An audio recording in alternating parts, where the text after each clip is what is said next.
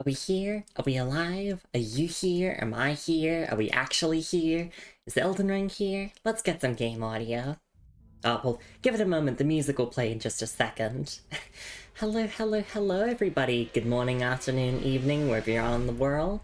Hi, Lumi here, and welcome back to Elden Ring. More specifically, Shadow of the Erdtree, where last time we explored a little bit more of the Shadow Keep. You know, last time we were there, we mostly just checked out the church district. Last time, we actually went into the main section of the Shadow Keep and we explored a little bit there. We progressed Hornsent's questline. I chose to defend Hornsent over siding with Needle Knight Letta, and after that we made our way through the Recluse's River, and we have arrived in the Abyssal Woods, which is one of the major areas of the DLC. There are bosses here, obviously. There's lots of loot here. Yeah, we're just going to be exploring that today, so that'll be pretty exciting. Welcome into stream, everyone. It's so lovely to see you all around. Hello to any lurkers and VOD watchers. Hope you're all having a good one yourselves. I'm doing a lot better than I was yesterday. Yesterday, as you all might know, you know, of course, incredibly hot day, Australian heat wave and all that. But also on top of that, I was feeling kind of exhausted and groggy, so it feels like to me that we didn't make as much progress last time as I wanted to, but I'm happy with the progress we did make. But now I feel considerably better. It's still incredibly hot, right? Like the weather is still absolutely horrible, but I did make sure to get as much sleep as possible. In fact, I was worried that I would sleep through my alarm and be late to stream. That didn't occur, but I was worried that that could have potentially happened, and it didn't. So we're just going to go to our save file. We're going to backtrack and get 2 items that we missed. One really doesn't matter as much. It's just a ghost grave or grave ghost glove war, whatever order those words go in. And then there's also an act of war, Carrion Sovereignty, which we completely missed. It's up near the Church of Manus Matir, which I thought when I was looking at a map that it was actually in Recluse's River downstream. No, that's not the case. So we're going to backtrack, we're going to go and grab those items. I think I'm going to reread the item descriptions we went over last time. I wanted to do that off stream, but I just didn't really find the time to, because I was sleeping. So I want to reread those item descriptions, which won't take long because obviously my brain is a lot more awake and alert. And then we will continue on through to the Abyssal Woods. Let's get started. So we'll start by backtracking to the Darklight Catacombs and getting that great ghost glove wart that I missed. Oh, and actually, did I get it here? No, I'm checking my inventory for recent pickups, and I don't see any great ghost glove warts. If I go bolstering materials, yeah, I don't think we picked one up, which, yeah, I know I don't need them, but it's technically classified a legendary item. I want to go and grab that. Also, we have a new fit now, at least temporarily. I'm using the Death Knight gear from, you know, Godwin's Knights. Because I thought a fashion change was a good idea. Yeah, new fit, exactly. Hello, Talv, it's lovely to see you around. Hope you're doing alright. Let me quickly get you a shout out here, specifically just so that we can see the category of fully automated luxury gay space communism. We love to see it. Well, hope you're doing well. We're just starting stream by doing a little bit of backtracking for some stuff that I missed. We're gonna go over the item descriptions I went over last time, just because I didn't have an opportunity to reread them off stream, and you know how I was yesterday. I was exhausted. And then we're gonna continue through to the Abyssal Woods proper. my friend a copy cocktail she had on dates. Ooh! Hope that all goes well. Let me check, what's my equipment load with this gear on? I mean, it's still obviously medium load, but... this armor definitely weighs less than the Crucible Knight stuff. Yeah, hyperfixation go burr.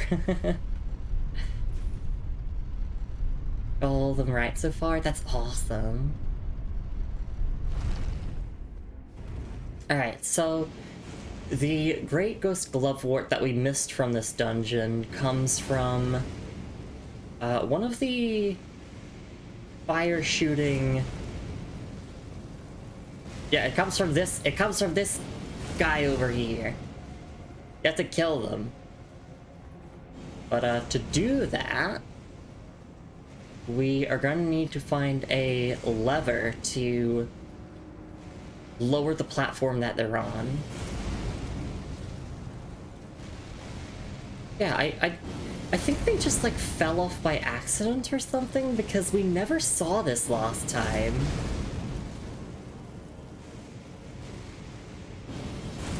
Oh wait, actually we already lowered the platform, so we can just go and get the kill now.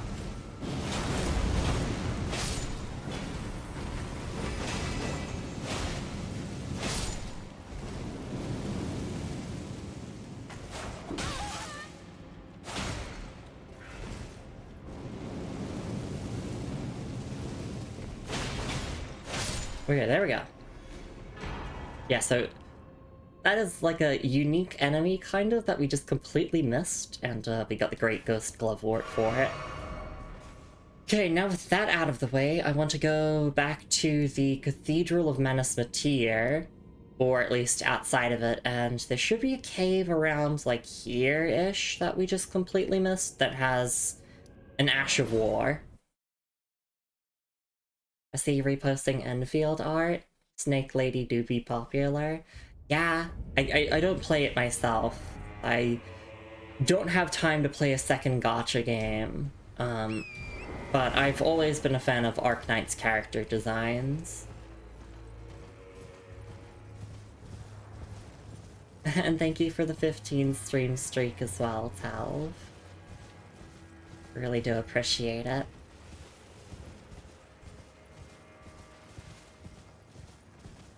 Really works one team setup as supporter.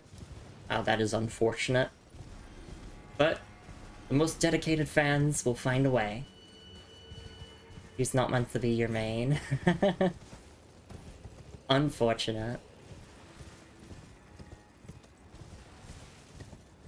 Okay, so this cave that we're looking for... oh, wait, I think it's down this way? Yeah. It's like past a bunch of wolves. And it's the Ash of War for Carrying Sovereignty, which is like the big magical greatsword attack.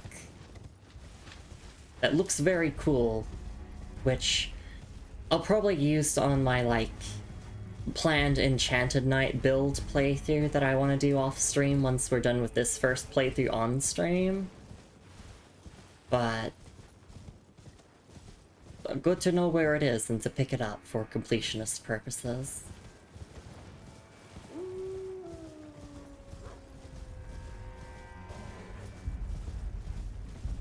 Okay, so it should just be around here, right?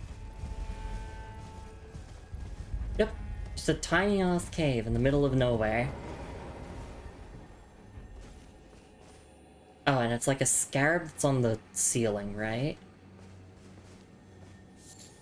Can I lock onto it? Thank you.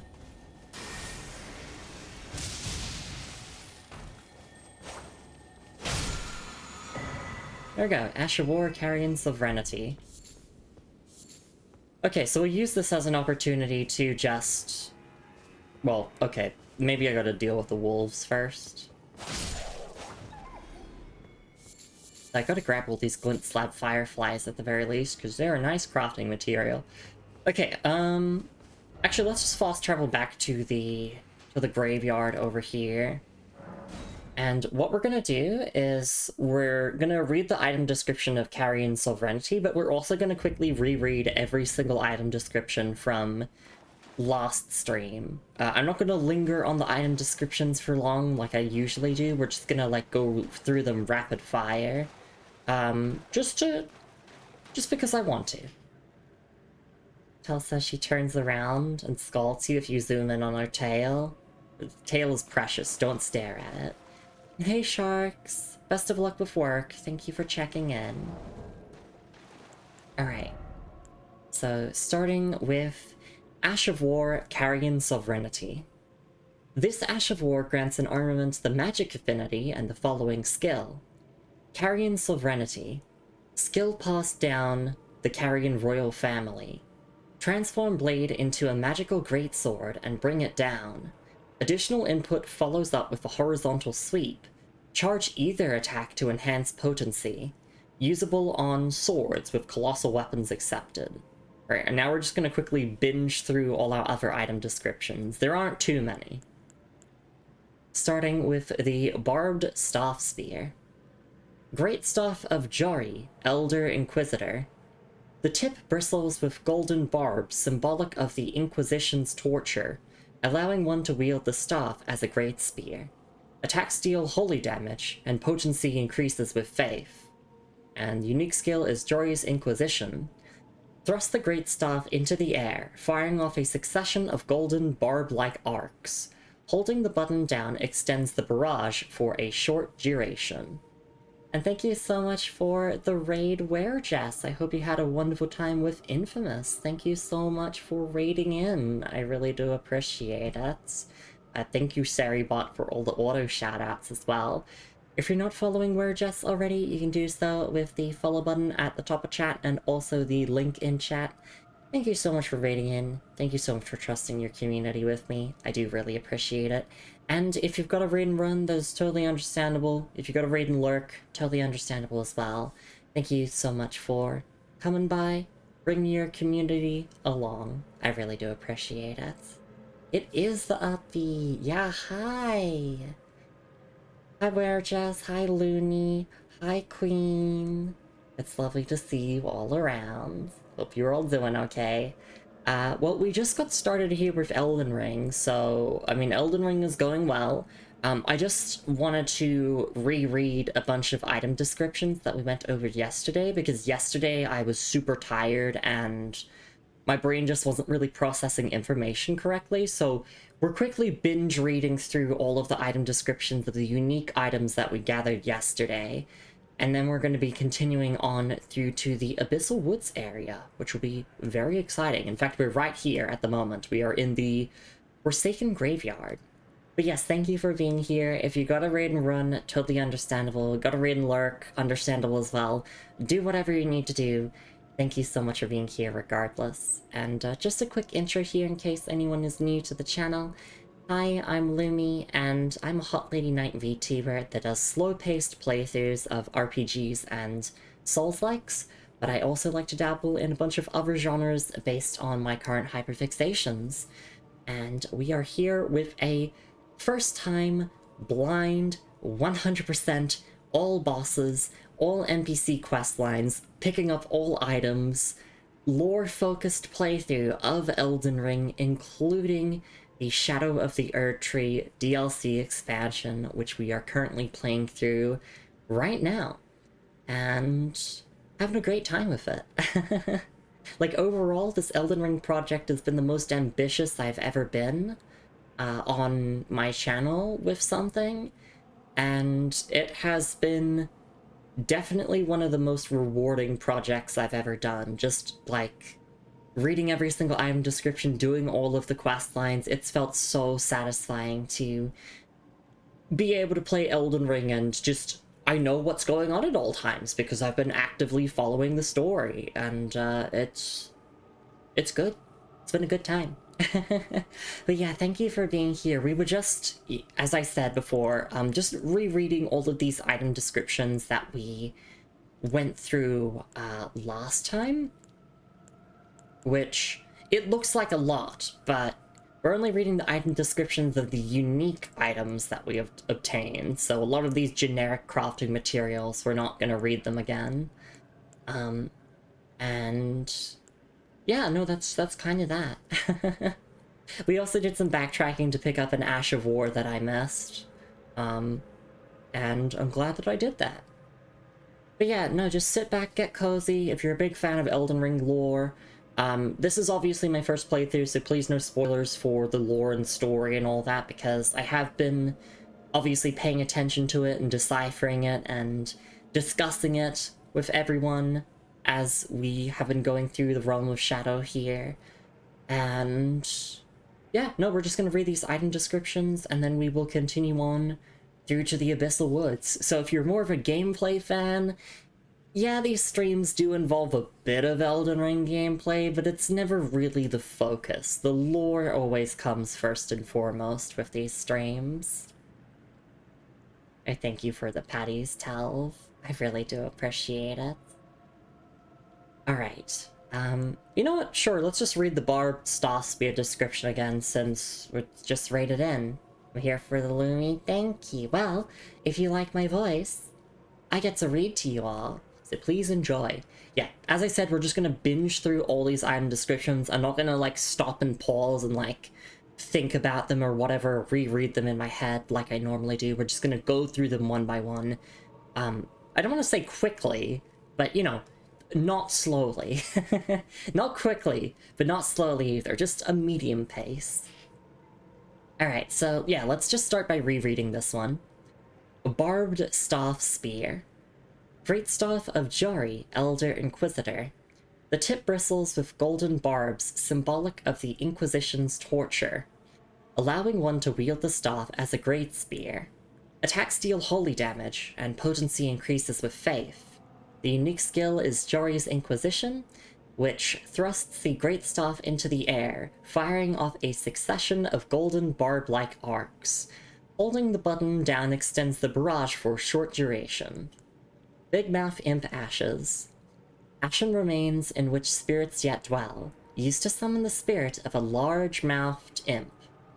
The spirit of this old imp, said to be fashioned after a dragon, has a big mouth that serves as a cannon and allows it to fire shells from the rear of the battlefield. So thank you for the patties as well, Looney. Alright, and then we move on to the Death Knight armor, I believe, because we could just go past the Brave Glove warts.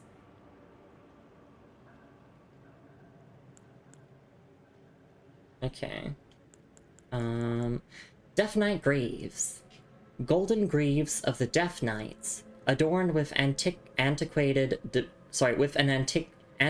depiction of the Erd Tree, enhances skills and incantations of the capital's ancient dragon cult. These knights, once Godwyn's personal guard, quested to find their transfigured master's cadaver surrogate for the coming age of the Duskborn. Okay, and then all these are the same aside from the helmet, which is slightly different. Golden Helm of the Death Knights, whose own death masks served as the vizards of their armor, enhances skills and incantations of the capital's ancient dragon cult. The decayed golden wheel that adorns it represents their unbroken loyalty to Godwyn, he who became Prince of Death. Okay. And then we had the Viridian Amber Medallion +3. A medallion with Viridian Amber inlaid boosts maximum stamina by the utmost. The Erd Tree's old sap becomes amber, treasured as the most precious of jewels in the age of Godfrey, the first Elden Lord. These medallions, of the largest variety, were conferred to Godwyn's innermost circle of distinguished golden knights. And continuing on, all of this we've seen before, aside from the Manfly Ashes, which was new.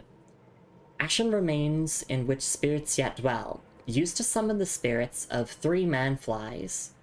2 of the manflies attack foes from the air, while the third spits poison from the rear. Afflicted Hornscent eventually metamorphosized into a fly-like form. It was believed that the moment the transformation took place, they were relieved from their suffering.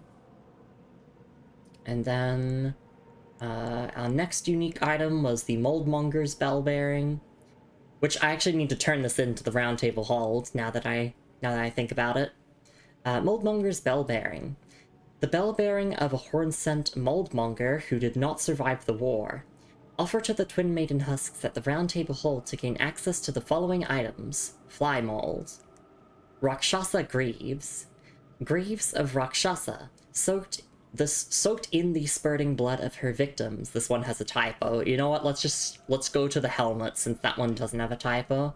And all of them read the exact same.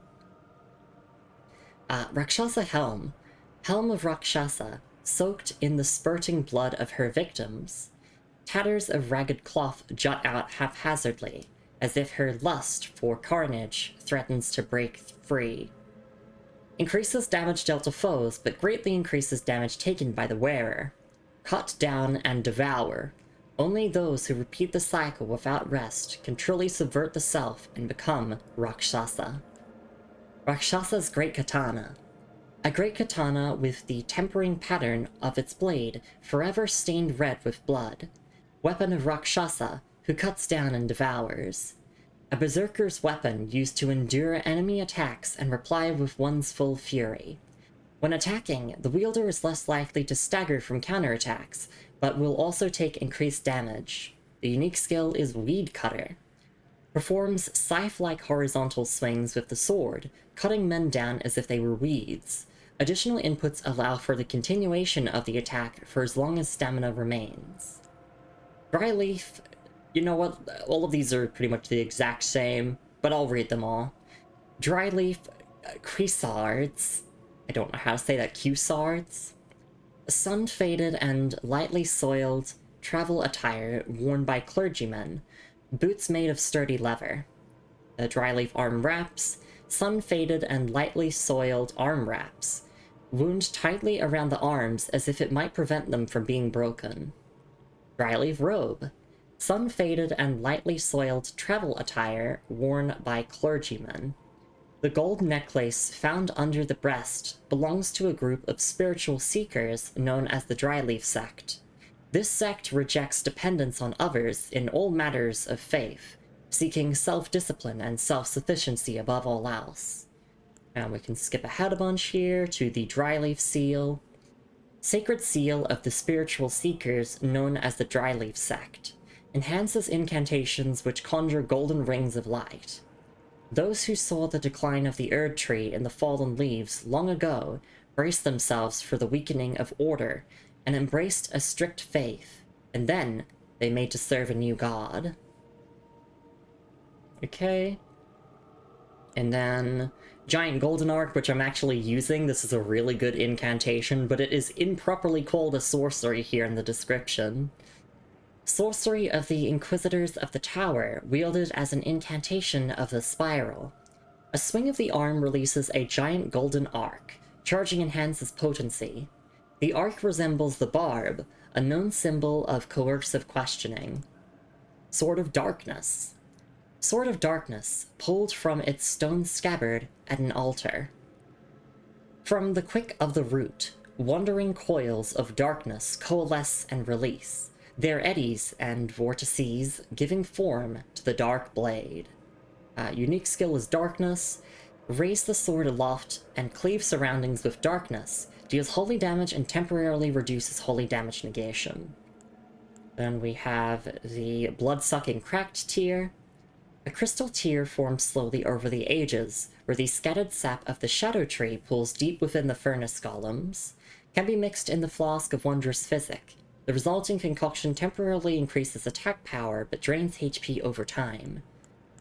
And our next unique item description, we're nearly done here, is the Oil-Soaked Tear. A crystal tear forms slowly over the ages, where the scattered sap of the Shadow Tree pools deep within the furnace golems. Can be mixed in the flask of Wondrous Physic. The resulting concoction temporarily causes the imbiber to break out into an oily sweat, soaking nearby enemies in oil. Oil-soaked enemies are highly susceptible to fire damage. Then the Rock Heart. Heart consumed in the ancient original form of Dragon Communion. used while disrobed to turn one's human flesh into an ancient dragon. The change cannot be undone except by death. Using this heart while already transformed temporarily boosts dragon communion incantations.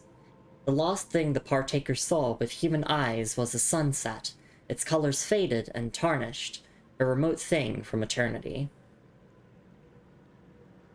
And then... we're nearly done here. Letta's rune. Blessing of Needle Knight Letta. Sorry. Letta's rune. Blessing of Needle Knight Letta. An unalloyed light that has never dwelled in an eye. Used to gain 40,000 runes. Mikola gifted Letta with gentle gold to bring a soft hue to her faded eyes. It's interesting that despite that, it's never dwelled in an eye. So it's almost as if Letta has been holding on to this rune and never actually used it on herself. Okay.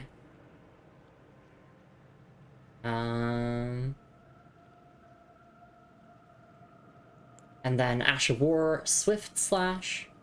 This Ash of War grants an armament the Keen Affinity and the following skill. Swift Slash. A skill passed down amongst horn-sent swordsmen. Take a swift forward step to slice through foes. This sharp strike also fires off a shearing vacuum. Can be charged to increase the skill's power and the distance of the forward step, usable on backhand blades. Shadow Militiaman Gauntlets. Gauntlets as dark as shadow, worn by Volga militiamen. Freshly singed battlegrounds, effusing with the stench of the dead. Forbidden lands that will be excised from the memory of history. What better place than the realms of shadow, then, for such an army? And then... I mean, I guess we technically did get Drawstring Golden Grease for the first time, so we can read this. Solidified knot grease made from a mixture of wholly resonant materials, craftable item. A short string is attached to this lump. Quickly coats armament, adding heavy holy damage to attacks, but with a brief effect owing to its small size. Enchanted with an ancient Erdtree incantation. Such ministrations are all but a lost art in the realm of shadow. Holy Proof Pickled Liver. Animal liver pickled in a gold medicinal solution. Profitable item. Temporarily grants large boost to holy damage negation, greatly improving damage mitigation against attacks imbued with holiness. The effects of the Forager Brood's pickled delights are enhanced by the fermentation or rotting of the ingredients. Though this results in a pungent odor, some come to find the aroma irresistible. And I could see the end! We're nearly there! Golden Vow, we technically picked this up for the first time yesterday, so... Remains that turned into light after being blessed with an incantation of the Erdtree. Profitable item. Uses FP to rise into the air, increasing attack and defense of caster and nearby allies. The incantation serves as a rite that honors the comrades who placed their faith in the distant Erdtree and gave their lives in the crusade. And then Shadow Realm Rune 6. Golden remnants of the grace bestowed upon those who fell in the realm of shadow. Used to gain 22,500 runes. In a long-forgotten place where none would tread, the light of grace quietly grew ever more brilliant. And then... we're nearly done here. Talisman of Lord's Bestowal. A talisman depicting Godfrey, first Elden Lord, receiving the precious sap. Increases poise after using a flask of tears. The Lord accepted the sap stoically, without any sign of wavering. No wonder Lord of the Erdtree casts a long shadow over the lands. Okay. And then... mein gosh. A dagger with a large handguard. Intended to be used in the left hand, thereby complementing a piercing sword or identical blade held in the right, to enable a distinctive style of fighting. Okay.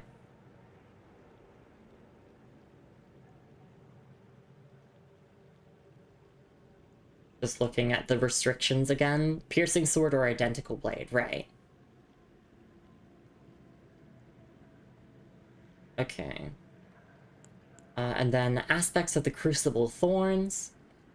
Aspect of the Crucible that manifested in golden hippopotamy. Creates a bristling mass of thorn-like fur on the caster's back before scouring the area by rolling around on the ground. Charging increases number of rolls and range of attack. In an age long past, before this land was enshrouded in shadow, the vitality of the Crucible flourished. Remains of this can be seen in the ancient ruins. And our final item description. I'm gonna grab myself some water after this. Furnace Keeper's Note. A note left presumably by a furnace keeper, containing admonitions regarding the furnace's proper use. Keep fire pots well clear when the golem's furnace is ablaze. And never let me catch you with pots that produce flaming whirlwinds, for goodness' sake. There we go.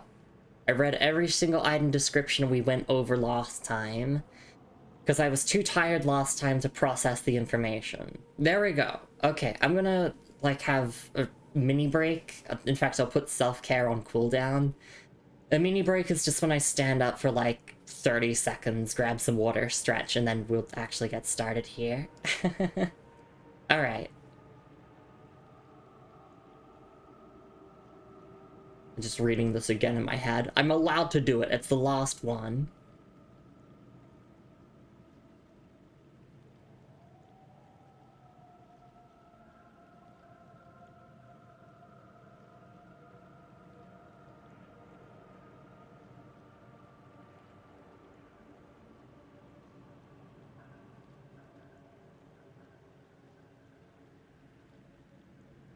Okay.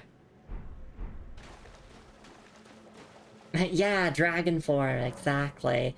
I'm sure there's a challenge run of someone trying to beat the game only in dragon form. Although, you can't get that until Shadow of the Erdtree, so you'd have to probably cheat it in or do New Game Plus. Anyway, I'm gonna go for a mini break. I'm not gonna go to the AFK screen or anything, just mini break. Gonna grab some water since I just read a ton of item descriptions at once. And then we'll actually get to exploring the Abyssal Woods. So thank you for your patience and understanding, everyone, and I'll be back in like 30 seconds or so. See you then.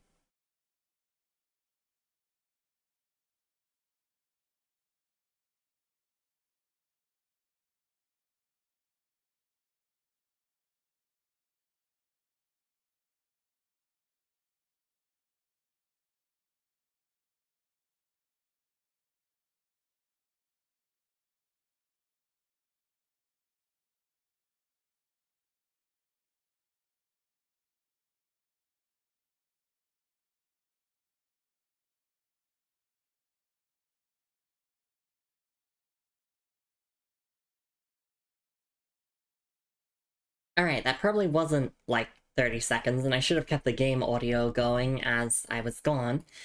But thank you so much for your patience, everyone. Thank you again for rating in Wear Chess. There we go, I feel so much more refreshed. And I spilled some of my water on myself, but like, I'm not complaining because, you know, summertime and all. Alright, Abyssal Woods time.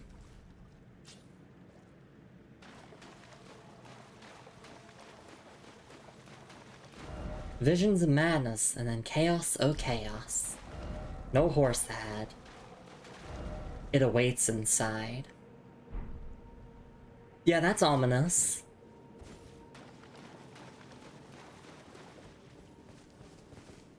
Let's get exploring. But pretty much the goal for today's stream is just to do this entire area, I think, if possible.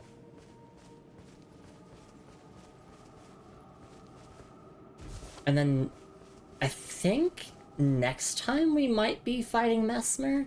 Like, we return to Shadowkeep after doing everything here.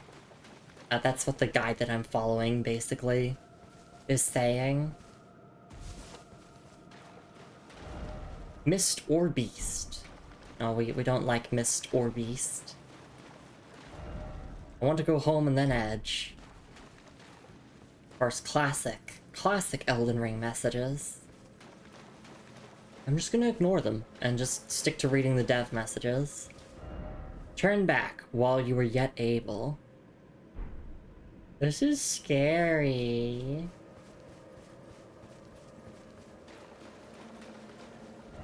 Here or here, but map ahead. Bravery required ahead. Right, there is a map. Let's put that on our compass. Because that should always be our first priority. Ah, death. Look, there's a Grace! I think... is that a dev message here? Is that 2 of them? Don't let it see you. Once you were seen, there's no escape.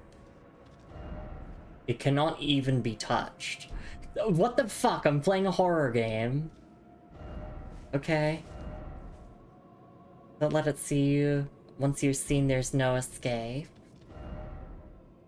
It cannot even be touched. Hey, Creeper Kev. It's lovely to see you around. We're here in the Abyssal Wood. Welcome to hell. I love it here. We'll have to see. I feel like I've stopped playing Elden Ring and now I'm playing a horror game. I'm getting you a shout out there, Creeper. It's lovely to see you around. Okay, well, our first priority is getting the map, obviously. And then our second priority is... there's no NPC questline stuff here from what my guide is telling me.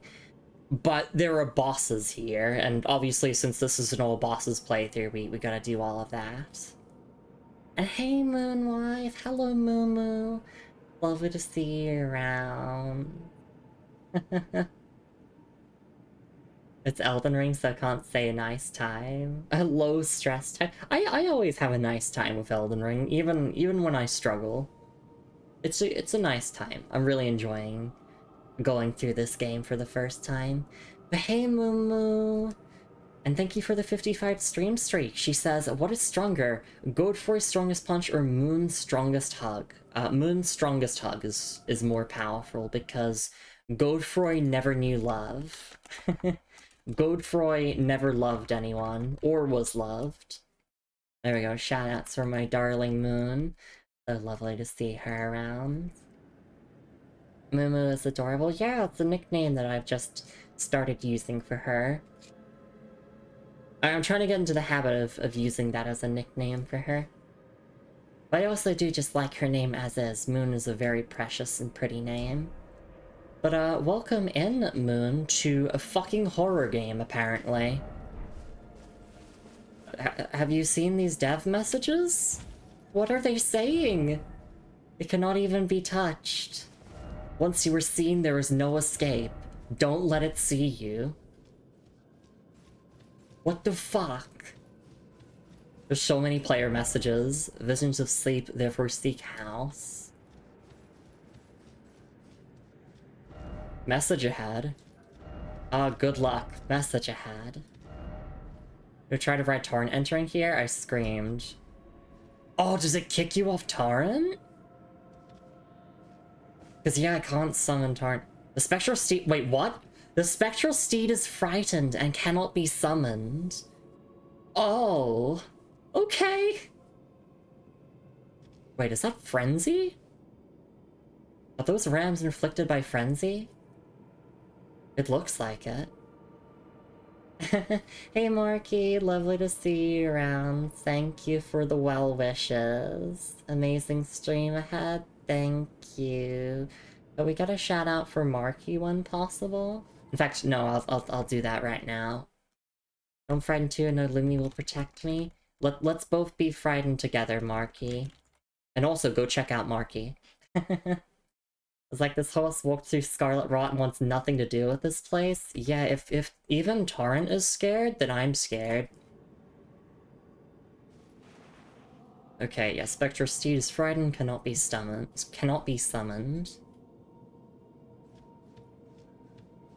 I appreciate you too, Marky. Thanks for being here. Message. Seek, keep moving and then seek map.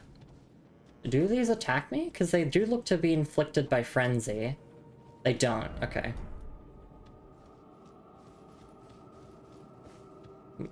Oh, wait. Don't know horse. Matting hand.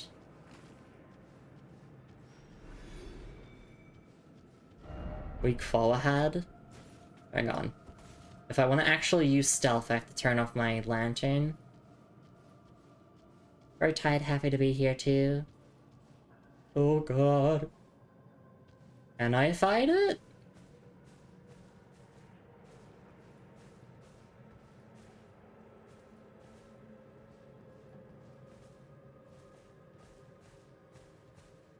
Thank you for the patties, Marky. I'm actually the opposite today. I'm very well rested. It's just the Australian summer heat is a bit of a pain. So what we did, we actually started the stream by rereading every single item description that I went over last time, because my brain is actually cooperating today, and I'm able to process information, which I'm glad when I can do that. Alright, well, we made it past the maddening hand.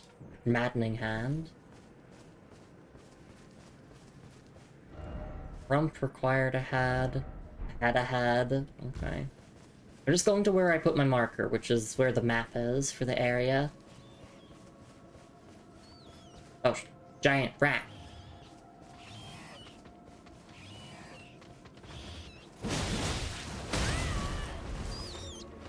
Rested Lumi, invested Lumi, invested Lumi. True. When I'm well rested, I'm able to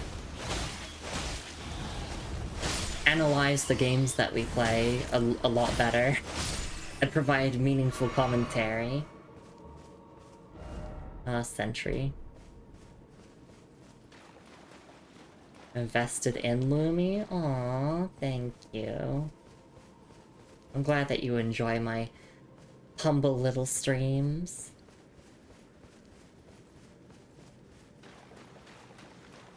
So, as I said before, there's no NPC, like, questline stuff to progress in this area, but the guide here does mention going to this area to, like, defeat the bosses here, I'm guessing.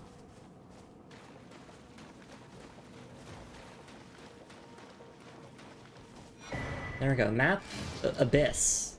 It's just called the Abyss. No, it's Abyssal Woods. That's the official title. Well done, oh well done, map. Let there be map. There we go. So there's a church here. This is the entire map here. In fact, there's also some unique drops. Oh, okay. The caps make it like you're very passionate about those unique drops.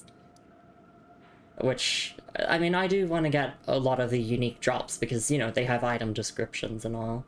But it looks like we've uncovered the entire map of Shadow of the Erdtree now. Yeah, we've got the entire map.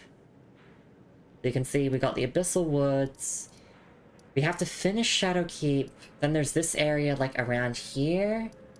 This area around here. And then, I think... then that's everything, maybe.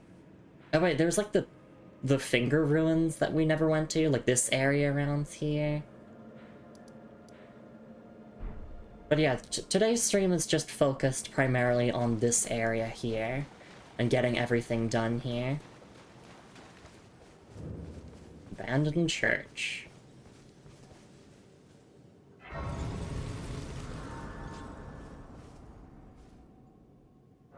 Okay. We can't get a level up or anything. Let's take a look at the map. Bleh. My voice there. Map Abyss. Map of the Abyss at the east of the gravesite plain. A thick forest sprawls at the depths of the ravine that is untouched even by sunlight. Known as the Sanctum of Sage Mitra, and is a region forbidden by the Horn Scent. Oh, okay. Interesting. Imagine being untouched. Marky, you touch all of our hearts every day. Oh, thank you for existing. Okay, that's interesting. So, most people call this area the Abyssal Woods, But it seems like in-game it is just officially called Abyss, which I like to title my streams after what area, or what areas we're doing. Technically, the stream should be called Abyss, but I think Abyssal Woods makes more sense. It's so sweet and smooth. Aw. It comes naturally. Yeah, interesting. It's dark in here. We're gonna run into the Four Kings, clearly. They're gonna find Artorias here. I mean, this is DLC. But what if Artorias shows up and is like, I'm John Artorias, and I'm here in Elden Ring. And that doesn't happen until Night Rain. Alright. Let me just read the description again in my head and then we'll move on.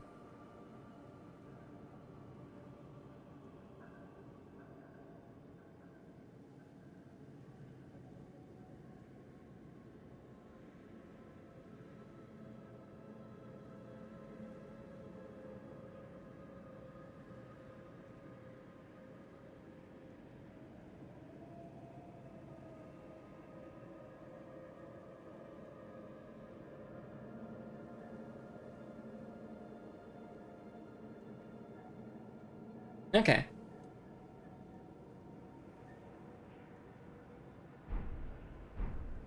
And also, thank you for the head patties before, Marky. I didn't notice the notification.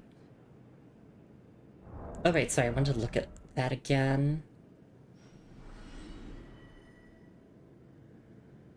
And thank you for those pats.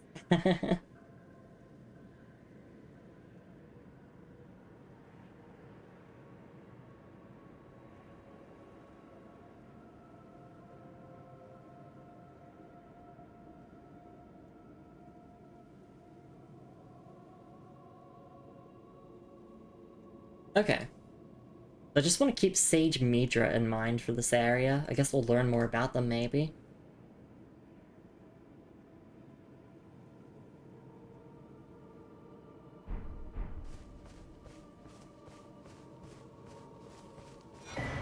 Yay, Shadow Tree fragments. Oh, 2 of them. We should be able to get another Shadow Tree.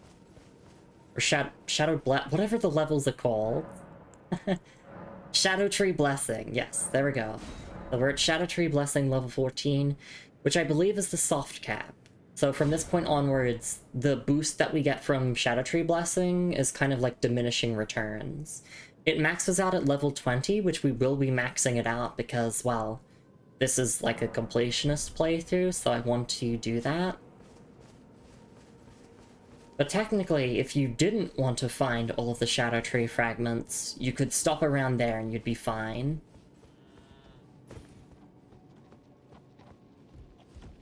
Alright, let's just explore. Alright, I can't use torrent here, damn it!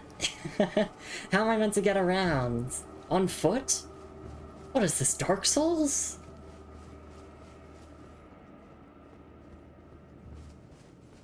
Is this a unique crafting item? No. It's an Eye of Yellow, which is... Yeah, this area does seem tied to Frenzy, which, I mean, more lore about the Frenzied Flame? I'm all for it. That looks like a Frenzied Inquisitors here? Hang on. We gotta use the giant golden arc. Inquisit this, bitches!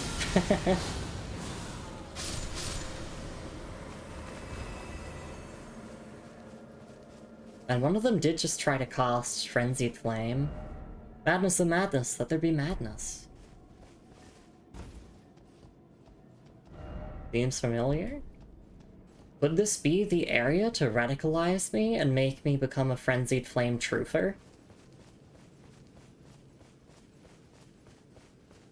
This is Elden Ring trying to convince me, like, no, you gotta do the Frenzied Flame, Lumi.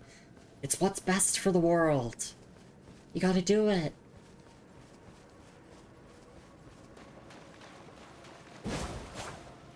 Alright. Go. I missed Tarn already. Because Torrent is perfect at crushing those skulls that have runes in them.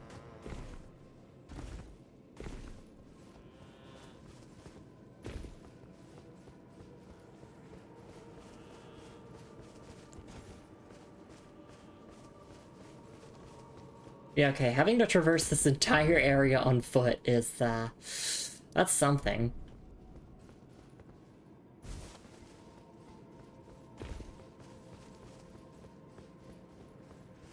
Could you imagine a playthrough like that? Elden Ring, but I'm banned from using Torrent. But we just have to walk everywhere? I guess Frenzy Flame being this far out, when I don't think it's been in the DLC at all, might also be significant. Yeah, that's what I've been thinking, like, the DLC has very liberally returned things from the base game, and whenever something from the base game has returned, it's been for a clear reason. Or a reason that I could, like, theorize.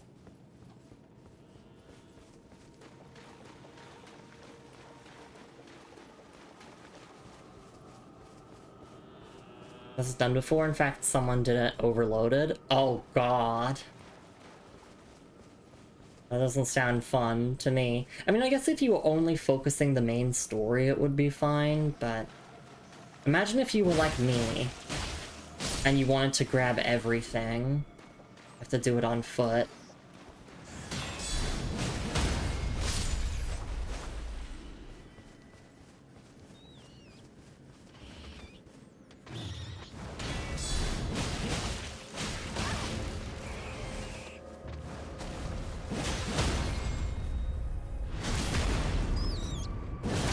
A long walk playthrough. Oh God. Is there the threat of being shot if you stop walking?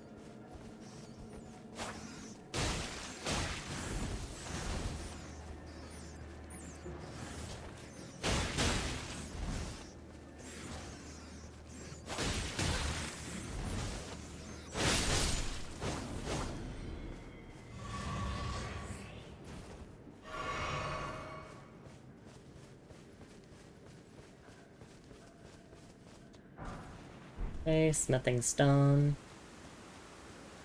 Yeah, okay, so I guess we're just gonna go around the entire perimeter of the place. That's how I typically explore in this kind of situation. We just hug one of the walls and run around. And if I spot something interesting, then we run over to it.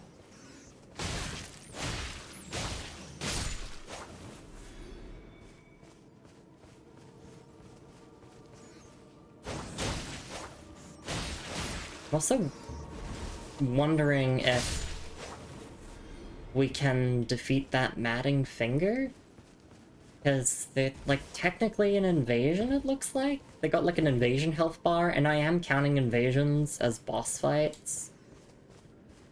Like, the ones that don't respawn. If only I had a horse, but so lonely.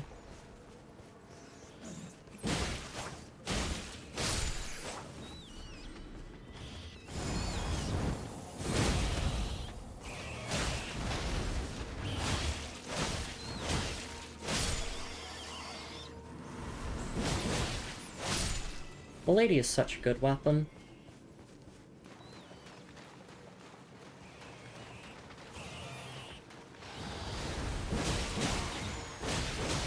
I hope light great swords are in every FromSoft game from now on. Well, except they don't got any DLC weapons in Night Rain. Which now I understand why people are upset over that, because, like... Oh, could you imagine this weapon? Using it to tear through things.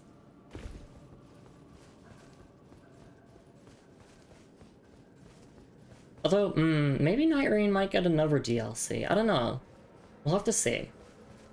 I'm just thinking, if they ever did another DLC, maybe they could have a character who specializes in light great swords. The weapons in Night Rain would be crazy. On the brink. I don't expect another Night Rain DLC. I personally think that Night Rain's probably, quote-unquote, finished now. It's a finished product. The new map with the Abyssal Woods is the map. That could be fun. Yeah, I'm not expecting any more Night Rain DLC.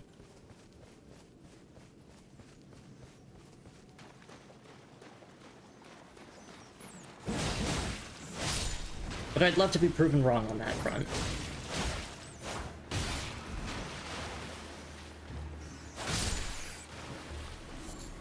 Ooh, okay, yeah, this is a unique drop. The Winter Lanternfly. Just want to make sure I'm in a safe spot before I pull up my inventory.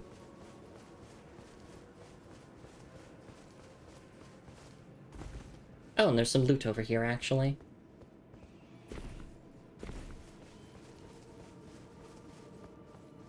I must find everything.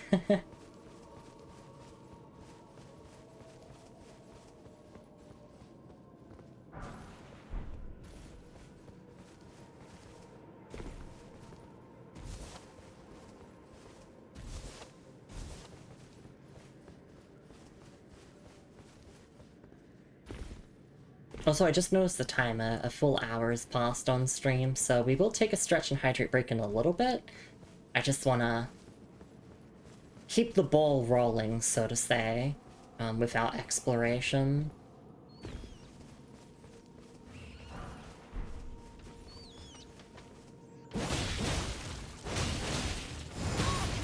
Damn, I thought I was being stylish there.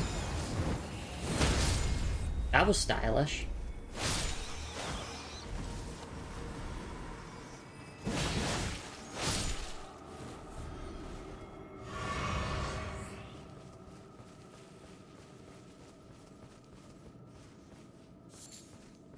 Oh wait, okay, so Winter Lantern flies are just a crafting material that can drop, or we can pick them up, it looks like.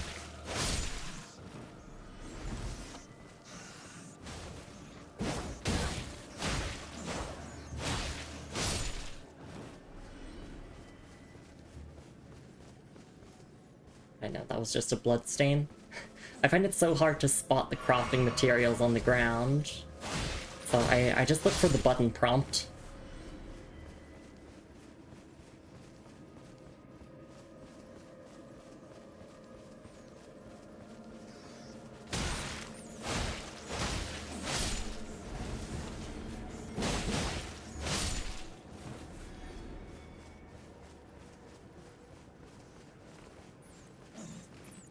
I would like to clear out the entire area of enemies. And just not sit out of grace, so that we don't respawn them.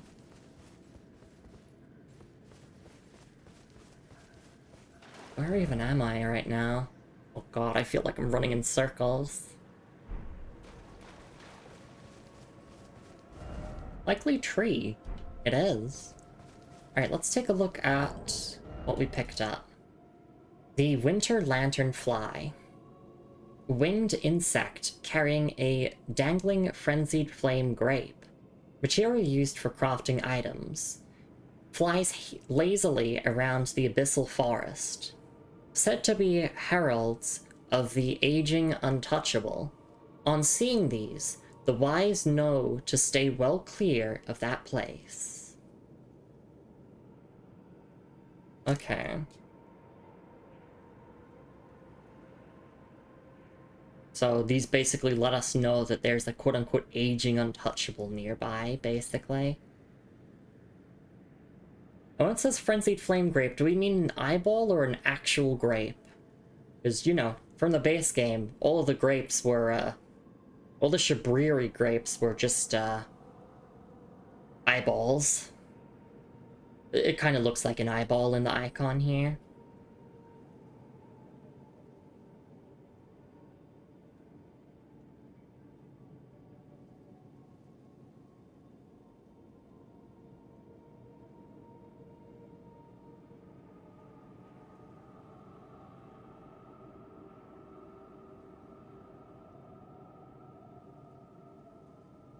Okay. I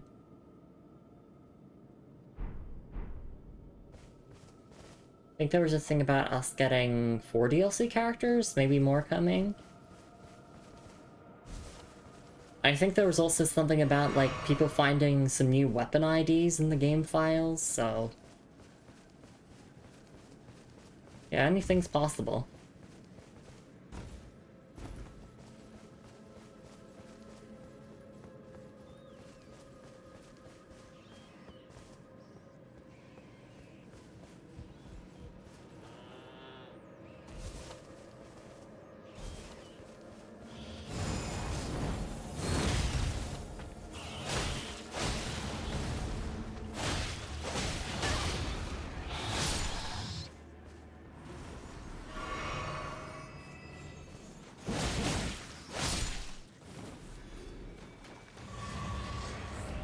Okay, there we go. We should probably take a break. Yeah. Let's fast travel to the Woodland Trail. I know that does respawn the rats that we've just killed, but... I think we'll just, like, we'll explore along up here, and, like, around here, and of course in the middle section, and I think we want to go around here-ish as well, because this also counts as the Abyssal Woods. Also, the description here does say, Abyssal Forest. What is this area called?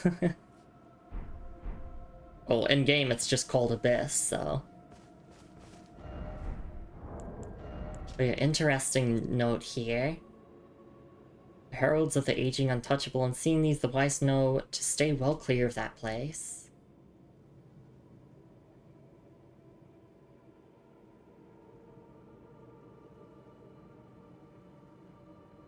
Okay.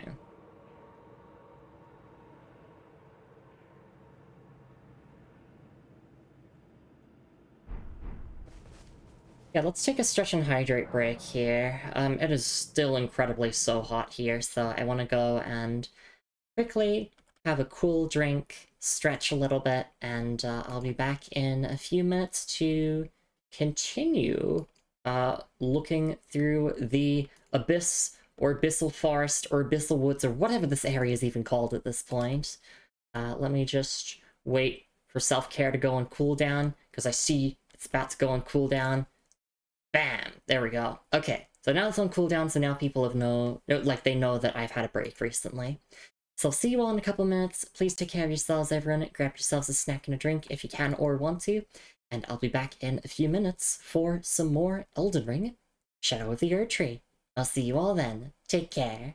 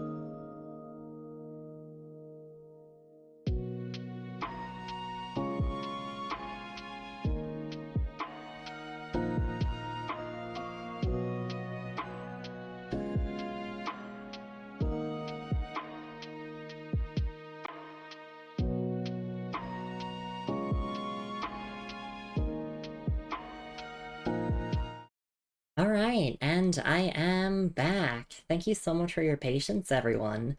I really do sincerely appreciate it.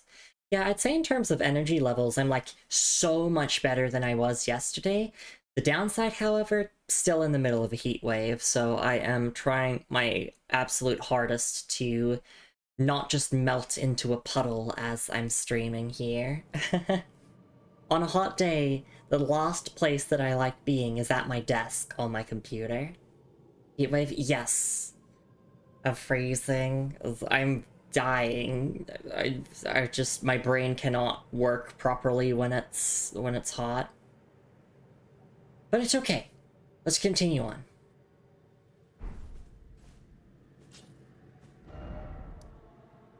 Especially since, like, you know, the way I like to stream and play games is, like, you know, very slow-paced and analytical and all that. And I can't really do that as well when it's incredibly hot.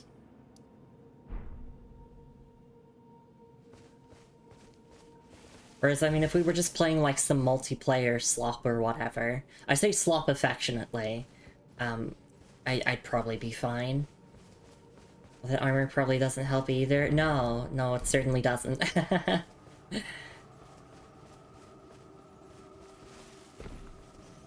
I'm getting boiled alive.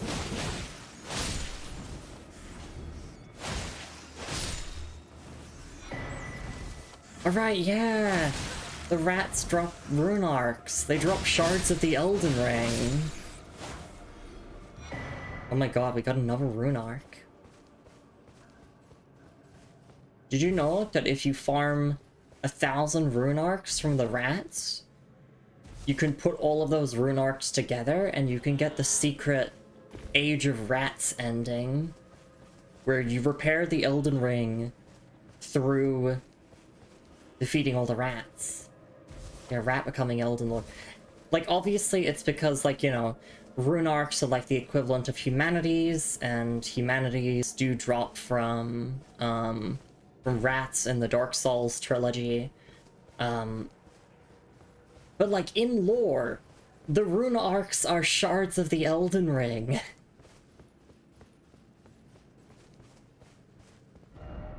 Right, Daff? How do the rats have shards of the Elden Ring? I mean, I'll look at the item description again.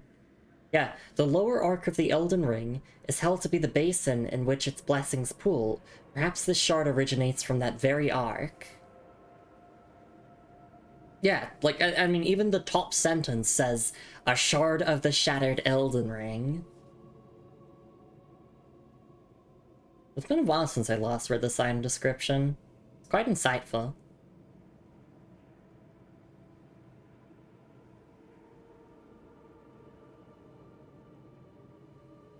Okay.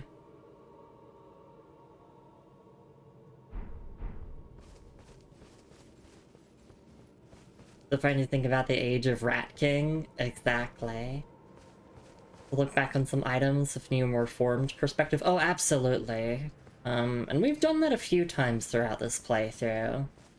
We've looked back on some older item descriptions, because in the past there were some item descriptions where you read them and they don't really make much sense, and then you read them later and it's like, oh, that makes sense. It's kind of, it's like putting together a puzzle. Like, each item description could be described as its own puzzle piece. Oh, wait, is this a new Grace? Yeah, it is.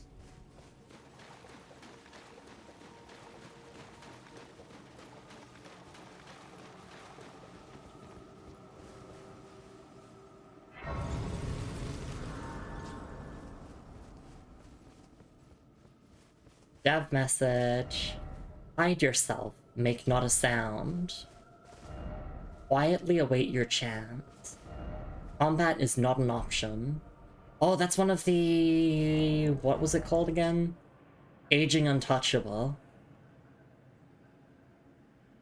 Yeah, Heralds of the Aging Untouchable. On seeing these, the wise know to stay well clear of that place.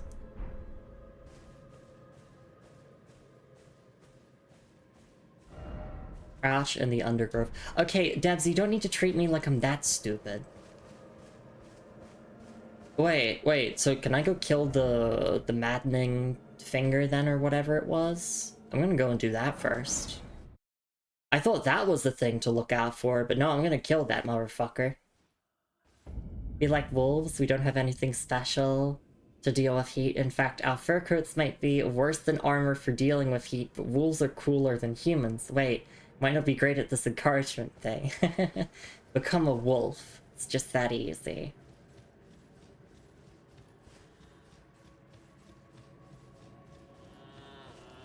Yeah, I thought this enemy here was what I had to look out for, but no, I'm just gonna kill this motherfucker.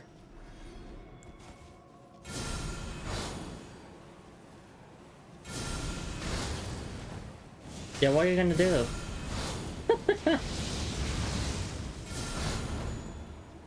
Oh, you're gonna just jump over the arc. That's actually smart.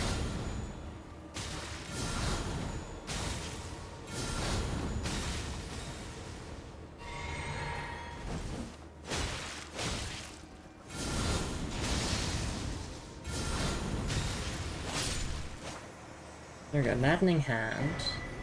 Oh, and we get the Maddening Hand. Nice. Maddening Hand. A glove stitched together from the flayed skin of the victims of a butcherous bloodbath. Afflicts target with madness. Raises attack power when madness is triggered in the vicinity. Forged of an unyielding, black impulse toward revenge fostered in those who were hunted down as heretics by their own brethren. These are the weapons of the utterly downtrodden. And unique skill is Madding Spear Hand Strike. Not maddening, yet Madding Spear Hand Strike. Makes hand into the shape of a spear before unleashing a plunging stab that penetrates the body of an enemy. Afflicts foe with a large dose of madness. Okay, it needs 13 intelligence. But I beat the faith requirement at the very least. Okay, interesting. Yeah, let me just read this again in my head, and then we'll go back and try and sneak past the Aged Untouchable. Or at least explore the area past them.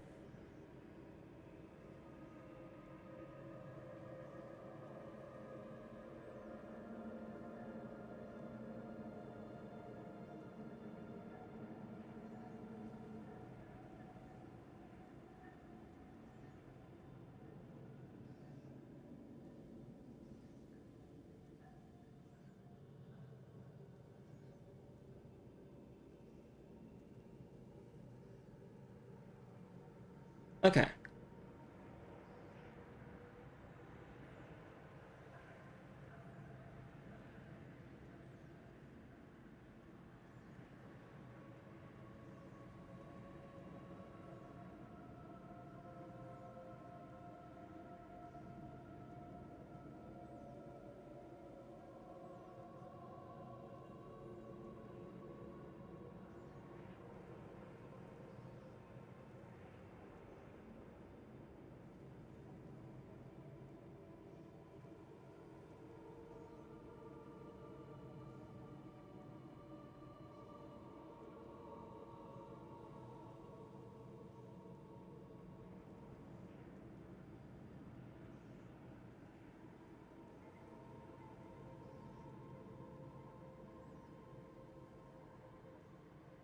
Alright, there we go. Sorry, my brain just like completely collapsed. The heat is really bad. But also I was just thinking about, as I was rereading that again in my head, there's definitely a theme of vengeance that is... Oh wait, no, yeah, this grace is called Abyssal Woods. Never mind. Yes, this area is the Abyssal Woods. Well, why is the map just Abyss then? I guess this is the proper wood section, and that's more like the Abyss part.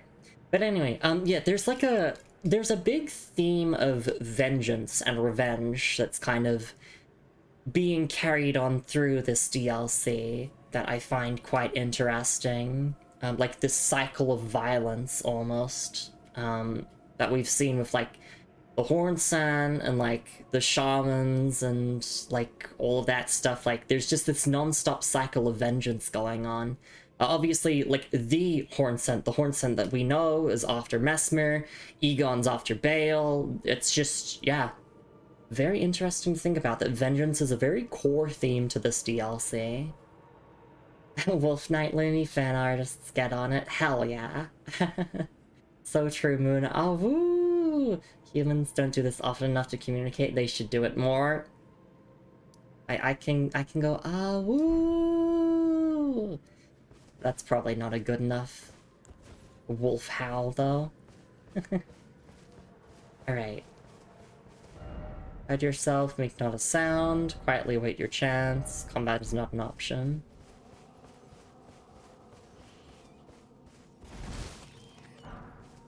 But we're just gonna go around this way. We'll try to sneak past later.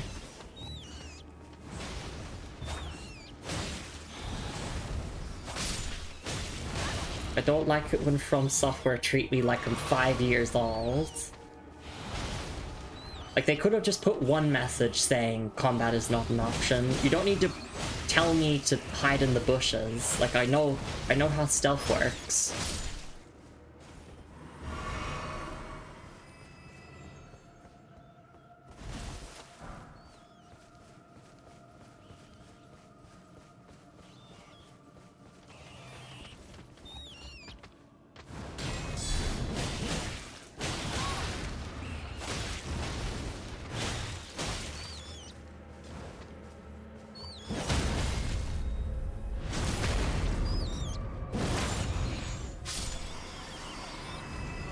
Yay, another broken rune. We've actually maxed out on those, so they're being sent to the box automatically.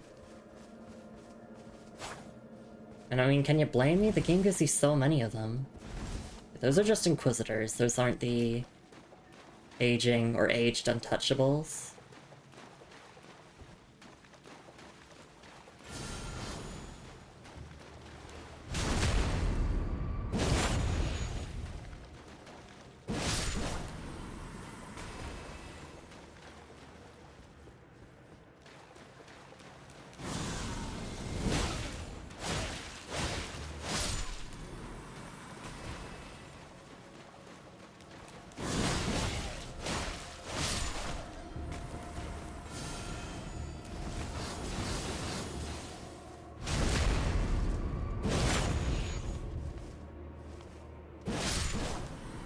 Here we go. Oh, we should be able to get a level up soon, actually.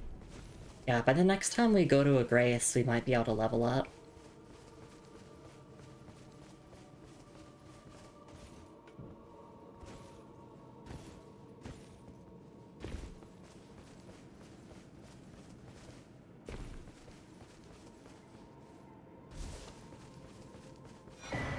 Nice, the Shadow Tree Fragment.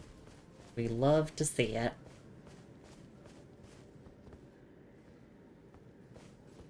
May chaos take the world! No, I can't fall for that Shibriri propaganda. I must not give in to nihilism.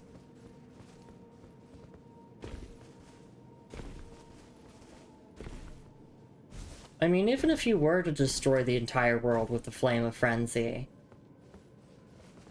unless it somehow burnt the Outer Gods would just recolonize the lands between. And that's not true freedom.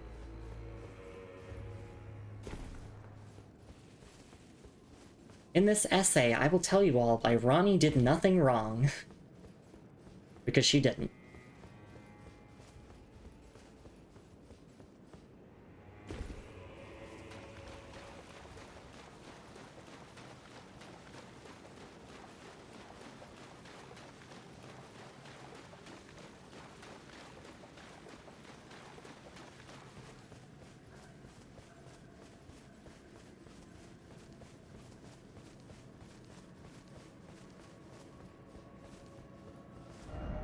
Visions of tree. Oh my god, there's trees everywhere. It's like we're in the woods or something. Oh, I guess we can go around this way.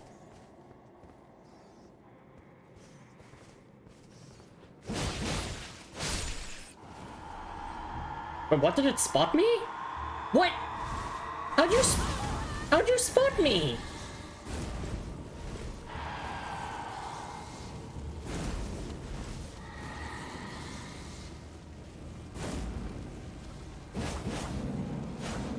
Yeah. Not even sacrificing Godwin. You know what? Godwin was necessary. The fuck do I do? I just go to the Grace and scream.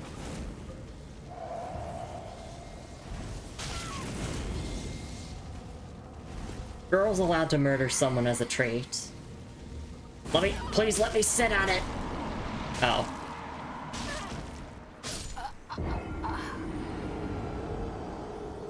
Well then. So that's why we don't want to be spotted.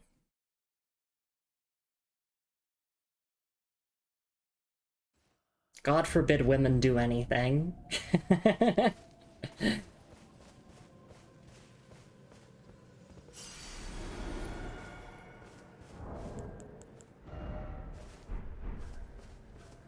Okay, well, our first Death of stream was, certainly an interesting one. Rightly wait your chance, yeah, I can tell that combat is not an option. Crouch in the undergrowth. Try parrying.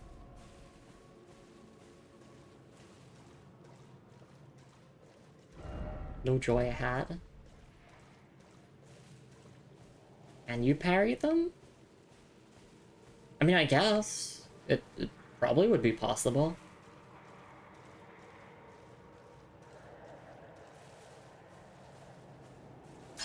What? Oh god. Okay, yep. Well. Oh, wait. Okay, that's just an alarm.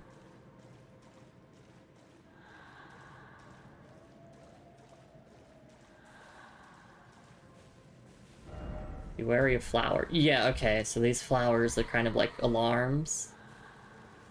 Of course, Elden Ring has to have an obligatory stealth section. We're a real AAA open world game now. I mean, it's cool. It's cool to see From Software trying new gameplay types.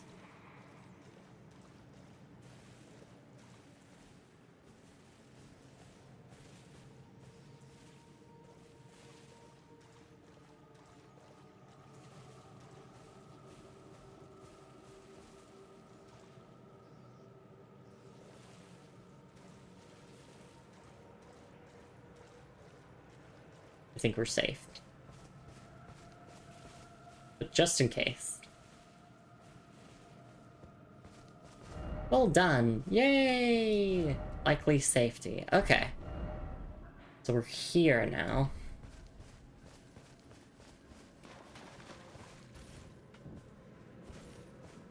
And then again, I, too, would sacrifice for doll/puppet body.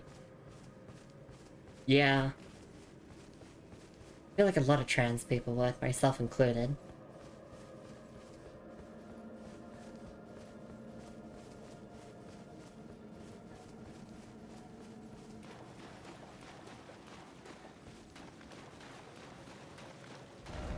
Force traitor! I'm gonna go home and then edge. Oh, no torrent still. I mean, this game has so many transgender allegories in it, like, I mean, Ronnie, obviously, Zarias. There's a lot of characters I can point to where I'm like, this story is very trans-coded.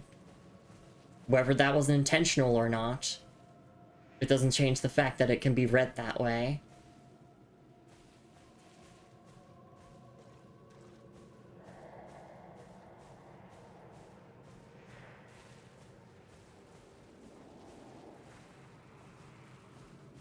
I'm just playing a stealth game now. Maybe we... Wait, could I, like, shoot? Oh, no, because I feel like if I use Lightning Spear, I'm gonna get spotted. But imagine if you could just, like, shoot the flowers as, like, a distraction.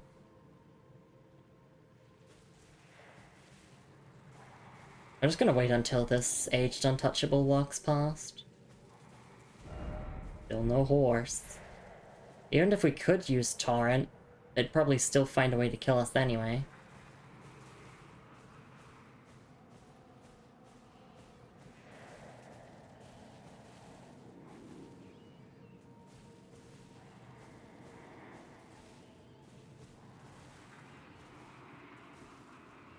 We gotta be quiet and let them spot us, okay? Or do a stage whisper.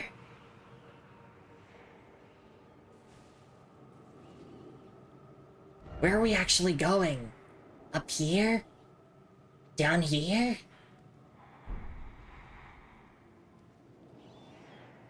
Over there? I wanna go home. I wanna go home. There are rats here. Please don't spot me, rats. I think... would I be safe to just go this way?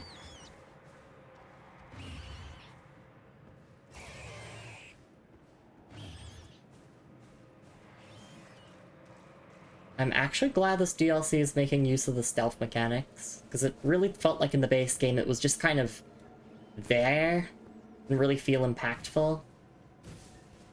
Like, there were good, like, use cases for it, but it never felt like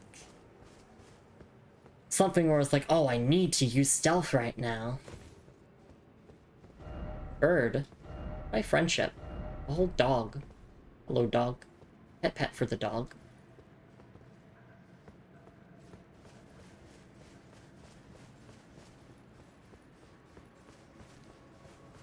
There was another path we could take from that little stealth section, but looks like we're in the clear here. I think that's a grace over there. Or at the very least, I see light. We made it. And then, like, there's gonna be an aged untouchable, like, right around the corner. Hopefully I can kill these rats without consequence.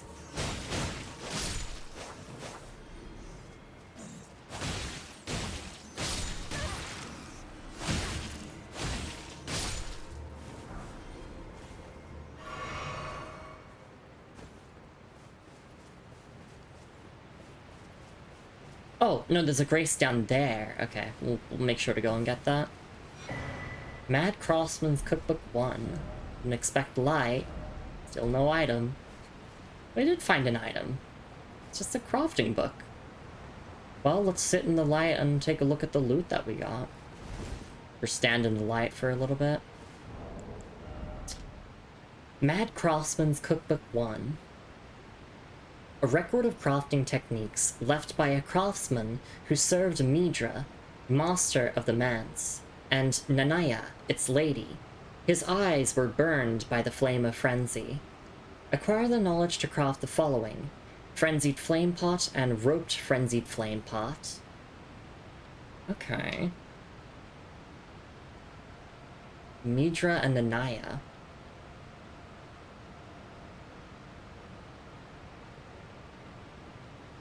I'm wondering if they were, like, worshippers of the Flame of Frenzy. We'll have to find out.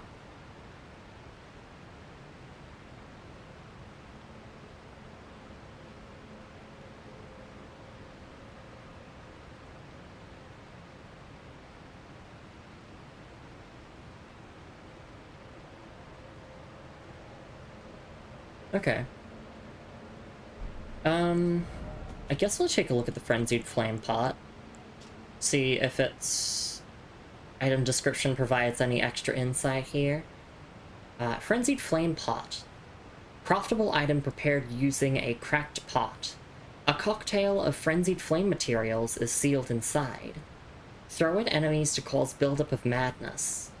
The flame of frenzy burns the eyes, but tranquility follows in its wake.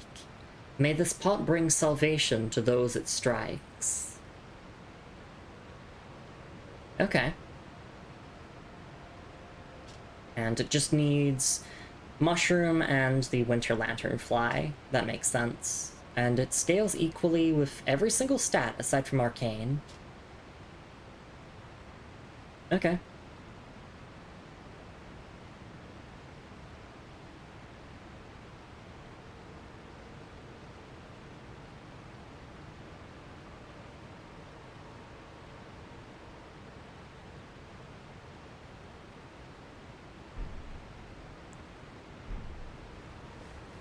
Oh wait, I want to look at that description again. Give me a second.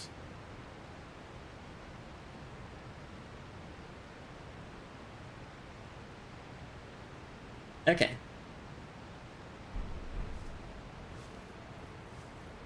I could go for a cocktail. Not me though. I just I want to fall asleep in a freezer.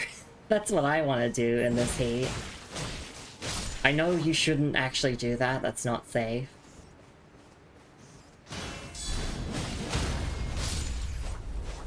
Like anything would be better than enduring this heat.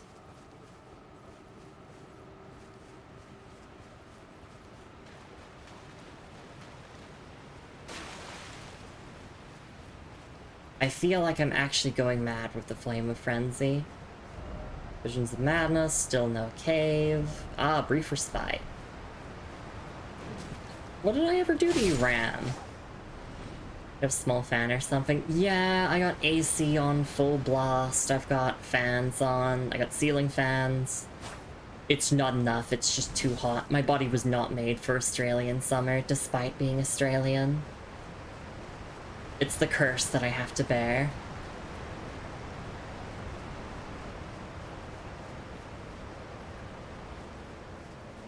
But today is the final day of the heat wave, so...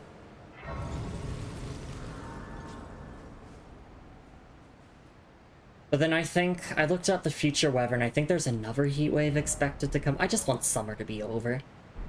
I just want summer to end. I feel like I hear a scarab. Divided Falls.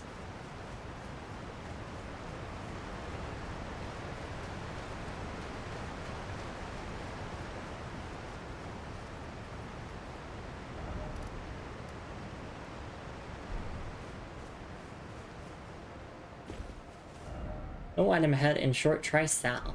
Okay. Well, I mean, there was the crafting book, but I know a lot of people don't find much value in those, and I don't either, but... Item descriptions, baby. Oh my goodness, that was a lot of damage.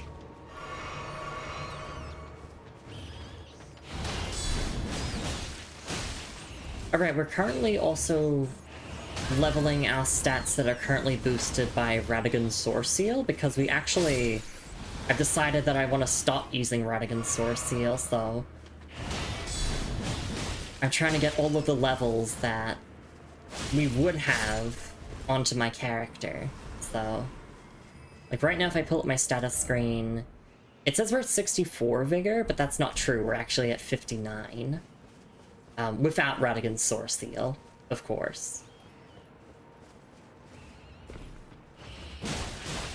Like, the damage taken difference is very negligible. But especially, I think, as we approach later and later into the DLC, it might be good to maximize or minimize the amount of damage we're taking by all costs. And also, if we don't have to use Radagon's Source Seal to meet the stat requirements or, like, meet the stat thresholds that I'm looking for, then that opens up more possibilities of different builds with our talismans.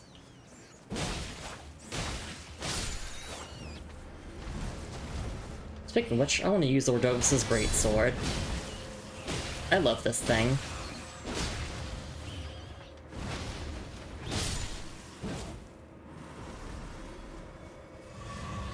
Trying to show equal levels of love to all of my weapons.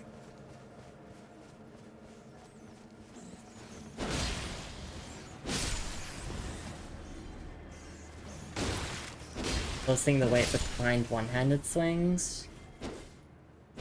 These are very nice.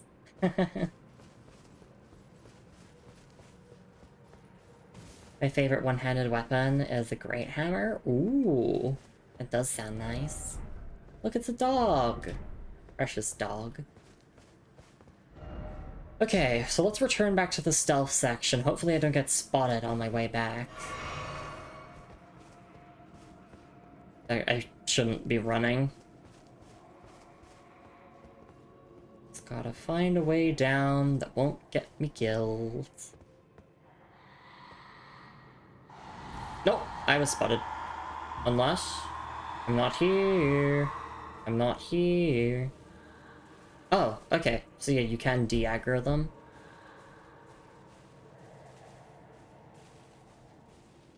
Perfect.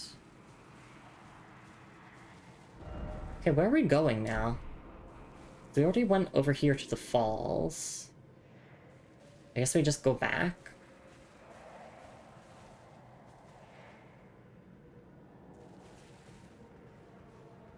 Got a night rain, don't get too mad. I won't. I'll try my best. Take care, Creeper. Thank you for being here. Best of luck with the runs.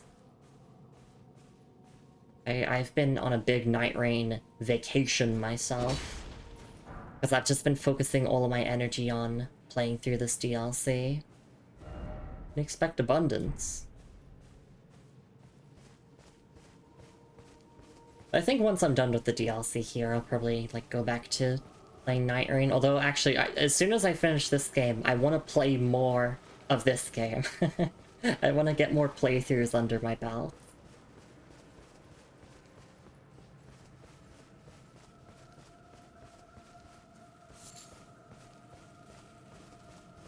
I don't exactly know where I'm going, or where I want to go.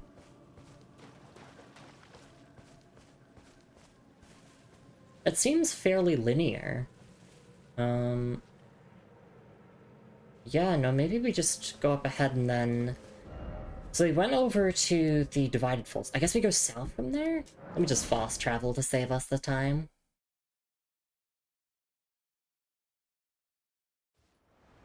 Because, I mean, that's what that player message did say, to go south. And if we look on our map, we could literally see that there's a whole entire section down here.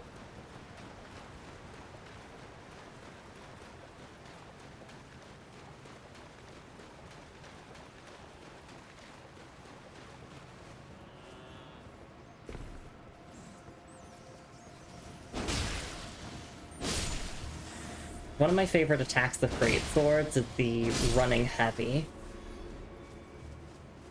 I've talked about that a lot throughout this series, actually, but I love the twirl. It looks good, it feels good to hit, does good damage and everything. Just a nice running heavy. I like to use it as a, like, as an opener in a lot of battles. Oh, wait, oh shit.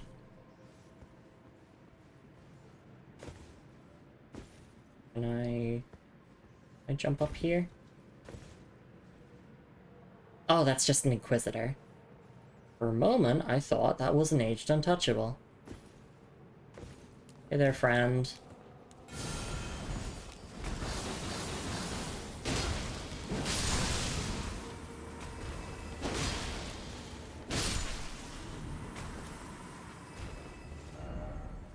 Seek south, city ahead.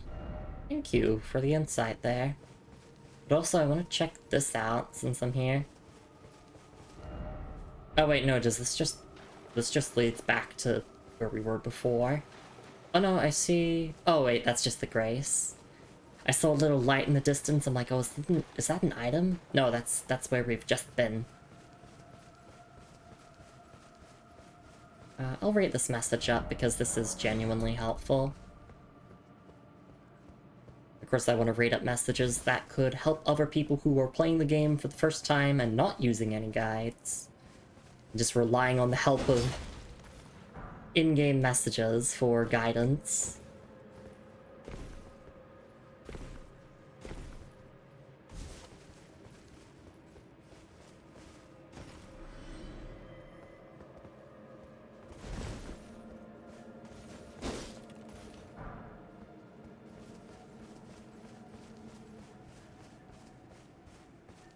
Okay, well I don't have to stealth around the horn-scent Inquisitors, so I could just kill every last one of them.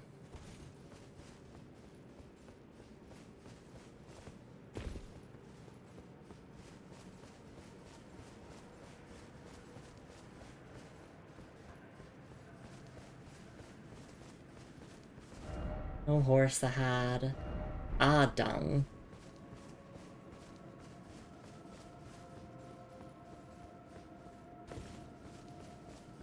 Right, also, I mean, I did look at, like, the model of the horn scent a bit closely when we last talked to him at the High Road Crossing. It does just seem as if the horn scent are, like, humans that are just, like, obsessed with horns, I think? Are they human? Are they their own separate race? I don't know. Big projectile weapon, but dog required ahead. Okay.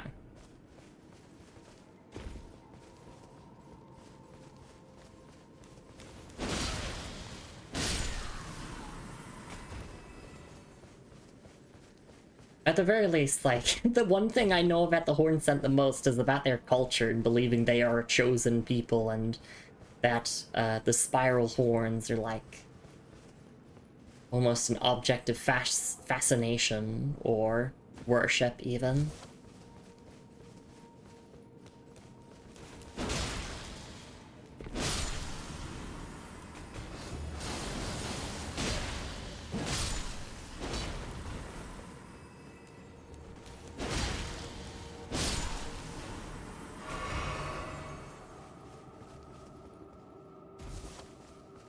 They have horns though, it is hard to see them.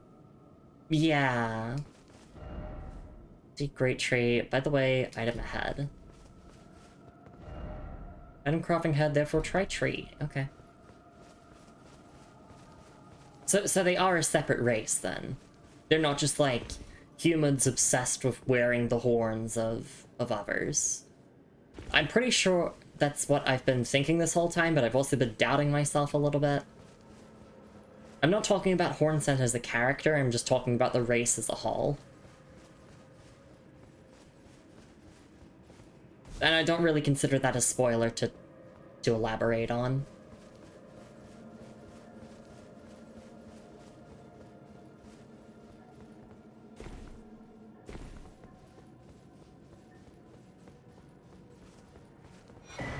Mad Craftsman Cookbook 2. First off ahead, okay.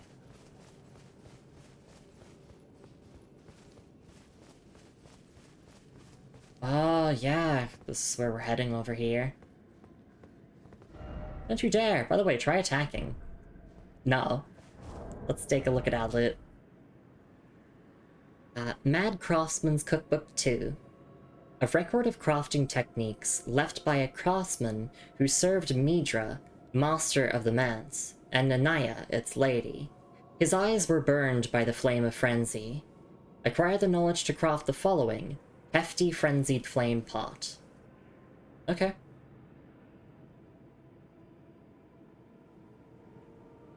And of course, like, the name Midra is mentioned here in the map here, yet known as the Sanctum of Sage Midra and is the region forbidden by the Horn Scent. Which is interesting that the Horn Scent are here, then.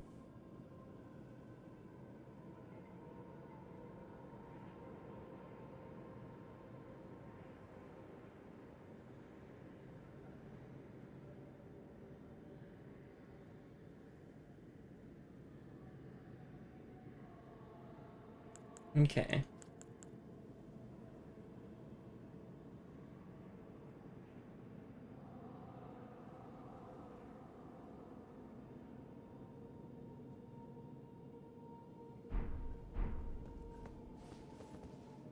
Good to have another recipe for Hefty Pot at the very least.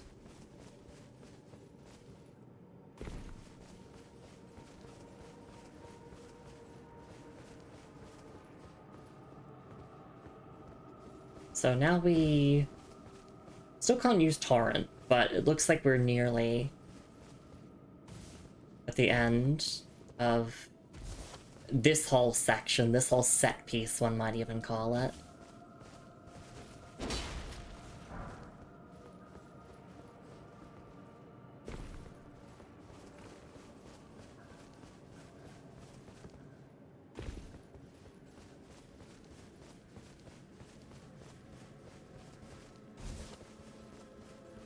I'm sure I did see some Inquisitors around there, but I just want to check this cliffside.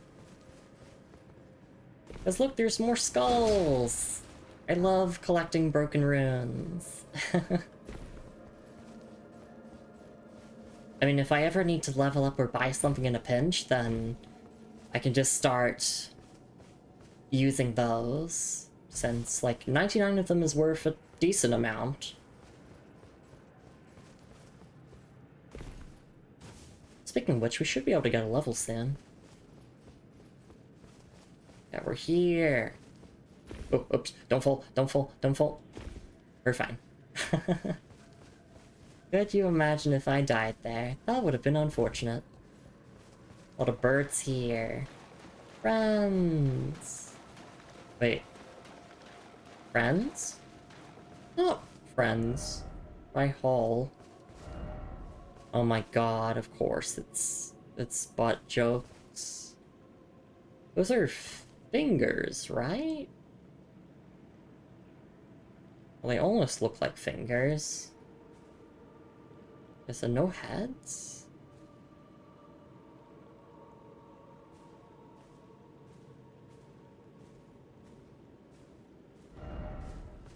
Interesting.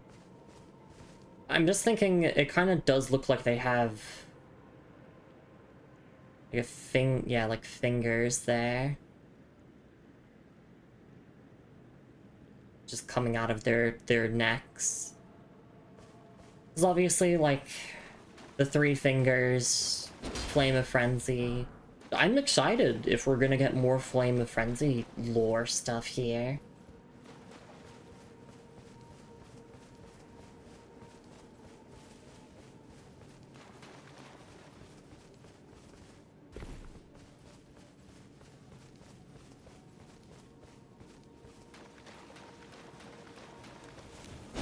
Alright, and in case, for those wondering, we haven't inherited the Frenzied Flame in the base game, but I did look up all of the dialogue that you get with Hyetta, where she basically relays the words of the three fingers to you, so I'm not missing out on any lore in that regard. I do know that life began as the one great, and then the Grid Will decided to shatter that.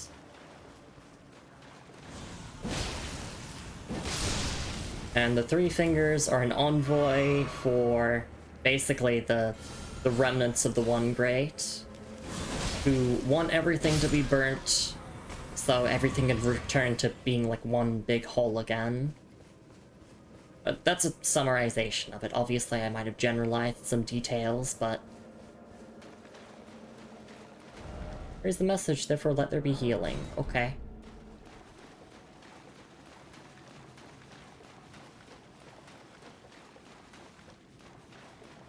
But yeah, I didn't want to inherit the Frenzied Flame because if we did, then we would have to do Frenzied Flame as our first ending. Because if we remove Frenzied Flame, you can't get it again.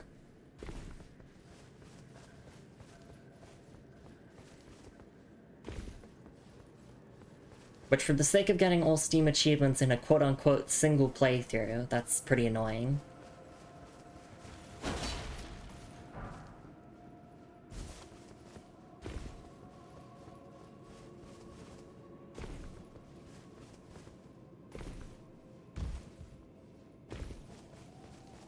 I just wanted to, like, explore this area before continuing ahead. There were, like, some Inquisitors that I walked past. Really feels like there's just nothing here, though. You know, other than, like, the main attraction, which is the big mansion ahead. Oh, but there's Winter Lanternflies. And I'll never refuse those.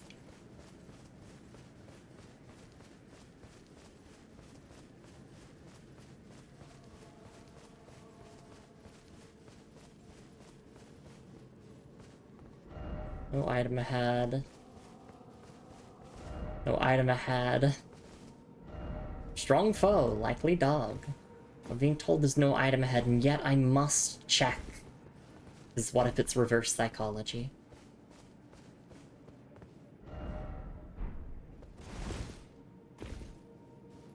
I know it's not. I know they're being truthful that there is no item ahead, but I still want to, you know, like, explore the whole map and see every little lost detail of it.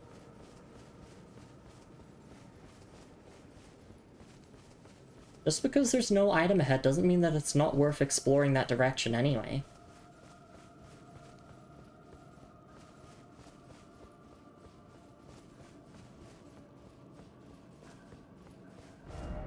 Oh wait, is this an entrance here?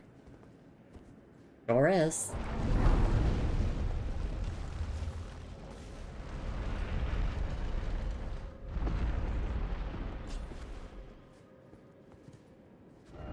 Look carefully. Seek right.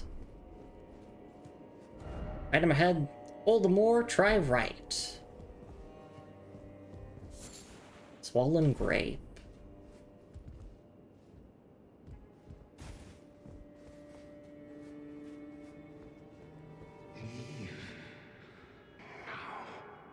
Come no closer. No closer, I say. The man's wells.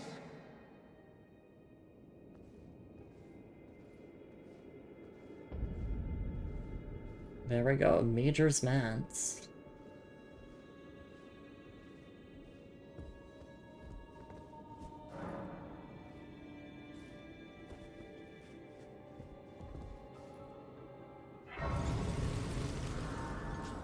Looks like we just arrived at Asmongold's house. Alright, so now we are officially at 60 Vigor without Radigan's Source Seal. Now we just want to pump 5 more points into Endurance, 5 more into Strength, and into Dex, and then our character's done. Literally everything but Intelligence.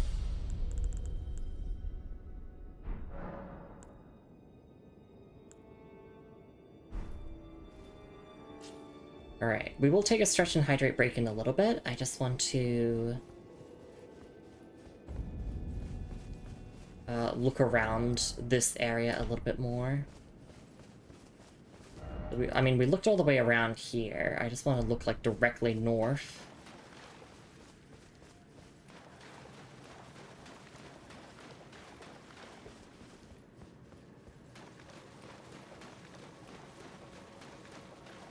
Actually, no, directly north would just be, like, nothing, really. Yeah, like, there were some Inquisitors here that we didn't fight. I guess we can fight them and then go back. Because what if they have a unique drop?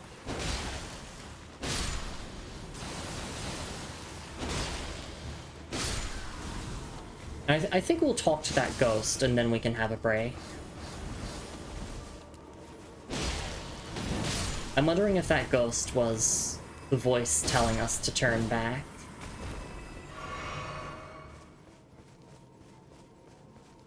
Yeah, and if we keep going this way... Because we went along the cliff side, we didn't actually go along this path here. Oh, but that was our only option. Yeah, that was the only way to get over here. Did I look over there? I'm pretty sure I did, and there was messages saying no item ahead. If there's any items we missed, as always, we can just come back and get them later. But I'm still gonna double check anyway. Because this is my stream and I play the game the way I want to, and if that annoys people, then that's awesome. I'm glad that I can get under people's skin.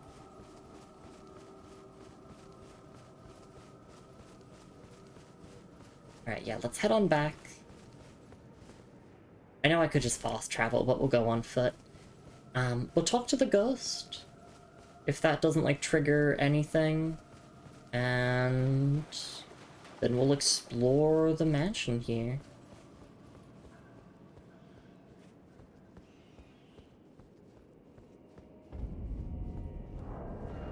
I'm guessing you're Midra.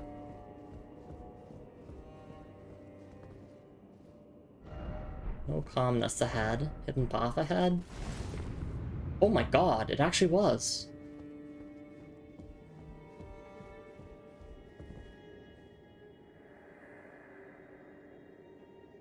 I welcome you, O uninvited guest. But must I warn, as you venture in, heed the words of our great master Midra. Approach not the madness, lest ye succumb.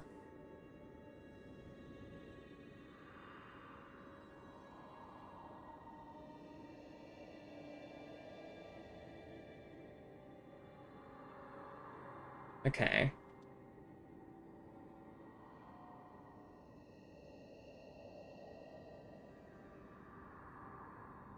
Okay.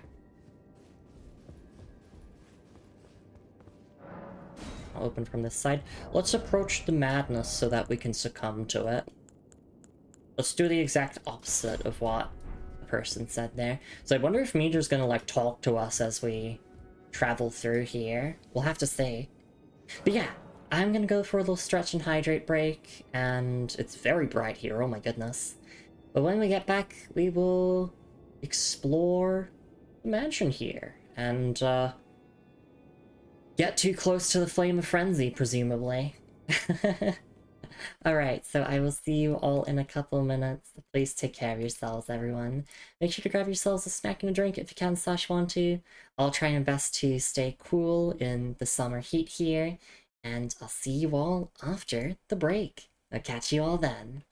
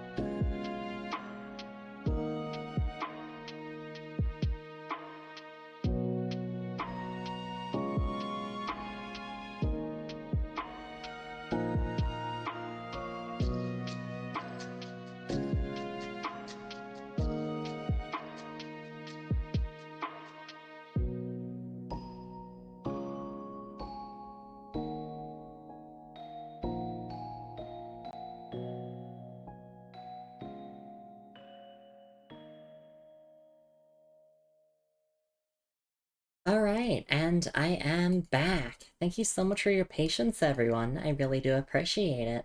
And also welcome on into Stream Fizz. It's lovely to see you around, Brain Buddy. I'm glad to hear that you met your goals for February rent and food, but I still want to promote your channel and your Ko-fi page regardless. Welcome into Midra's mansion. And we've been told to stay away from the Flame of Frenzy.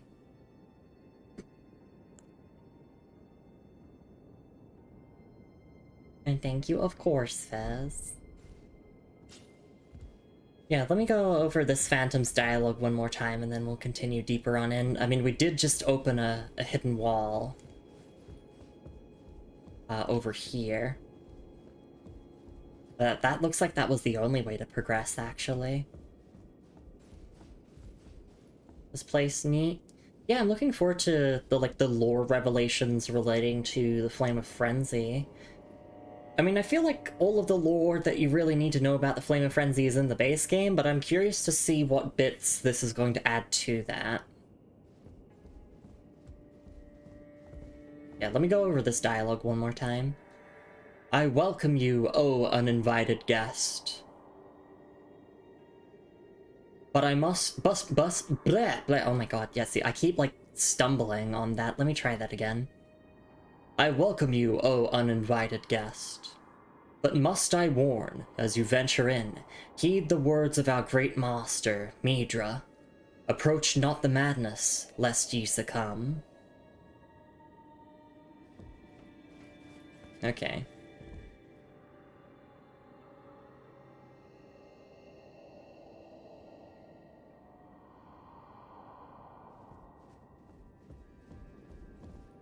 Right, sorry, I want to look at that one more time.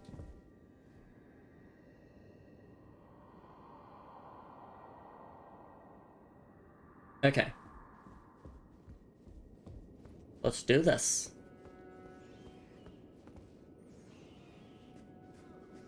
I was just saying that this place kind of looks like Asmongold's house.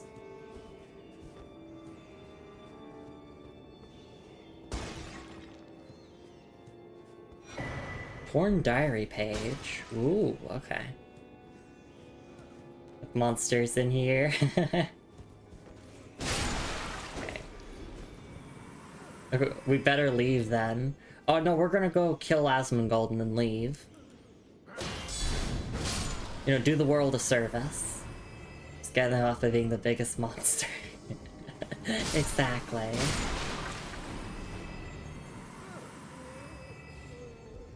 I'm not gonna kill the people who... Up required ahead. What do you mean? Oh, I see. Bit of platforming, swollen grapes. Oh, wait, we should look at our item descriptions as well. I didn't look at the item description of the swollen grape. Let's quickly go back to where I know it's safe, and we can take a look at what we got so far.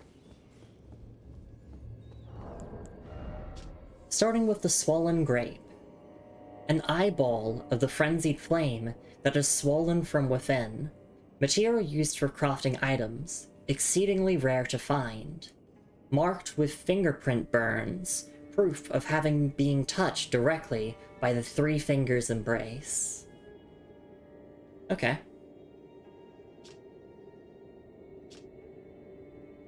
So pretty much just stuff that we already knew from the base game.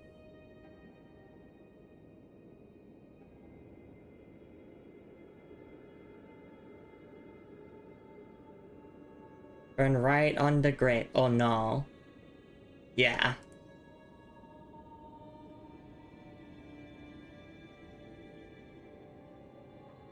Sorry, just reading the description again in my head.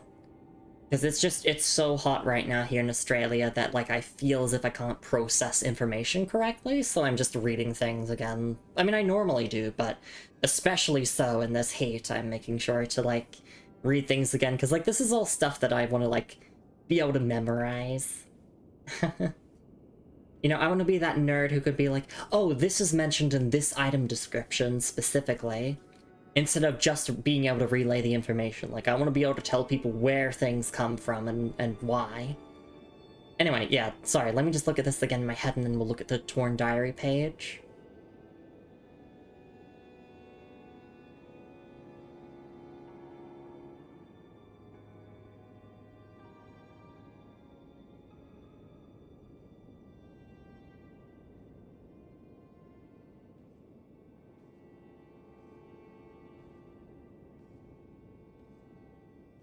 Okay.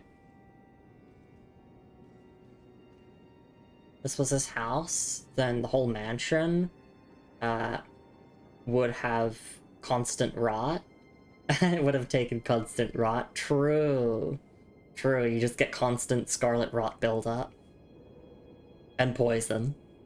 Both at the same time.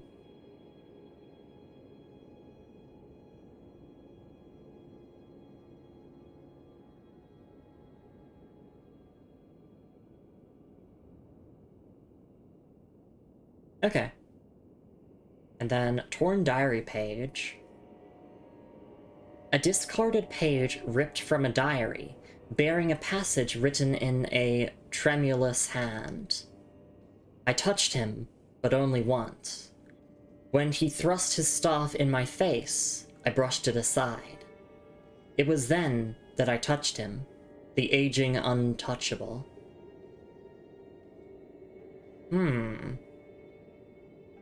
Interesting. Whose perspective is this from? Potentially Midra's?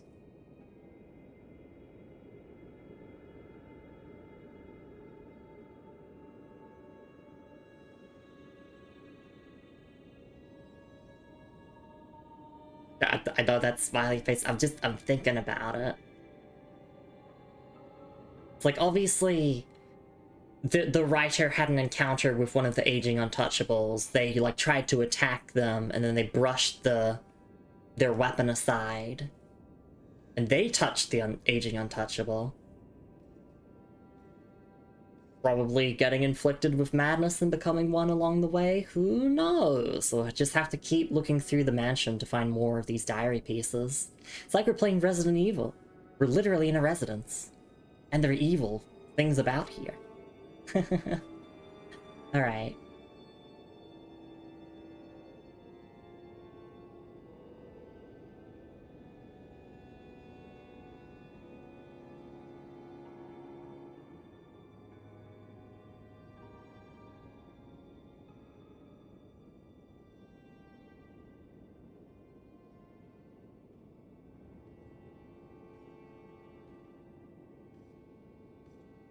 Sorry, let me read this again in my head.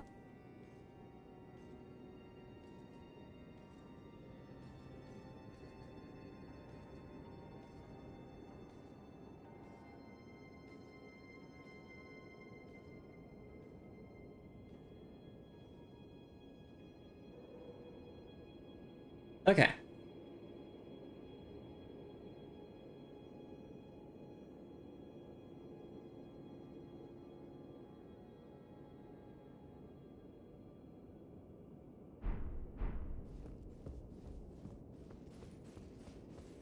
Oh! Would you look at that? That's a bird warrior. A divine beast warrior, even. Scary. Right, these can't be backstabbed. That feels like... Not all DLC enemies, but it feels like a lot of DLC enemies just can't be backstabbed. And then jump.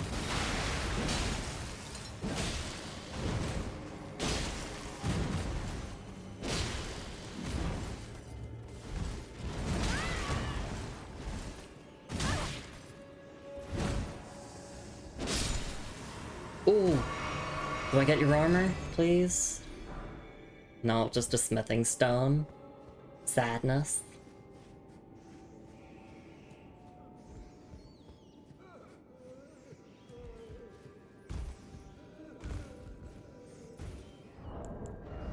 Sorry, looking this again. Right, okay.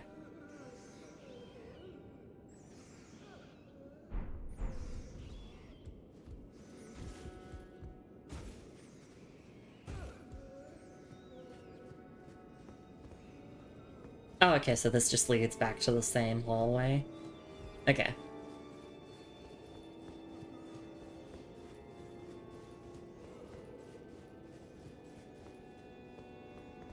Rushing in required ahead. Oh look, they're all friends. I don't attack them unless they're aggro on me. Oh. I see.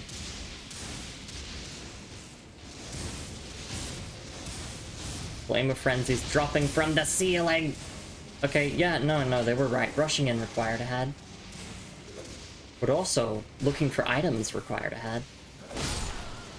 For instance, those thin beast bones, we really needed them. If you don't get those thin beast bones, you trigger the bad ending of the DLC where Mikola says, "If only I had those thin beast bones." And then you're like, damn.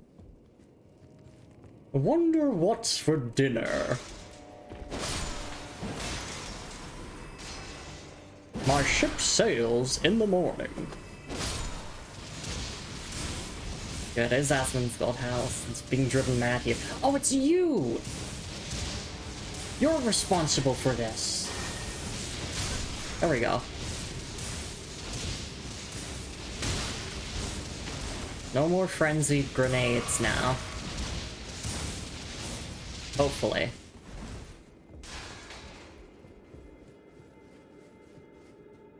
Because there's no women in here. Got him! You show him, Moon. Strong foe ahead, first off crouching. Nah. Fucking bring it. You can't even backstab them, so...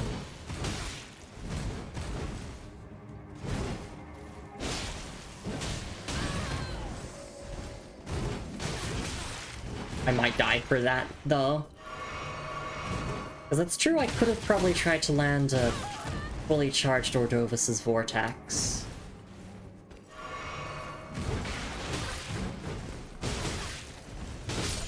Ow. I've learned when it comes to a lot of, like, those dual-wielding enemies, your window to attack is typically when they swing both of their weapons at the same time. And I only really started noticing that after we fought Rilana. Or no, as we were fighting Rilana.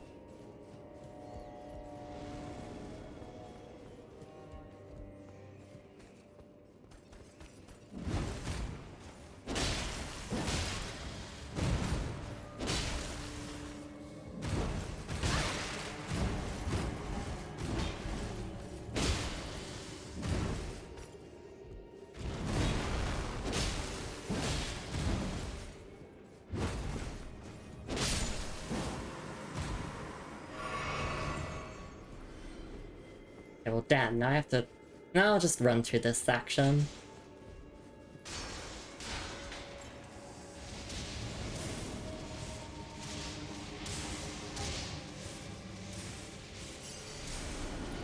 I just kill any of these that follow us into here.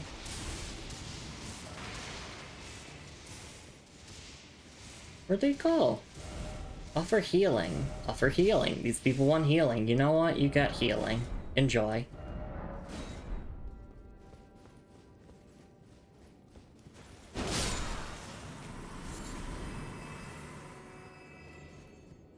Okay, bring it on.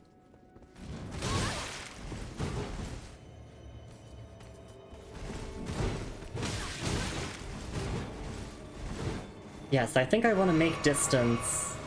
Oh shit. Make distance, let them whiff their combos, and then punish when they, like, attack with both weapons at once. Like that.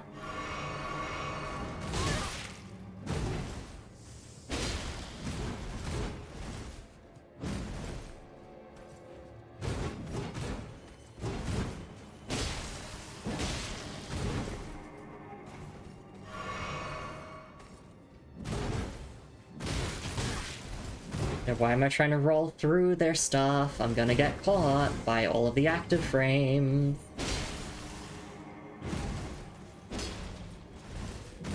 And then this leads to a whole combo that might kill me.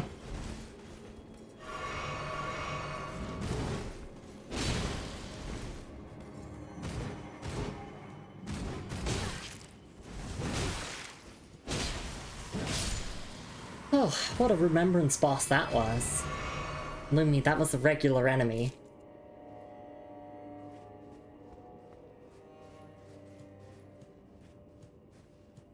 I'll blame the arena. If I could fight them in a more open space, like I could bait them into that room and fight them there.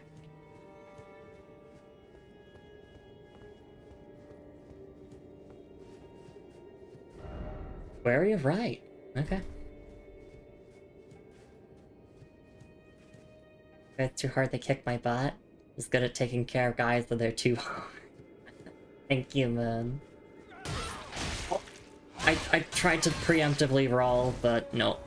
I was too late. Be wary of left. Oh my goodness, okay. Is there another one that's gonna jump here? Oh. Bigger required ahead, therefore praise the message.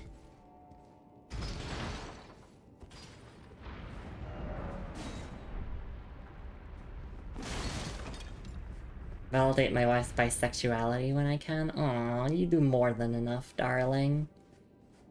Thank you. Alright, so that just made a oh, wait. I'm guessing this was what opened up?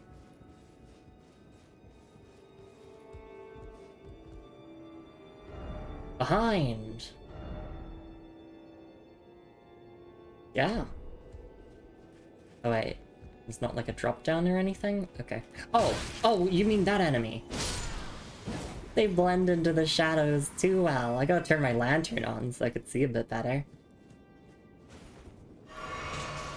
They're like, there's another one there. I could barely spot them.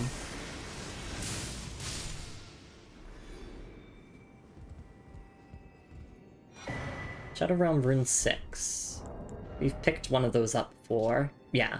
A long-forgotten place where none would tread, the light of grace quietly grew ever more brilliant.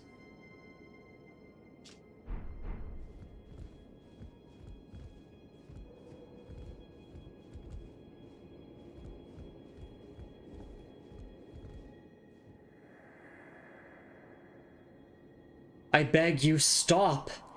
Haven't I taken enough? Are we not brethren, common in our line? And yet, you offer only cruelty. I ask, what crime did great Midra commit? Okay.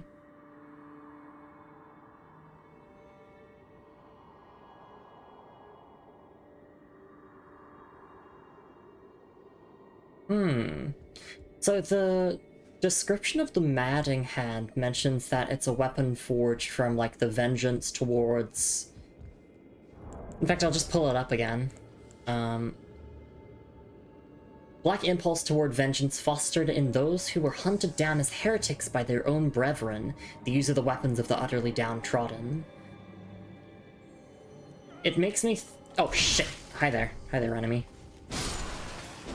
This is why I don't read item descriptions in areas like this, because I get jumped. Fuck off, enemies. I'm trying to have a lore discussion here. But yeah, no, this item description mentioning, yeah, forged of an unyielding black impulse toward revenge, fostered in those who were hunted down as heretics by their own brethren. These are the weapons of the utterly downtrodden. Kinda sounds like what's going on here.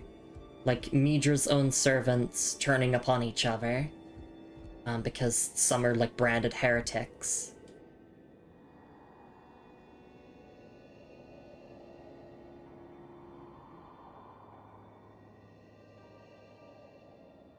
Yeah, and it seems like some of these servants just aren't aware of whatever crime Midra committed and are just loyal to him.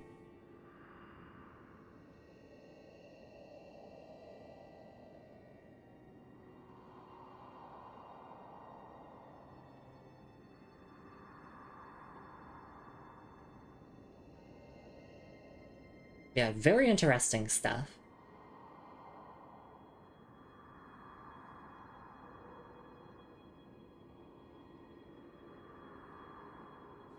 Okay. I will also note that the term heretic has often been used within the context of people who worship the Flame of Frenzy. So potentially, it's a case of like, maybe Midra started worshipping the Flame of Frenzy and some of his servants were like, oh shit, our master's gone too far, and started like, I guess, turning upon the other servants who still chose to stay by Midra. Even the ones who weren't aware of what was going on. Ladder ahead. That's the story I've pieced together so far. Surging Frenzied Flame. Oh, this will definitely help provide some more context, I think. It's a consumable. Surging Frenzied Flame. Spirit Gravestone burned by Frenzied Flame. Craftable item. Uses FP to place a stone on the ground where it spews frenzied flames. Spirits are eternal, and yet frenzied flame melts them away, regardless. No wonder the Hornsent forbid the flame's use. Yeah, that makes sense. And that also makes sense why this place would be considered forbidden, then. Interesting.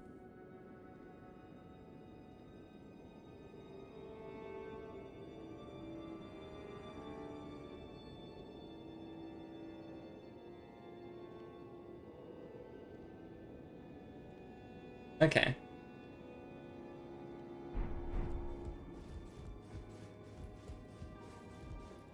Wonder, can I do a Dark Souls 2? Can I, like, smack these down? Actually, that's not even a Dark Souls 2. That you can do that in Dark Souls 1 in Anor Londo. You, like, hit down chandelier while you're, like, on the Anor Londo, not the rafters, but the, like, the big cathedral area. Only had a healing and then praise the message. Sure thing. If someone directly asks for healing, then I will praise their message. Because at least they're being honest. I want to go home and then edge. Oh my god. I'm getting a bit tired of seeing that message over and over. Just a little bit. I know it was like really popular as a message when the DLC first came out. Healing? A whole pack! Weak foe ahead, but group. I do want to get that grace though first, but maybe we can thin their numbers a little bit before going in.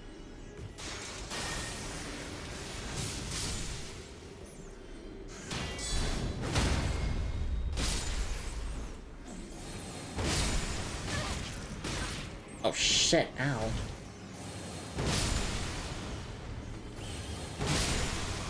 I love you, Ordovis's Vortex. It's like, oh no, we're out of healing, whatever shall I do? But look, your girl remembered to actually equip heal. It ain't much, but I mean, I'm willing to trade some FP for a heal when I desperately need it.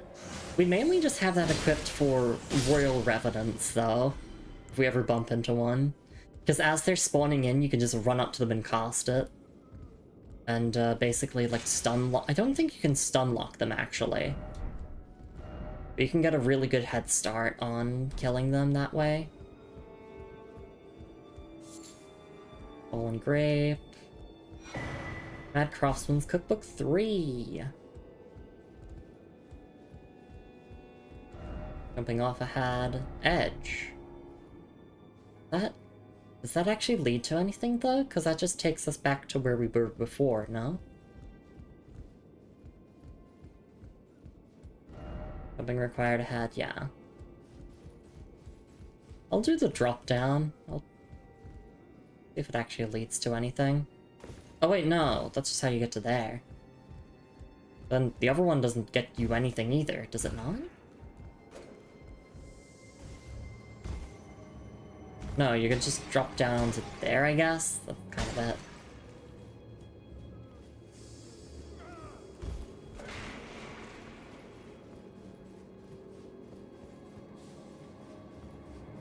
We'll get the grace and then we'll check out the crafting book, what it actually grants us.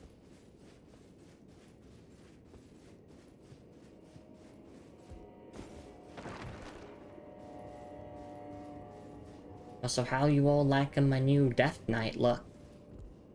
I think it looks cool.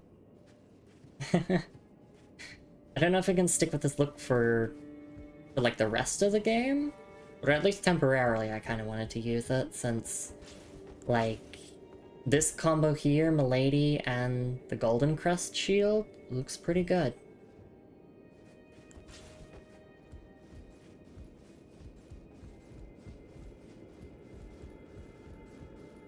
Actually, we have a safe moment here. We can take a look at the item description now. Let's see. Mad Craftsman's Cookbook 3.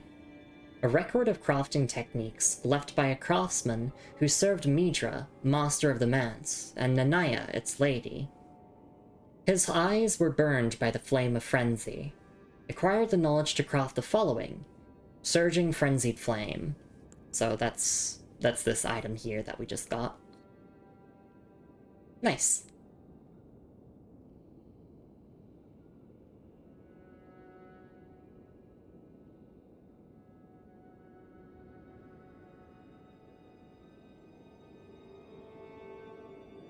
Okay. That looking like you'd make Bach faint? Stop mending before you could swap outfits? Aww. Yeah, I did check to see if you could alter this armor. Sadly, you cannot. At least from the Grace menu. Although, I'm not sure, like... You have to not be wearing something to alter it, right? Am I misremembering there?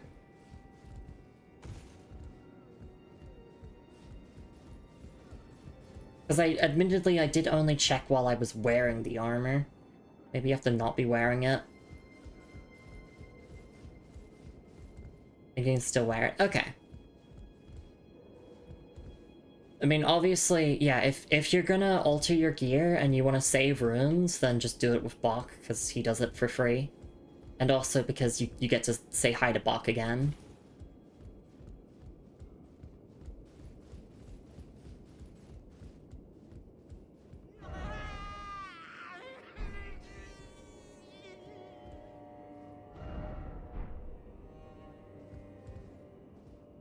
What was that?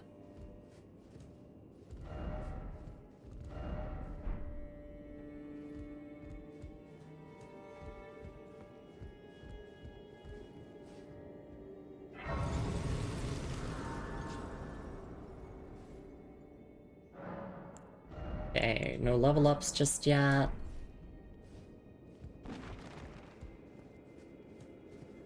Oh, visitor, hi.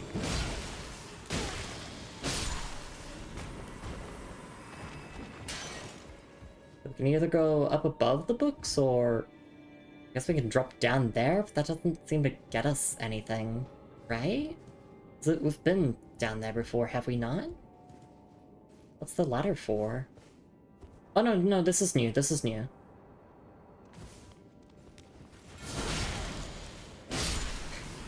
This kind of looks similar to one of the rooms we've already been through, so...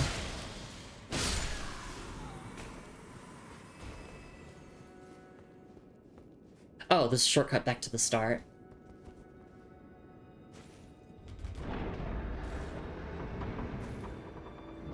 Or is it? Yeah, it is. Okay, cool, so we can take that grace now if we want to. I did activate the summoning pool here, right? Yeah, I did. Mimicry. Secret passage ahead? Oh, they weren't kidding! They're actually telling the truth. What the hell? I don't want to go this way just yet, though, because it seems important. That was one of the loading screens that we've been seeing throughout the entire game. It does look like Midra and Nanaya in that painting. Because when you own the Shadow of the Erdtree DLC, it does, like, show loading screens from the DLC. So throughout the whole base game, I was, like, wondering, oh, when are we going to run into that character? When are we going to go to that location? My ass didn't know it was DLC.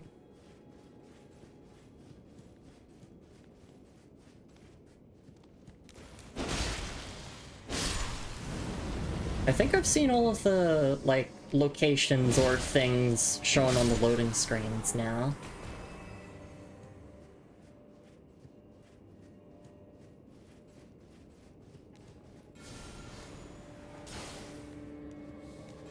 I will admit, when I saw Count Emir on, like, the loading screens, I thought he was a woman.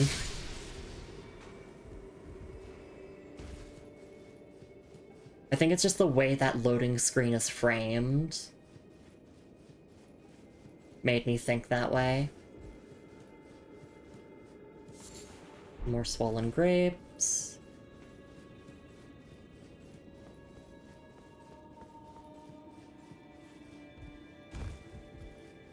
I'm kind of sad there's no interaction between the base game and the DLC.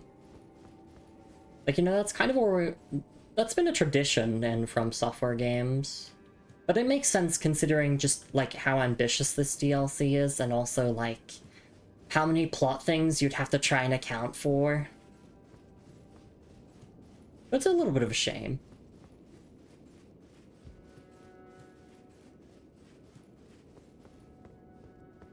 I think it's really funny to me that you can do the entire DLC, and then you can go and fight Melania. And Melania's still just, like, waiting for her brother to show up. Actually, that's sad.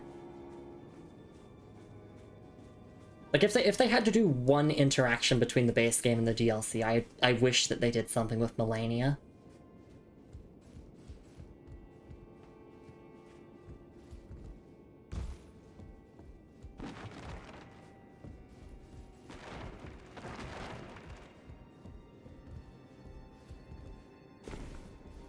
And that's sad. I'm type good. You are, Fizz. You're very good. Oh,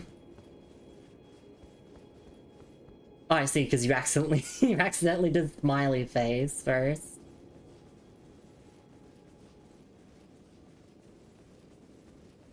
I knew that you had, like, meant to type a frowny face, so I didn't question it.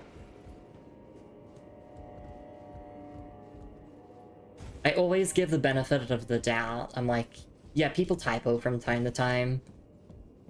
So I like to read their messages as they probably want it to be read, as opposed to what's actually written. Got around rune 7. Golden remnants of the grace bestowed upon those who fell in the realm of shadow used to gain 30,000 runes. In a long-forgotten place where none would tread, the light of grace quietly grew ever more brilliant. Yep, that's self-explanatory. That's the exact same description as Shadow Realm Rune 6. It's just sometimes based on the tier of rune, they change the bottom paragraph to be something slightly different, but no, it's the exact same as tier 6. Yeah, in a long-forgotten place where none would tread, the light of grace quietly grew ever more brilliant.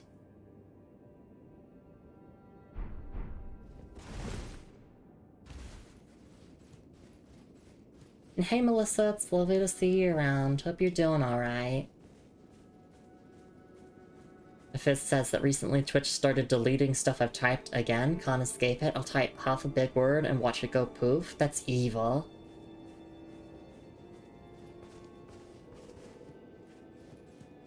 Welcome into some more Elden Ring, where we are exploring Major's Mansion. And uncovering the story of what happened here. I do like these areas that are kind of their own, like, self-contained stories.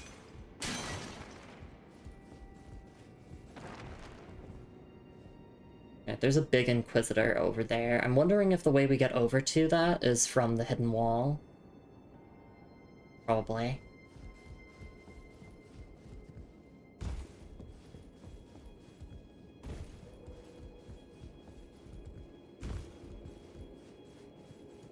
Oh wait, It's... We go down.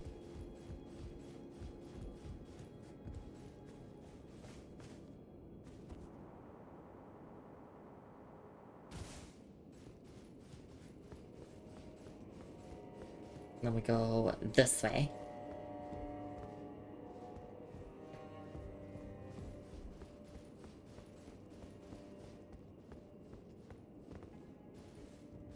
Thank you for the self-care, Melissa. We'll take that break in about 15 minutes or so when the hour ticks over. Thank you for the reminder. Oh, I see. I pull this.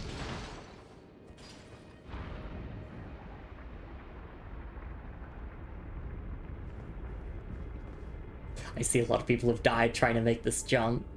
He's got to drop down to here first and then do the jump.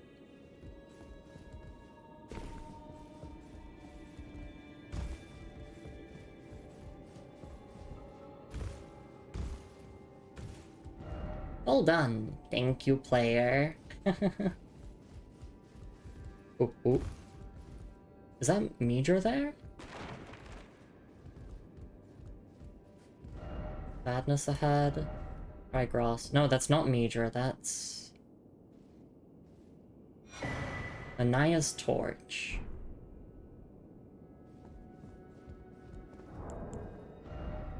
And it is a torch, obviously. Nanaya's torch. A torch made by attaching a dying flame of frenzy to a small spinal column. In a distant land, in an age-long past, was a man who failed to become the Lord of Frenzied Flame. All that remains of him is cradled gently by Nanaya. Unique skill, Feeble Lord's Frenzied Flame. Hold torch out in front and spit out Frenzied Flame. Afflicts those caught in its area of effect with madness, along with the user themselves. The skill will continue for as long as the button is held down. Can be used while moving. That's, yeah, that tells us everything we need to know. That explicitly spells out what happened here.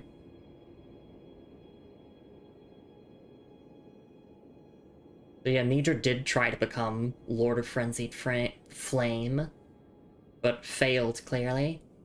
This stuff is interesting, so impractical to use. Yeah. I'm mainly just concerned with the item descriptions. I don't care about using this itself. I was like, ah, that's attached to his spine. Ugh. Yeah, let me read this again in my head. We'll go kill the big Inquisitor down below, explore a bit more, and then we'll take that stretch and hydrate break.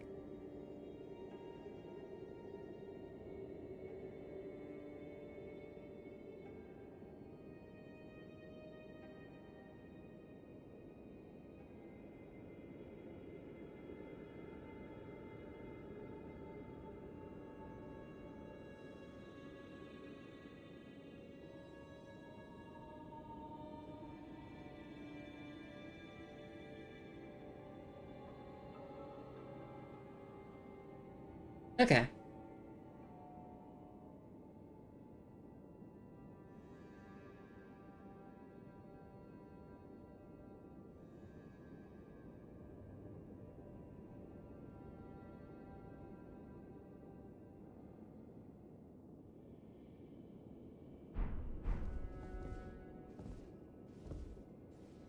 I'll try, like, discern Nanaya's features here. We did see a painting of her, to actually get here. I'm not gonna read that player message that's on her lap. I'm not gonna read that. I know it's gonna be misogyny.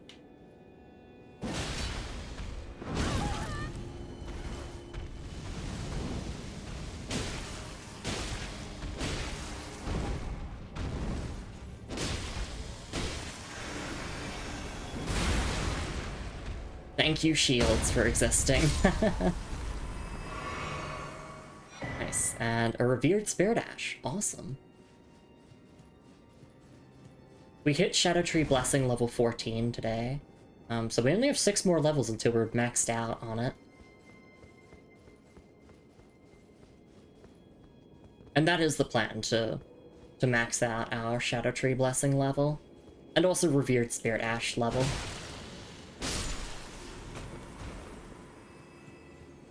And this is the room that we were already in. Oh, but I mean, this is like the lower level of it, but... Wait, that means there's nothing to find here? Yeah, there's nothing to find here. There's just that one enemy that I completely missed.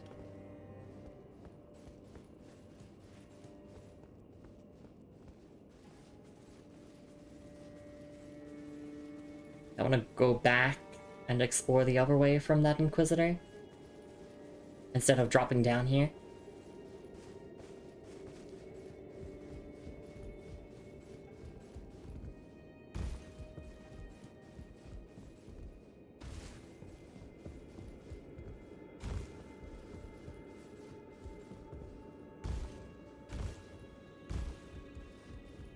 Alright, and then I could make this jump, and I did make it, but there was no point.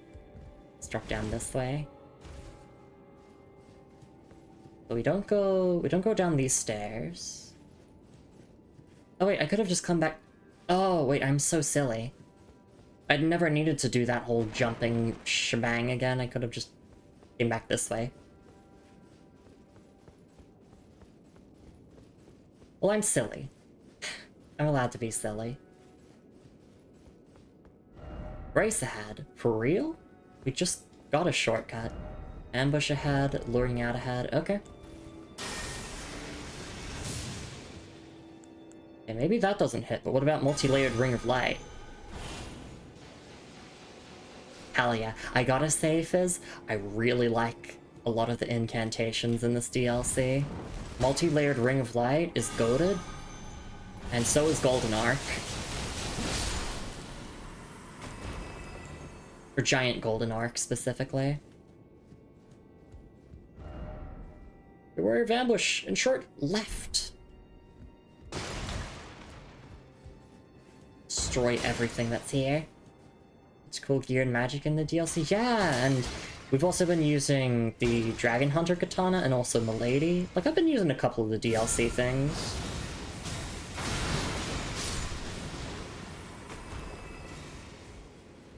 Got normal stuff out. Yeah, they got the normal stuff out of the way in the base game, and now we get the fun, cool stuff. No horse ahead. Yep, no horse. But not because Torrent is scared. The game doesn't let us know that Torrent is scared here.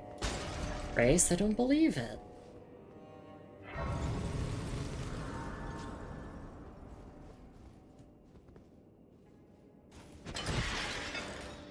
Right, and kick that ladder down, jump over here.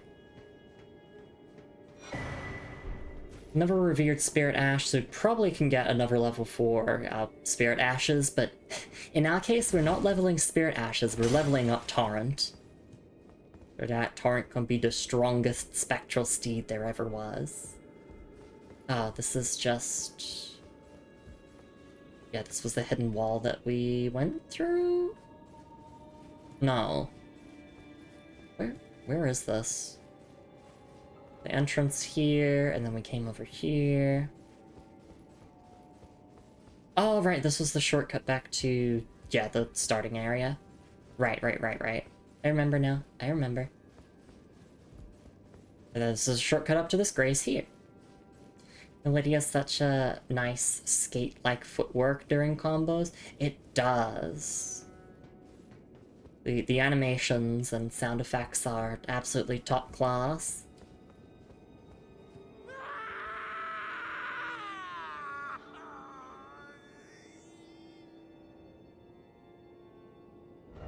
Wanna go home? Well, we'll take that break before we go and say hi to Meadra there, it looks like. That looks like a fucking boss arena to me. I mean, there's even an effigy there and a grace. Like, you're not fooling me, From Software.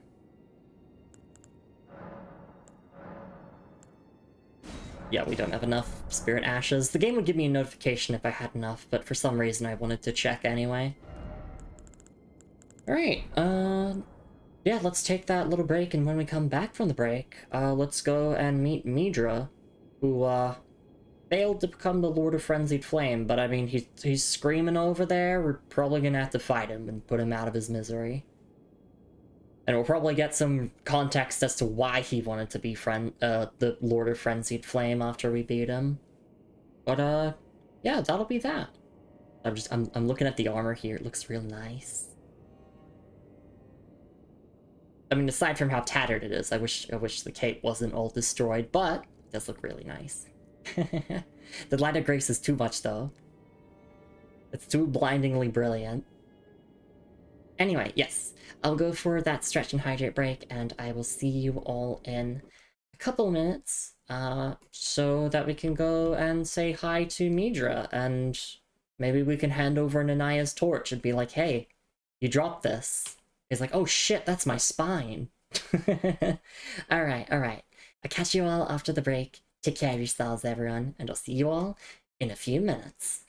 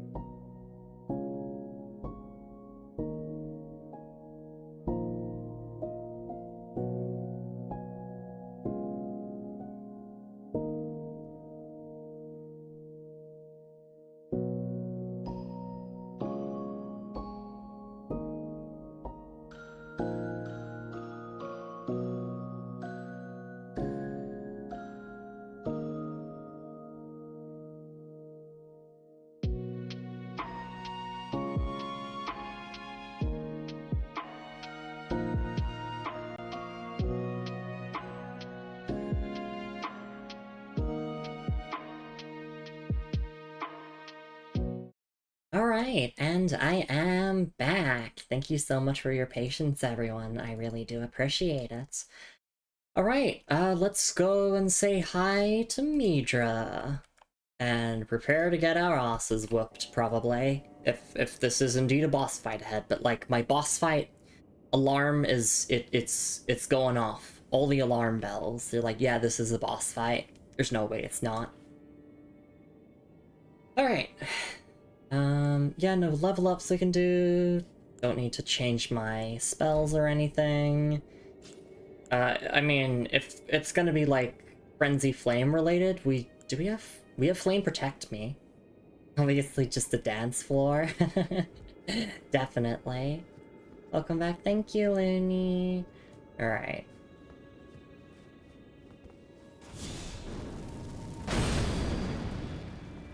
Pickle. Help me. The depths of your foolishness! What?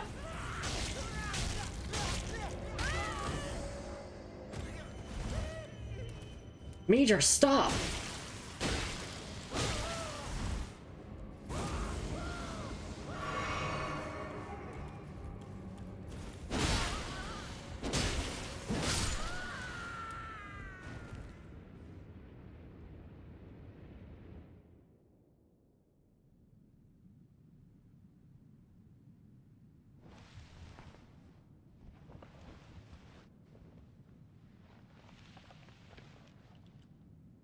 Enough. I have endured more than enough.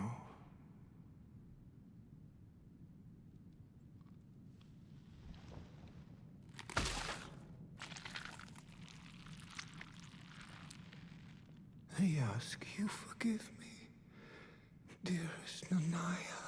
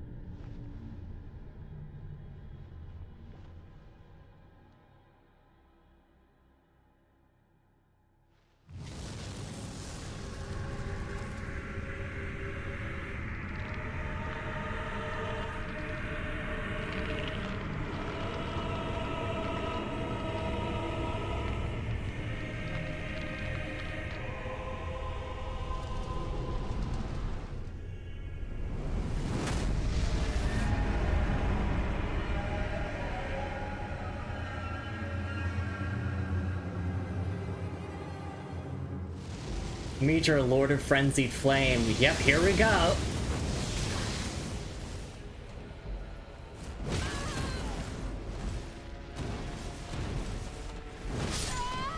Oh, yeah, that was rough.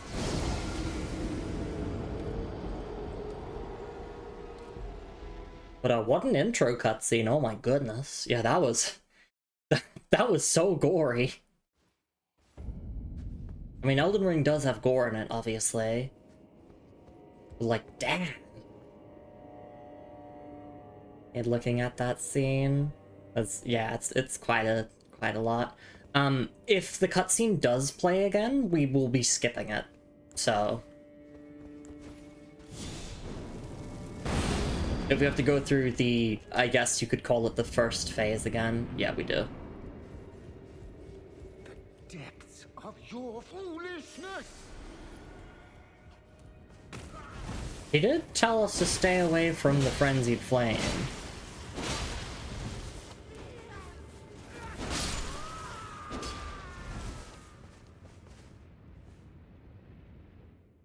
But yeah, forgive me, Nanaya, and here we are.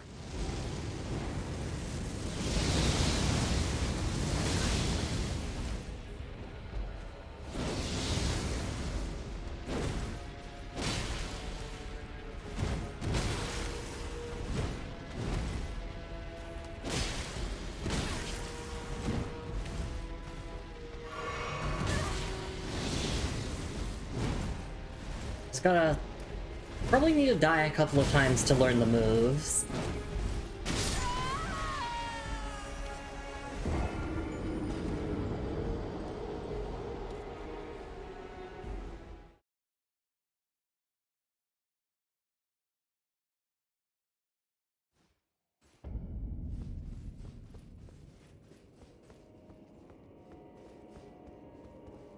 Yeah, I mean, I guess, like, Flame Protect Me could be handy.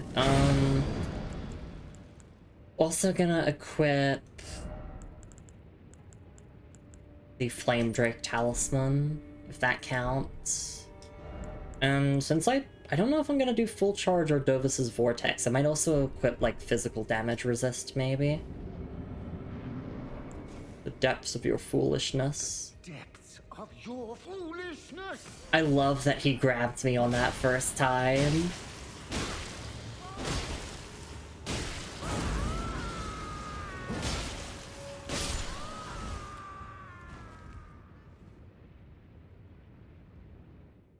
Okay, and then he rips his head off.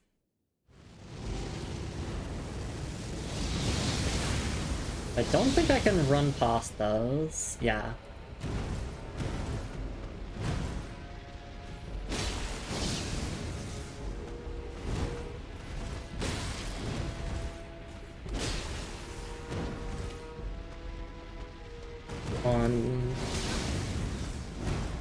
Got some, like, really fast attacks. Okay, so spin to win, we can just stay close. Yeah, I might actually want physical damage resist more so than flame.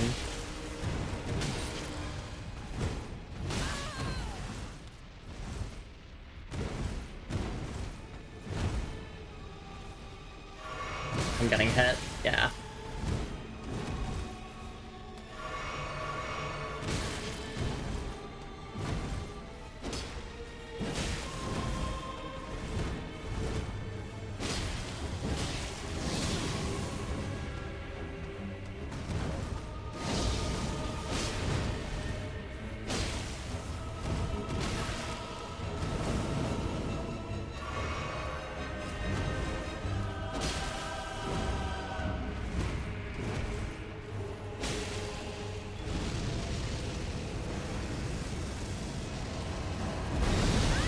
Oh, I nearly got the timing. Oh, I got impaled.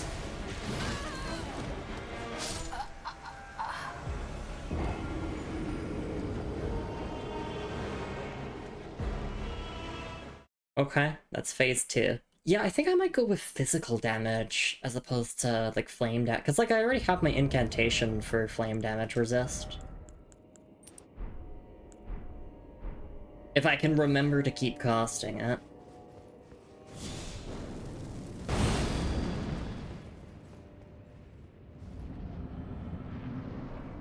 The depths of your foolishness. Depths of your foolishness! Sorry, the depths of your foolishness! You have to, like, you have to go up a little bit in intonation.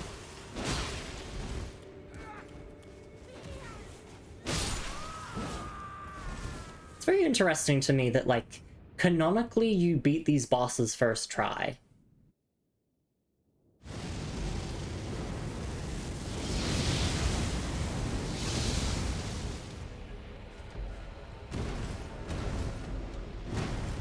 Like, because you go back to phase 1, and I don't think that Meadra could undo this transformation. Canonically, you win on your first attempt.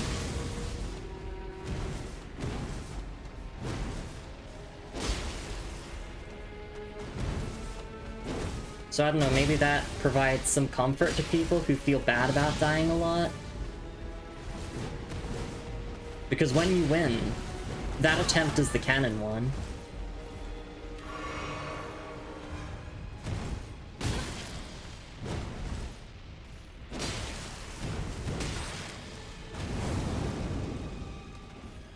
Oh no, I'm getting hit.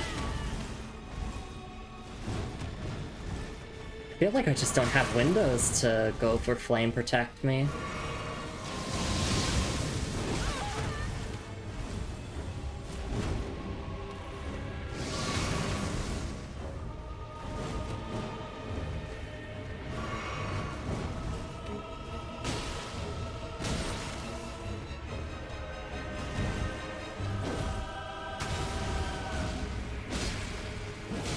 At least the phase 1 moveset seems pretty intuitive. Like, it's...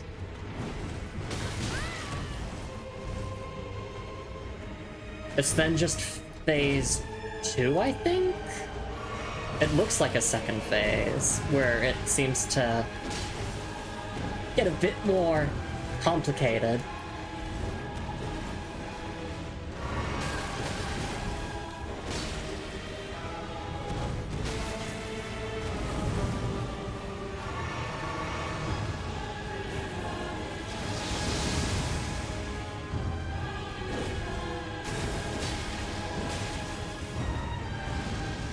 Okay, so delayed explosion? Trying to figure out the timing on that.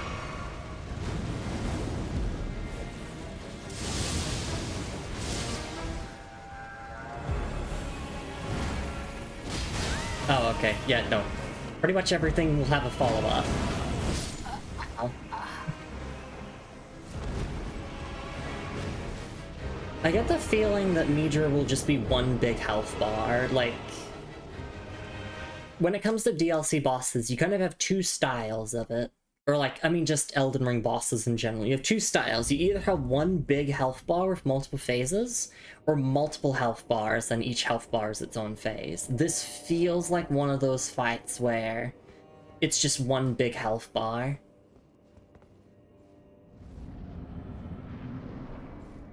Also, he's probably resistant to Holly.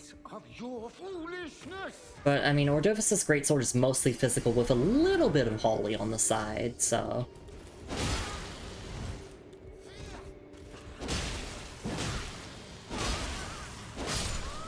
There we go.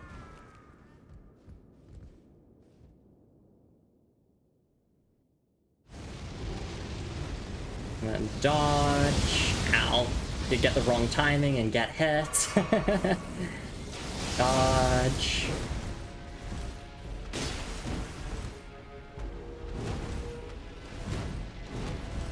I wonder if you can stagger him.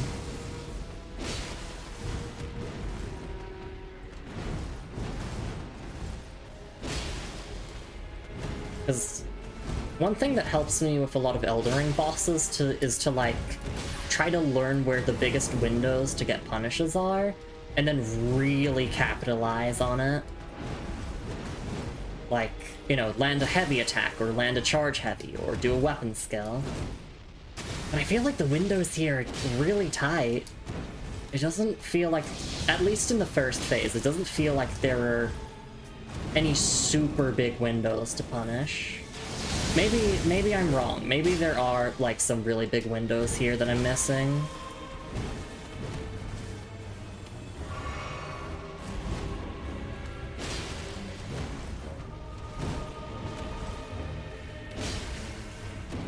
But I mean, we're getting an light attack in every window, which that's not bad either. Okay, I don't know the timing on this. It feels like when he hits the ground or something. Am I dead? No, I live. Might die to the follow-up though.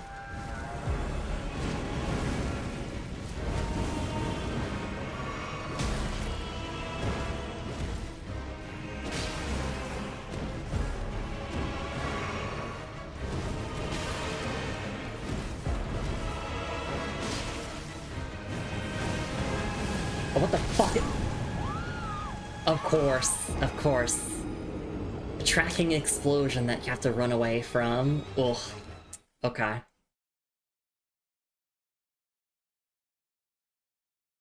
Yeah, this very much just feels like we're going through the basic trial and error of just learning the moveset. There's no NPC summons to use here. Which makes sense, there's no NPCs who are actually tied to the lore and story of this place. Of your foolishness. The depths of your foolishness. But, it'd be nice if you could use Freya, maybe? But actually, no, she has nothing to do with this place either.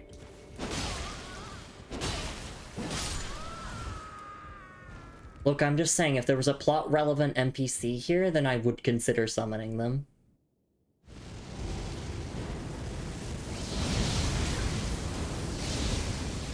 Not that I don't think I can't do this solo. But man, summoning Egon for Bale and having the dialogue and everything, it was peak.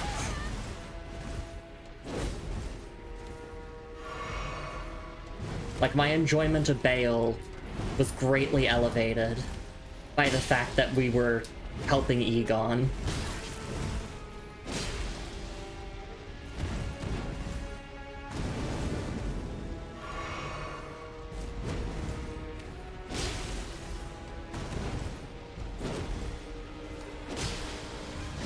But there is another major boss fight in which we will be summoning, which I think is Horn Scent for Mesmer. That's right, Lumi's breaking her solo rule. For story reasons.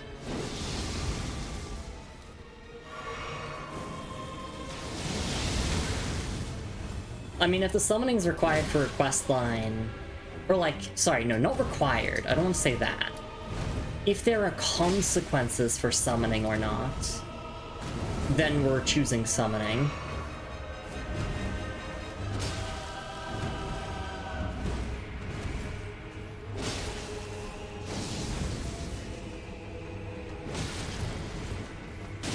And I mean, after the stuff of Egon, I really want to see if Horn Scent has shit to say to Mesmer.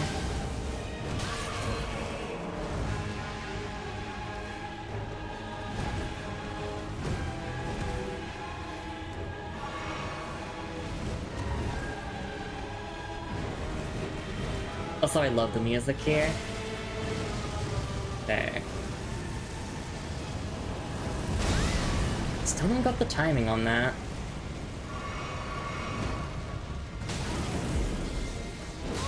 Alright, and then if you get inflicted with madness, you could still get hit.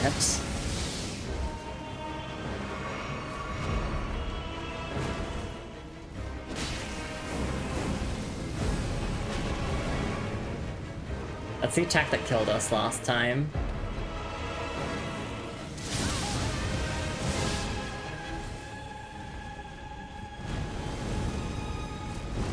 This might be a case where in this phase, we just have to let Midra come to us.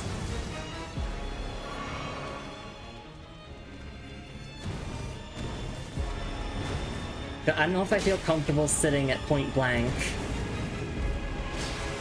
when Midra can now just do those big-ass explosions. Oh, I nearly got that. I knew there was one more coming.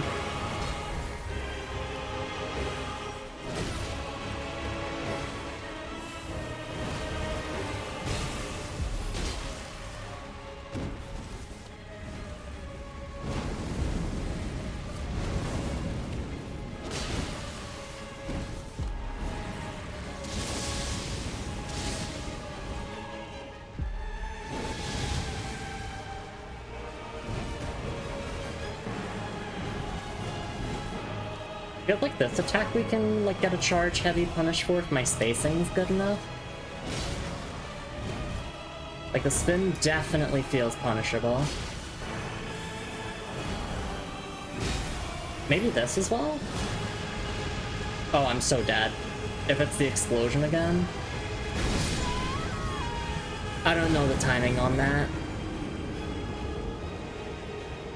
Well, I think we can win this in this stream. Look how low we got him. Balefire had such cool pageantry. I was just too mad about the horrible lock-on to appreciate it after a while. Yeah. Yeah, I think, like, I didn't do it solo. Obviously, I did it with Egon. And I very much enjoyed it with Egon, but I feel like if I did it solo... I mean, the camera was pretty obnoxious, I agree, but I was just like... I was so caught up in the music and, like, the story that I kind of just... I didn't care that I was getting my ass beat, because I was like, this isn't my fight, this is Egon's fight. I'm just here to survive it, you know? And so I went in using, Protection of the Erd Tree. I used it to buff Egon. And in fact, I'll use it to buff myself now. Oh, and also, maybe we equip a talisman to help with Frenzy? Oh no. The depths of your foolishness! At the very least, protection of the Erd Tree is worth using.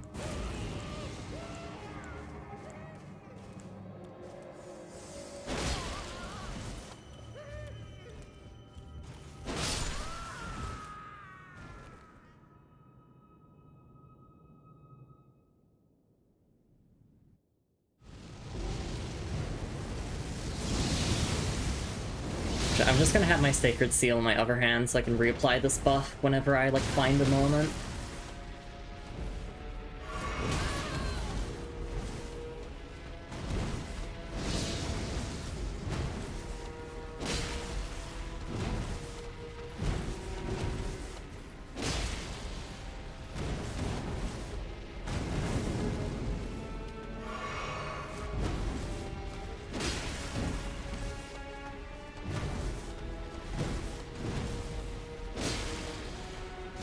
I gotta say, I'm really enjoying this fight so far. 1, 2, and we can get charge heavy here. In fact, we might as well use Ordovis's Vortex because we have the Shard of Alexander equipped that increases skill damage. Probably get more damage by using the skill.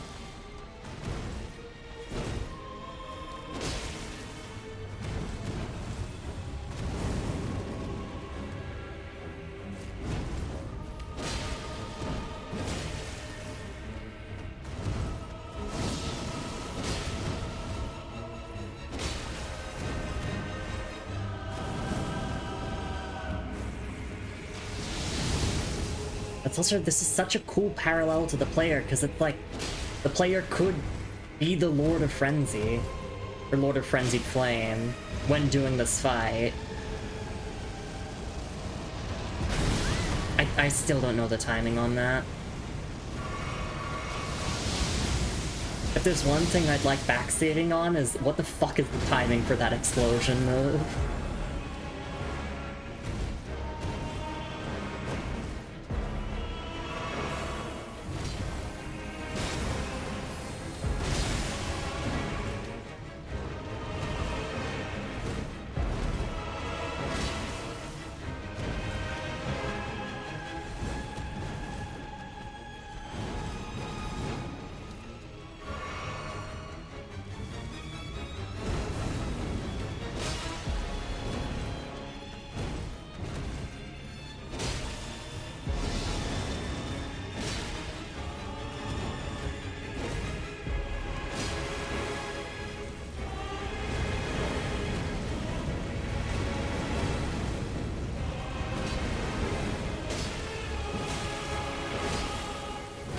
Oh no, I got impaled.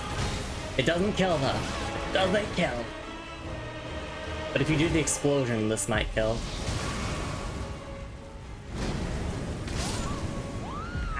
That was a really good attempt. I think you aim to roll behind him as he lands as well, so I might be wrong. That's okay, Fizz. I mean, even just a suggestion is totally fine. Like, even if it's incorrect, at least a suggestion of something to try, because I can be a bit stubborn, you know, like I'm trying to time it, you know, as he lands in front of me. I do appreciate, like, even if it's wrong, I do appreciate the depths of your foolishness. There you go for a grab attack. No, you won't. Enjoy some pancakes.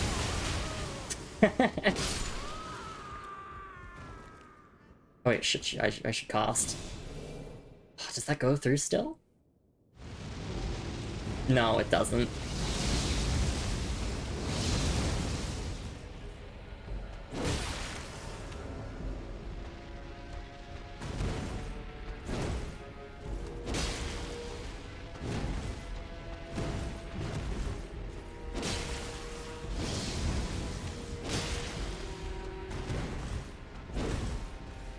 I know I was saying that I think this is like a one big health bar boss, but I swear to fucking god, if I get that health bar to 0, and then a cutscene plays, I'm gonna be scared.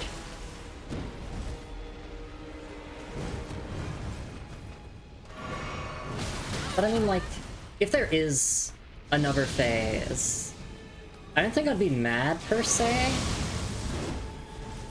Because this here seems pretty, like, reasonable?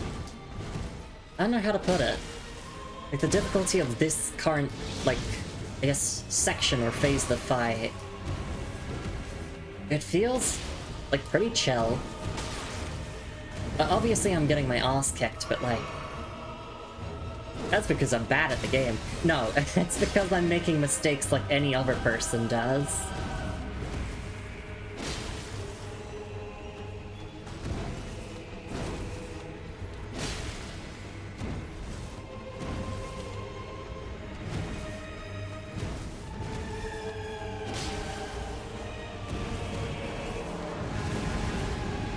That's a free healing, a free healing window there when they dash away from you.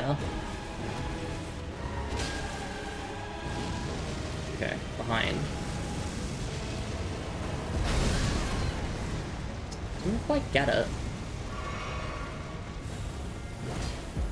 Oh, oops, right, I forgot that had a follow-up.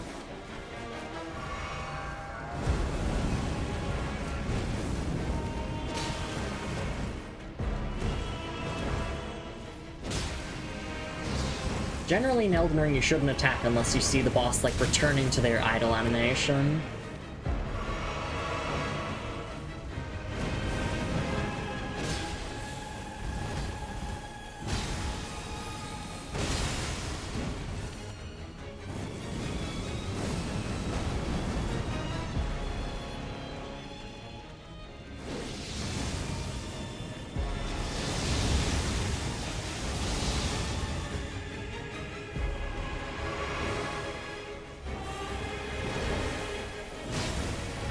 I'm wondering if you could jump that move, actually.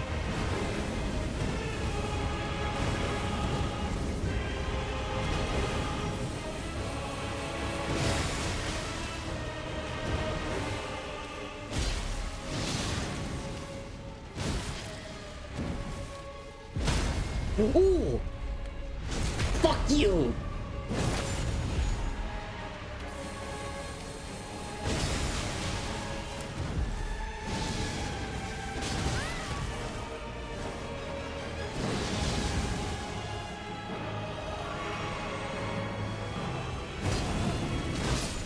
Okay, yeah, that keeps getting me. That was such a good attempt. Like, I'm not even mad.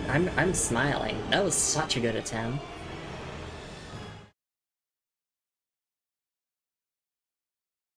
I will actually look up how to dodge that move, though. But just, like, not a video, but just, like, a written description of how to dodge it. How to dodge Midra explosion. Let's see. Okay. People confused about hitboxes. Okay, the attack when he rises in the air lands near you and explodes. If that one just sprint away as soon as he starts rising in the air, he'll land far short of you. You'll be out of range of the explosion by the time it goes off. Okay. Some people saying that doesn't work. Especially helps to jump. You don't dodge. Wait. You don't dodge, you dodge away. Oh, okay. Some people saying I jump a very short bit after he lands, or as he lands. When I'm far from him, I can avoid the damage. So, like, running away, jumping, all that kind of stuff. Okay. So, yeah, that makes sense. So either run away, jump, dodge away, like, all of those. Just don't roll into it. Don't roll forwards. Is basically what I'm getting here.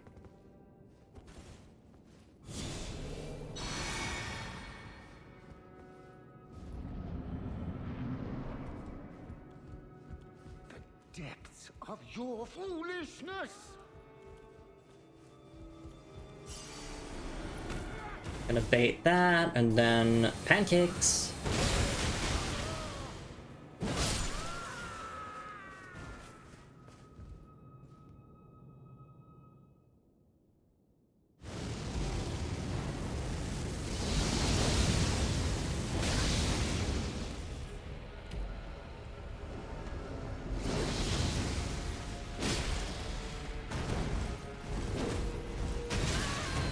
I messed up, that's fine.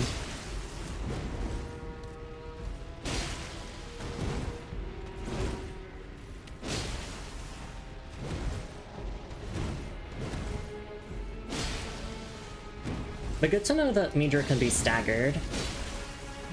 Because now I know to keep up the aggression.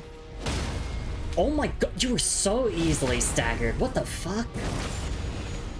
I don't think I can go full charge here, so I'll just go partial charge. I'll try the runaway strategy. Oh, yeah, that works. Oh, shit. Right. Gotta watch for follow-ups, though. Like, sure, I don't get a punish if I run away, but at least I'm not getting hit. Oh, I'm dead. Wait, no, I live. No, I'm dead. But we are so back, it's so over. We are so back, it's so over. Yeah, no, I'm happy to just run away. I could even just run away and then throw a lightning spear or something. If I really wanted to get a punish. But I'm not too concerned with always getting a punish when it comes to these things. Oh wait. Oh, hang on. I was two-handing my weapon. I'm like, why can't I use protection of the Earth Tree? The depths of your foolishness! Of your foolishness! Who wants some pancakes? Wakey wakey, Mitra. Pancakes fresh from Nanaya and Lumi. We made them together. Alright, time to lock in.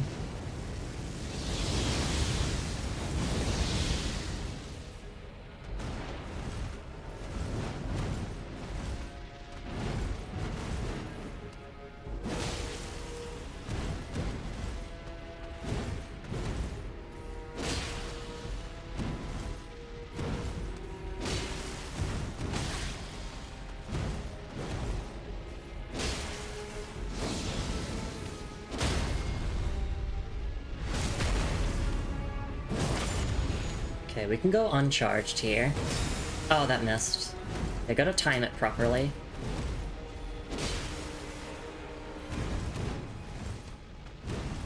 And I'm low on stamina, so I should wait a bit.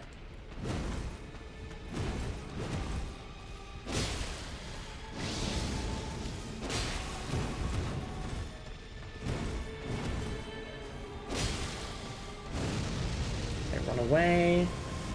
I don't think this will... Oh, that worked.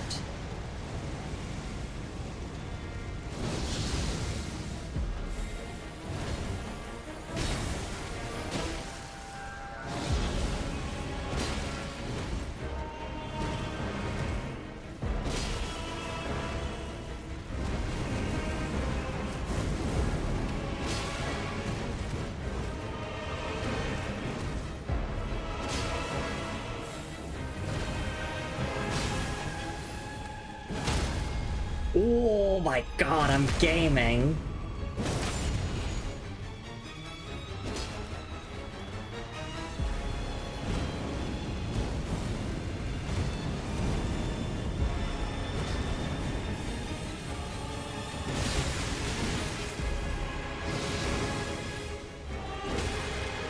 Oh shit, oh.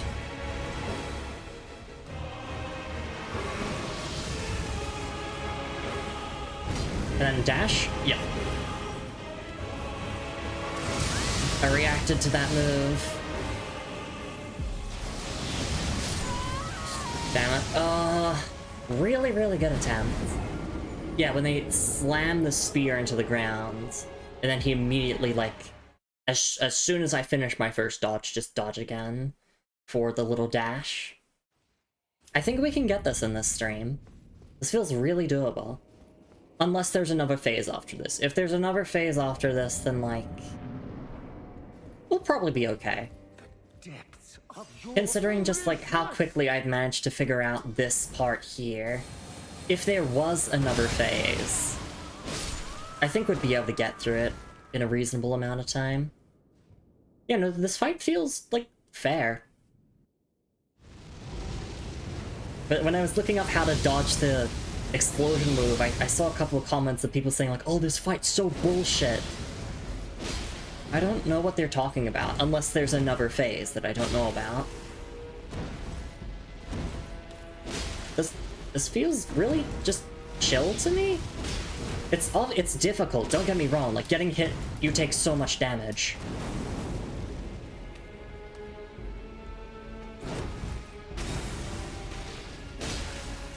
But I think that logic kind of applies to every DLC boss, does it not? I guess this one also has Madness as a status effect, so if you're not equipped to deal with that, and you get hit a bunch, then you just get comboed to death.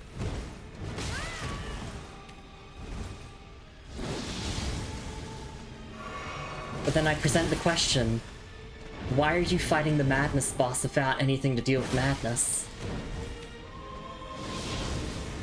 I mean, I'm not, but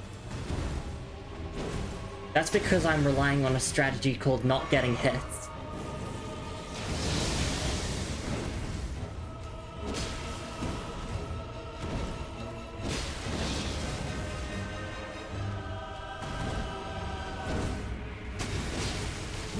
But if I was planning on getting hit more, then I would equip a talisman for Madness Resist. Like, if I was doing a tank build...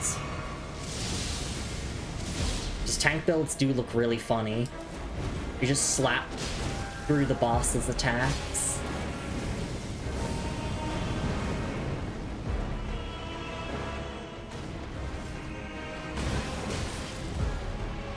One. Ooh, that was bad. Dash. Ooh, okay. No, I have to wait a little bit and then dodge the dash. I'll probably try to dodge it to the side so I don't get hit by, like, any lingering flames, potentially. That's a pretty good strat.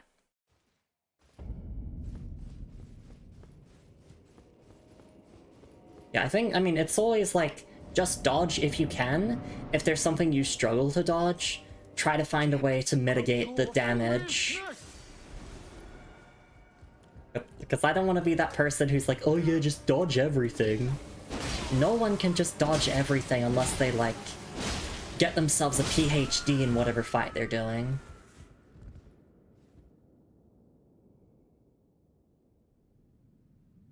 Just, yeah, like, dodge what you can, and then try to mitigate the consequences of getting hit as much as you can. So in this case, I might want to equip something to help with Frenzy! I say as I nearly died in the opening.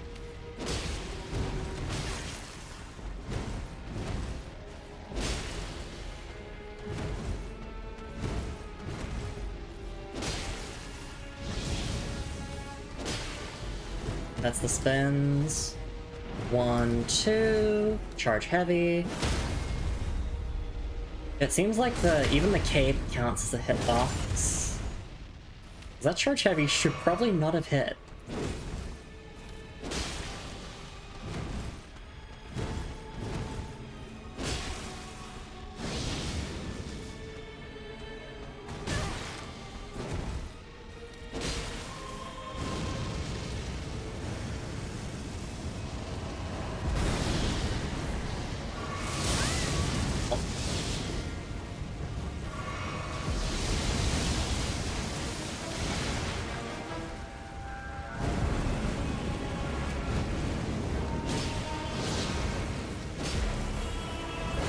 Oh no, I'm getting impaled. I thought it was Messmer the Impaler, not Midra.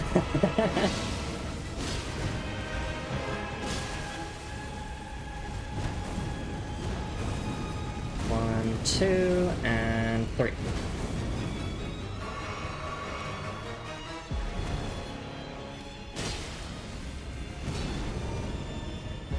Oh, he didn't go into the dash. Interesting. Maybe me strafing to the side is, like, causing them to stop their combos early.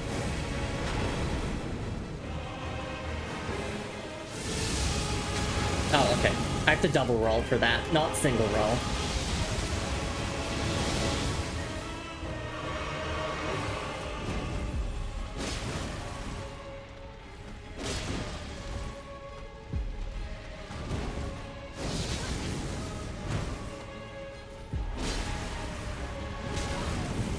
I'm dead. Ugh. Yeah, no, maybe I swap from having a physical damage resist talisman, and I swap it onto, like, some madness resist, because, I don't know, I feel like I'm doing well. I feel like the madness is probably the scary part.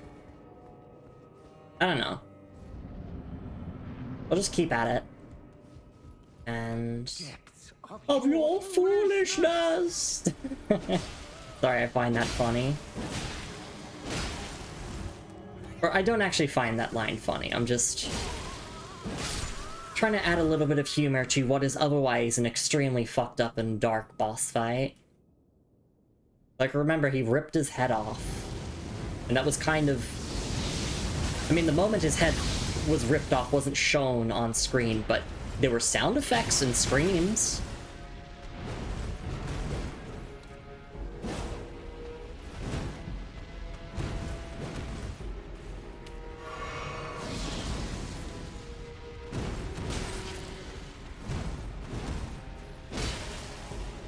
I wonder if Mitra here is actually considered the Lord of Frenzied Flame, or if it's just like, I don't know, a false...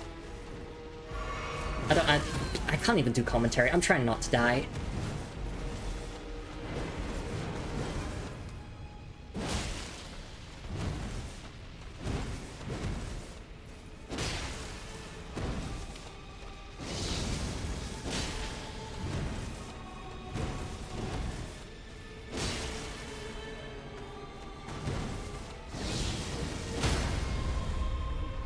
There we go.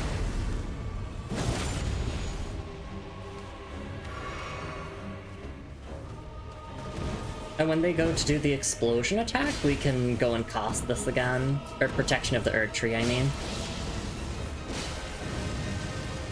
I might not be able to get away from this, though. Oh, I did. No, there's no time to cast. Unless... Oh, my Twitch chat disconnected for a moment. Hang on.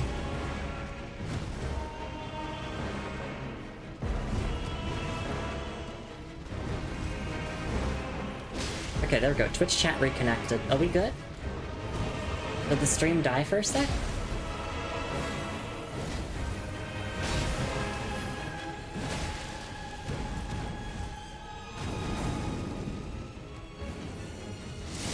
We're good. Okay.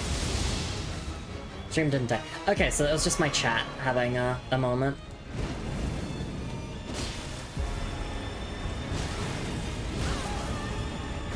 Two and three. Cool.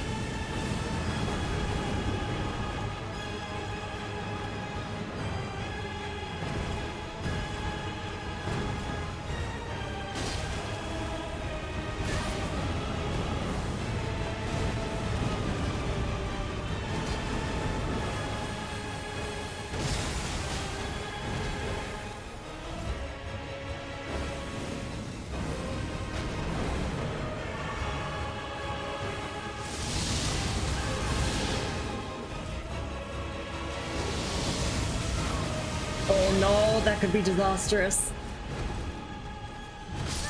I got greedy. I went for my flask when it wasn't safe. Ugh. That was such a good attempt, though. We can do this. We can absolutely do this.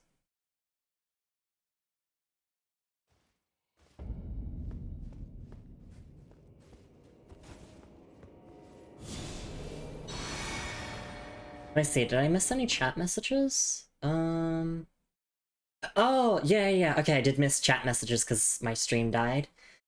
Feels like he was set up, but he became reluctant until we nearly killed him. Like he was holding onto it to keep it away from others. Yeah, I think, yeah, like that, exactly. That's what I was kind of thinking, Fizz.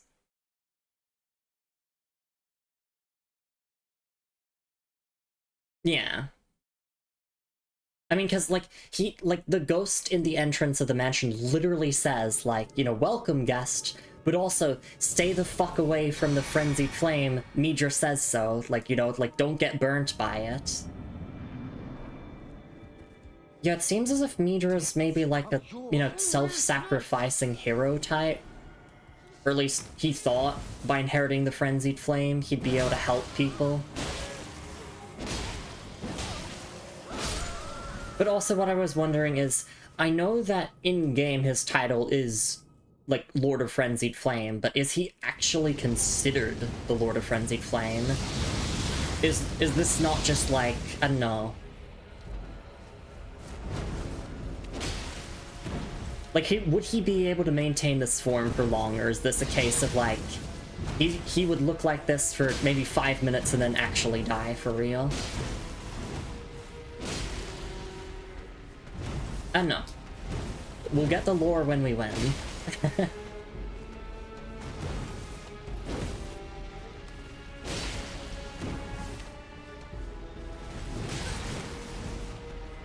One, two, and then we can get charge heavy.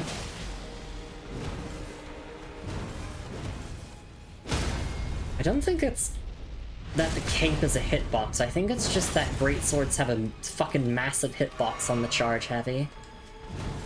Because there's a lot of cases where I hit a charge heavy where I feel as if it should have missed. I mean, that light attack there definitely should have missed. And yet it didn't.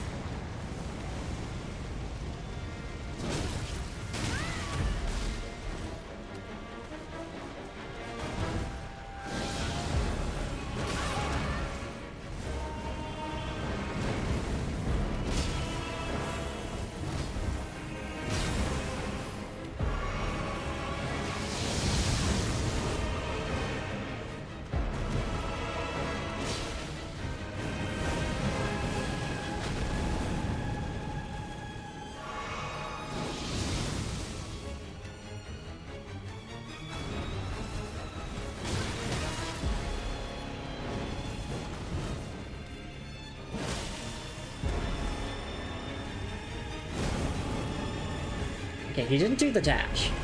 Normally after that attack, there's a dash. 2, 3, 4, 5.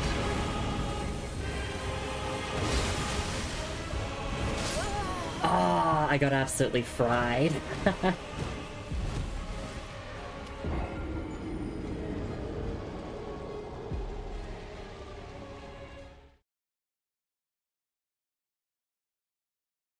Bro thinks he's Mesmer the Impaler. Like the flame motif? Impaling you with a spear? I know he actually doesn't believe that. I'm just making a silly joke. There definitely seems to be some similarities between this and Mesmer. We haven't fought Mesmer, by the way. I just know that he's going to be a boss fight because, I mean, the entire DLC plot has been hyping him up. Like, oh, you're gonna fight Mesmer in Shadow Keep. You're gonna be at Shadow Keep Tarnished? I heard we're gonna fight Mesmer there. Similarities? Sure, you're gonna mess them up. Shadow Keep tonight, Tarnished? Tarnished, do you want to go on a date to Shadow Keep so we can kill Mesmer? Ah, sorry, you know, I'm busy with Midra right now. He's kind of having a little bit of frenzy, one might say. Tarnished, this is why no one fucks with you.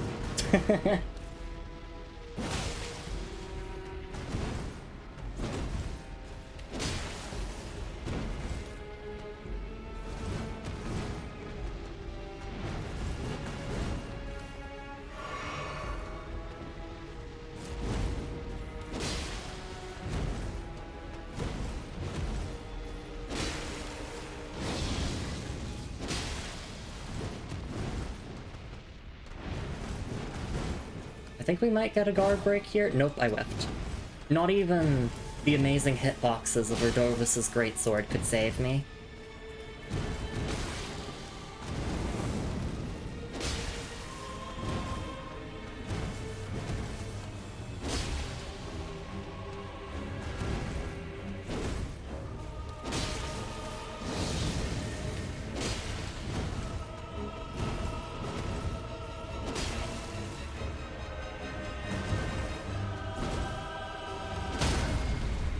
Go. Okay, I'm assuming that the explosion might happen now. Yep.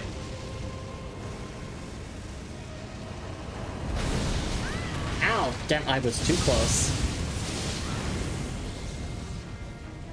Might just be dead here. No, we are so back, baby!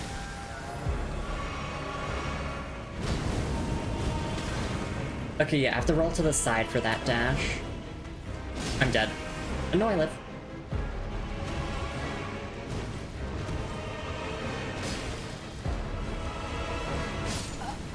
Okay, I'm dead from that, though. Delayed startup moment. The very cute emotes there. Kurma gun.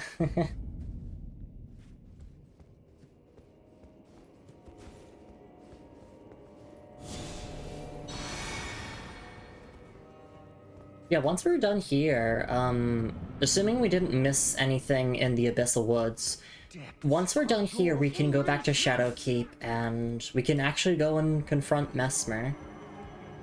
Which, we did choose to side with Hornsent in the battle against Letta versus Hornsent, and I know that locks me out of another battle with Letta, but I'm all for helping Hornsent get his vengeance. I'm all for it. And I have my doubts about Nicola. But don't tell Letta that I said that. Don't tell Needle Knight Letta that I have my own doubts about Nicola. Especially after we met Saint Trina.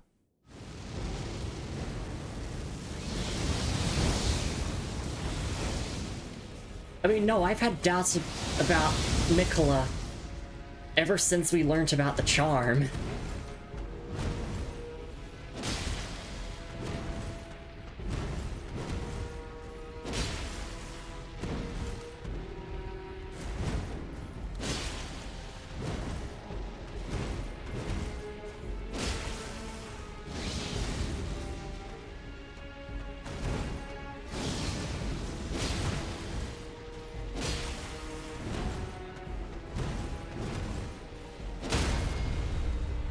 Don't Letta get to you? Don't know the spelling ever. Oh, it's Leda, L-E-D-A.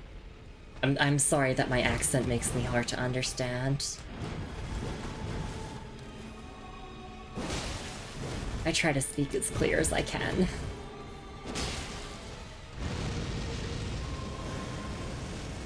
Don't let her get to you then. True. Alright. Let's do what the kids say and lock the fuck in.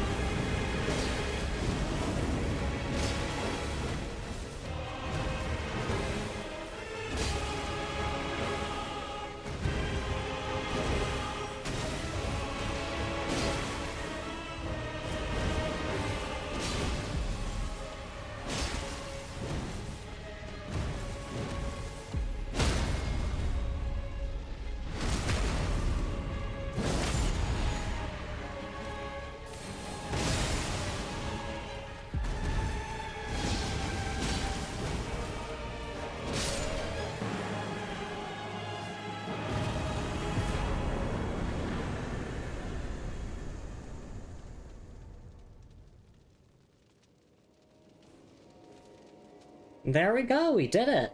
That was an awesome fight, I really loved that. I like to be silent after we deliver the final blow, because sometimes Elden Ring likes to play a cutscene, or sometimes some dialogue will play, and I don't want to talk over those. Oh, there we did it. Remembrance of the Lord of Frenzied Flame. Pathetic sort. Or is the blood loss? Weak foe? Victory oh victory time for Pickle. We did it! I really loved that fight. I've always been a fan of fights that are, you know, these one-on-one duels. You know, between very humanoid combatants.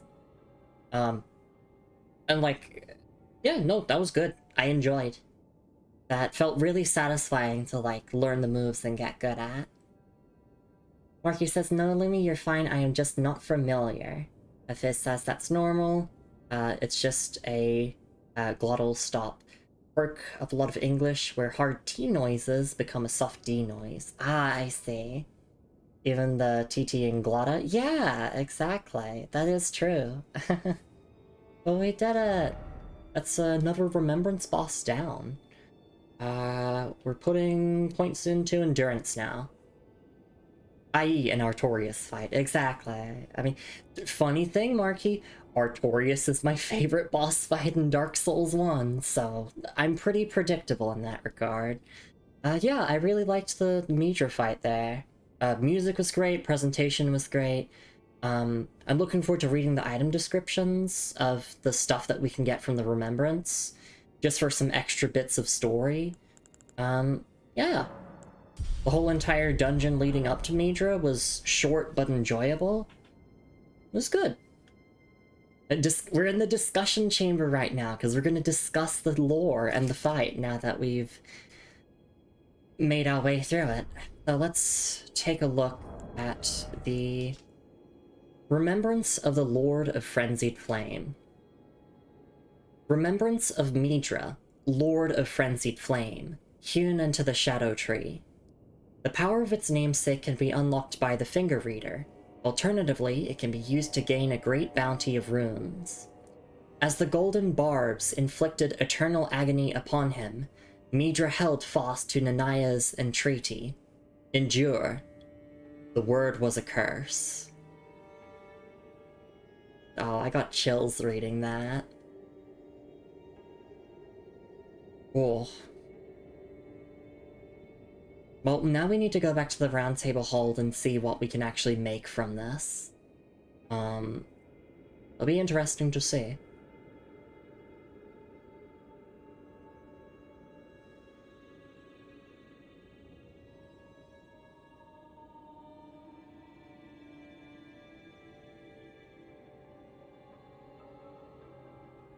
Actually endures a weapon skill.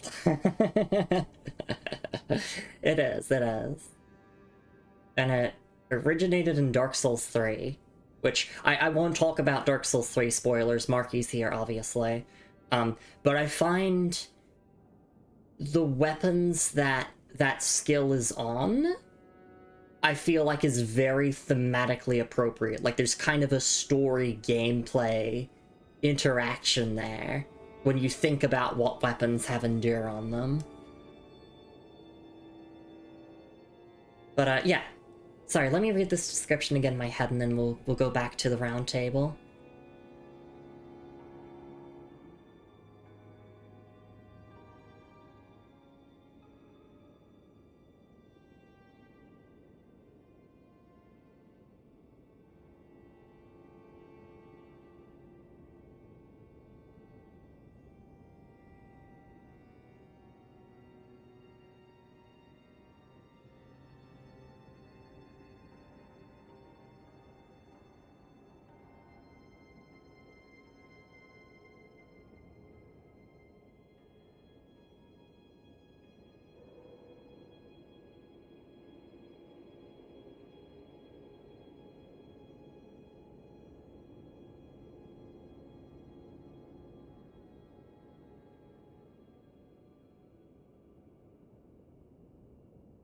Okay.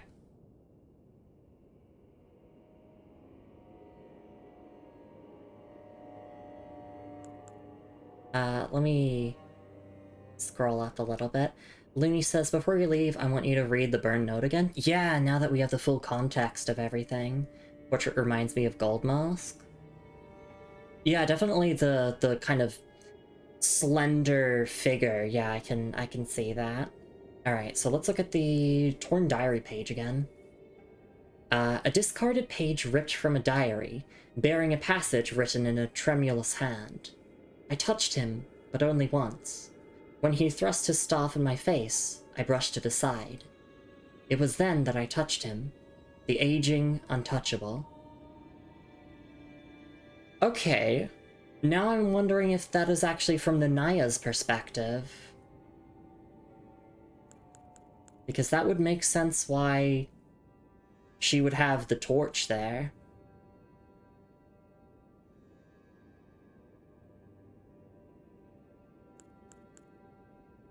Interesting.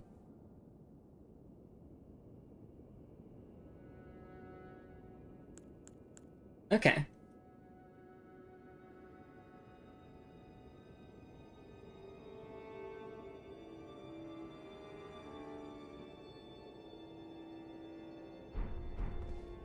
There's not anything else to do here, right? We can just leave? I'm guessing we can just leave. So let's go back to the round table, and I made this joke before last stream, I'll make it again. The note is a gameplay hit. Wait, what?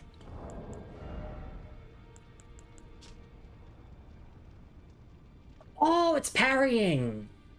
Oh! Yeah, there was a player message that was saying parrying. Like, try parrying against the aging untouchable. I touched him, but only once. When he thrust his staff in my face, I brushed it aside, like with a parry. It was then that I touched him, the aging untouchable. Should we go and try this out, then? And see if we can parry one of them? We can try that. But yeah, interesting.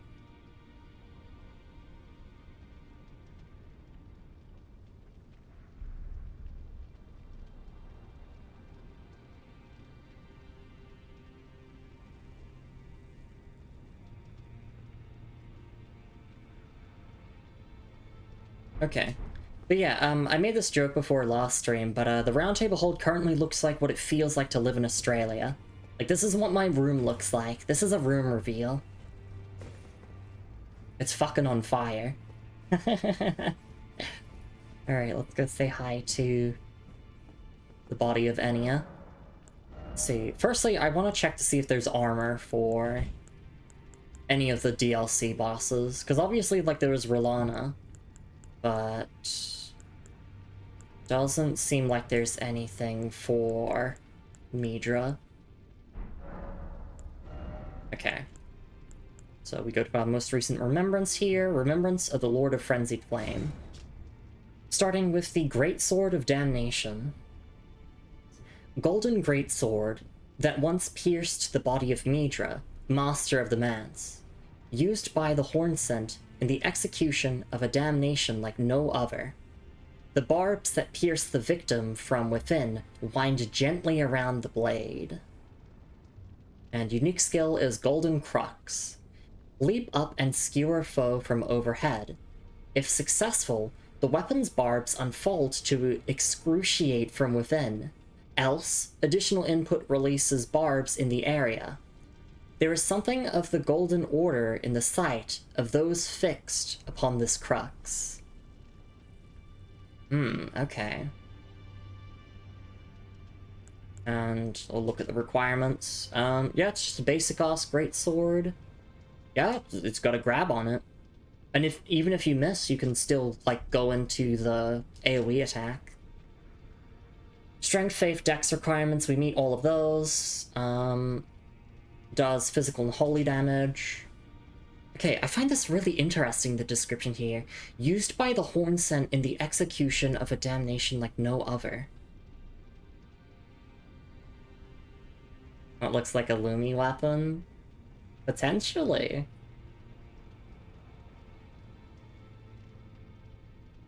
But that makes me think, like, maybe Midra didn't choose to become Lord of Frenzied Flame. Maybe, I don't know. Because, like, yeah, golden greatsword that once pierced the body of Midra, master of the Mans, used by the Hornsent in the execution of a damnation like no other.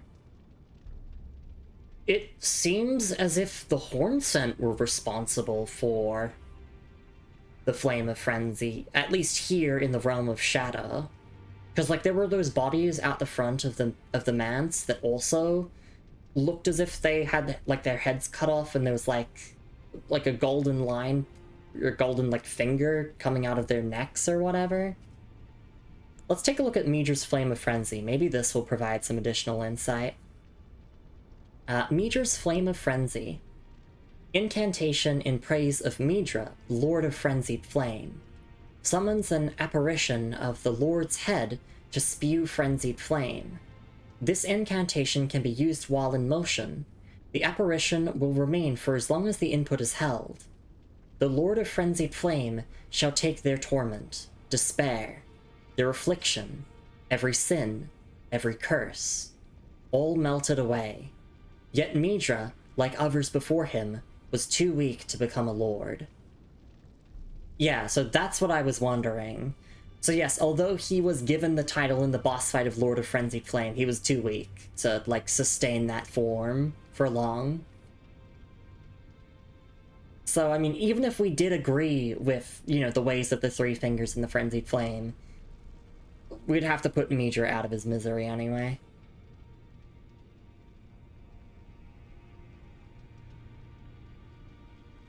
Alright, let me read these descriptions again in my head. We'll try to parry the, like, aged untouchables, and then we'll wrap up stream there. And then next time we're returning to Shadow Keep. Return of the King. Return of Shadow Keep. For the third time. Because we've technically been there twice already. But this time, we're going there with the intention of actually doing the main story. Which will be very exciting. But yeah, let me read these descriptions again in my head.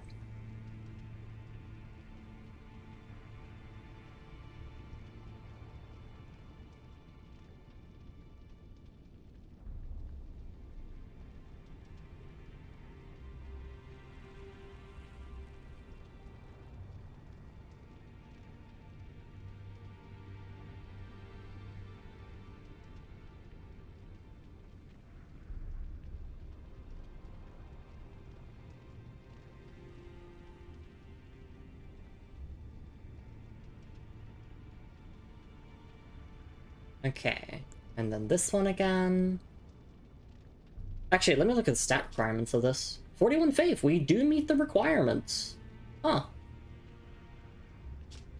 Absolute madness.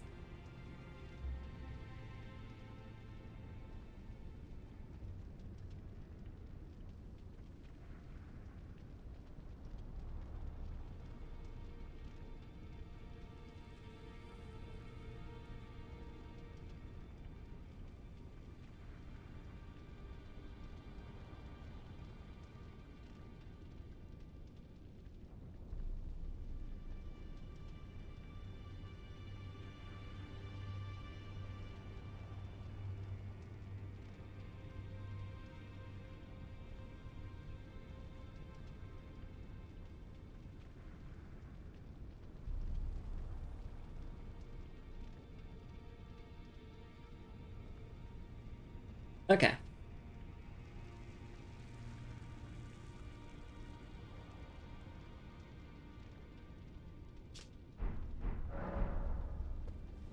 Oh, yeah, seems like we finished everything in the Abyssal Woods. Unless there's, like, any items or bosses that I missed, but I feel like I got everything. So back to the Realm of Shadow. I guess we can go and try and parry one of those little scary aged untouchables. Yeah, because I don't think you can go, like, around to this section here. I think this is inaccessible. Yeah, I don't think I want to get any of the remembrance things. Just, like, the sword does seem cool, but also, oh no, I'm happy with what I've already got. I got 2 cool DLC weapons in my build anyway. Speaking of which, let's go back to using Milady. It's been a while. Oh, and also, let's change our talismans back. We're using two-headed turtle talisman whenever we're, like, not in a boss fight. Where I don't, like, need the damage negation.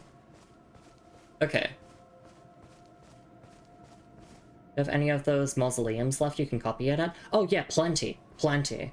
I guess I could do that, but I don't know, the sword just doesn't really interest me. I feel like I'd have to look up its moveset if it's got, like, a unique moveset or anything.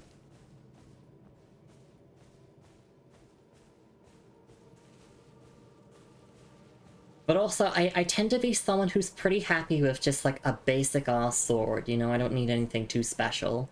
Although Ordovis's greatsword is pretty special.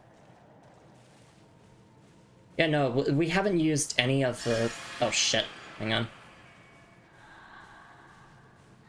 I'm here! Oh, shit. Maybe I should use a buckler. Maybe I should use the buckler for this. I'm gonna do that. I'm gonna quickly throw on a buckler. Where are my bucklers? Where are my bucklers? Here they are. Oh, I need to put parry on it, though. Although, I got golden parry on the small shield. Oh wait, no, it's already got buckler parry on it by default. Never mind.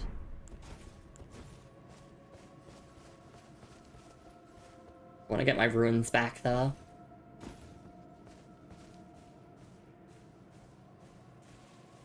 You know, not once did I actually remember to use any of my rune arcs for Midra. I should have, because I've been saying that I would use them in the DLC. I didn't need to. Midra was too much of a jobber to deserve my rune arcs. Right, come over here, bitch. Oh, ow, that hurt. What? I didn't even get to react!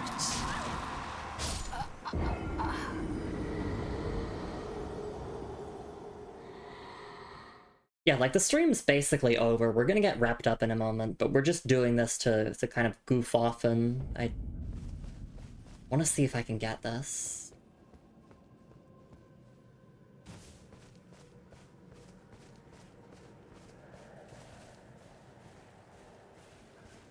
But once I have the timing for a parry, I tend to... Oh, I got spotted already? Okay. I'm okay for losing my runes. What the fuck? I just can't... I can't react! Well, there goes all of those runes. Like, when they swing their thing, like the smallest window of all time to do it, though.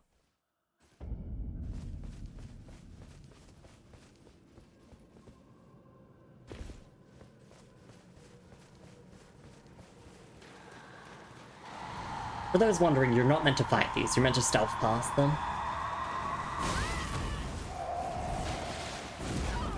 I can't do it. There's not any reward for it, right? Because, yeah, I'm not interested in trying to do this. There is? Fuck. Okay. Hang on.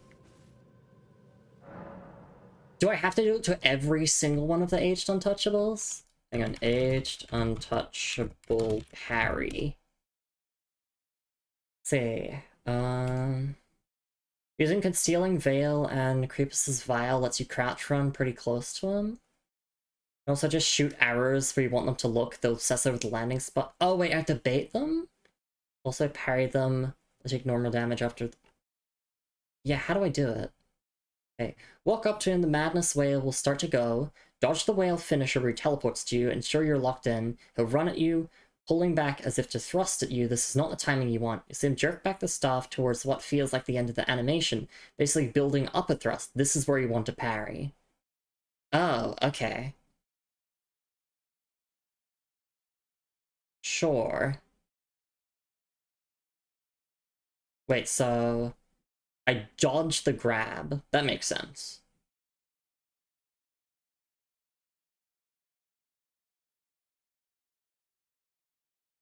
Alright. Let me try this again. Okay, so there's my problem. I was trying to parry a grab.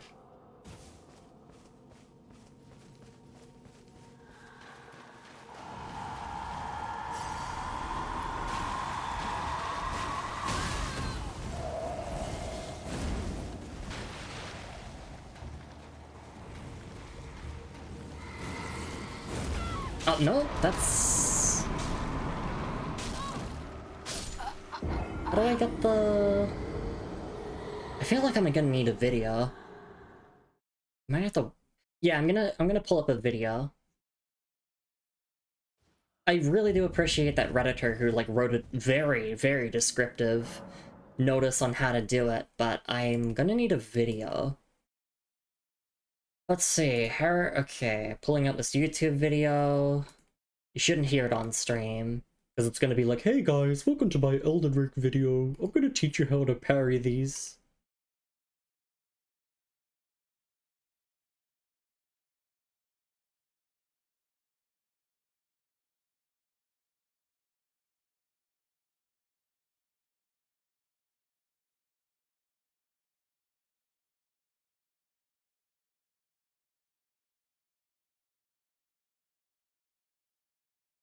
Okay, I'm watching this. Apparently doesn't kill if you have 60 vigor, but I guess because I have Radigan's Source Seal, I messed it up. Oh no, you do parry the grab. When they raise their wand, apparently.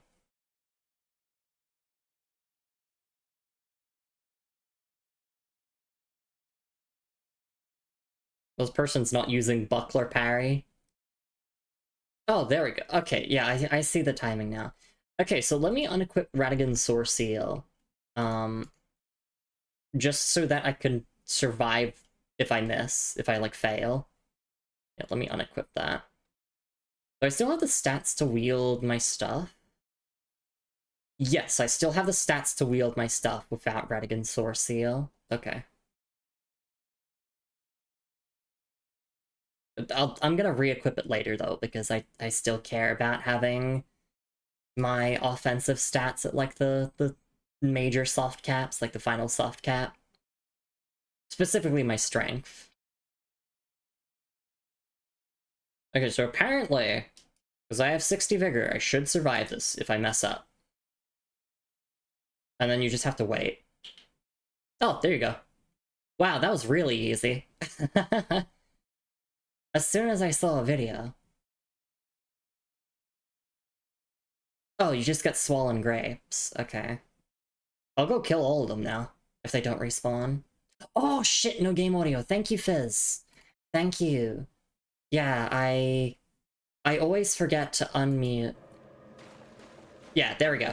Thank you. Thank you, Fizz. Thank you, Loni. I always forget to turn the game audio back on, because I use desktop audio for my stream audio. So I turned it off so that I could watch the YouTube video without it coming out on stream, and then I completely forgot to unmute it. Okay, well, for all the people who didn't get to hear me do the parry, we'll do it again. But thank you, Fizz. Yeah, in case you're wondering, basically we are going to be leveling our stats to what they should be with Radigan's Source Seal, and then we're gonna permanently remove it. Just because, like, the damage increase... I want to take the least... Oh, so this shouldn't kill. Oh, no, it kills. Well, that YouTuber lied. They're like, oh, if you have 60 vigor, then you should survive it. Liar? I mean, I wasn't at full health, I don't think, but... Is this a liar head moment? I mean, it could also depend on, like, damage negations. I don't know what type of damage that counts as.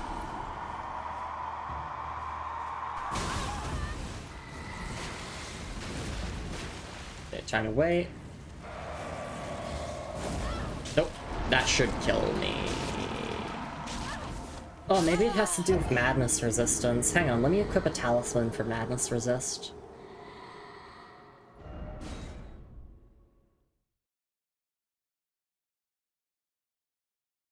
Because it looks like not the attack itself, but the madness buildup is what's killing me. Let's see, it is focus, right? Yeah, sleep and madness. Yeah, horns are sublime artifacts to horn scent. And horns are sublime artifacts to horn scent, and their presence confirms the belief that they are a chosen people. Only the repeated sprouting of fresh horns can create a tangled horn, which is viewed as an irrefutable symbol of primacy. I just want to read that part again.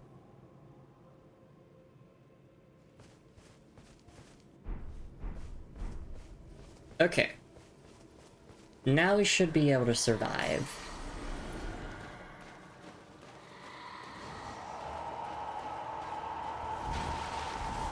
I don't have the timing to dodge that, but that's fine.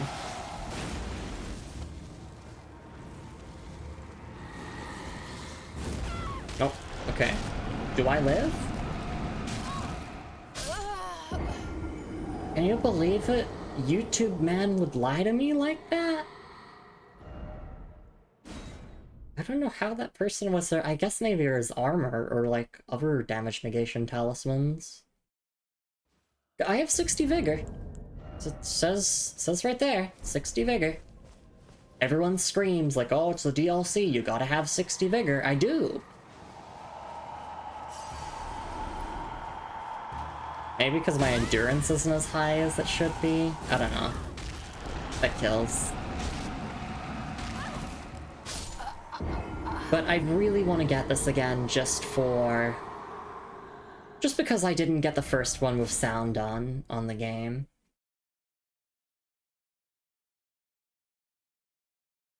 I just have to believe. I just gotta believe! I'm Parappa. I'm Lumi Rappa the Rappa.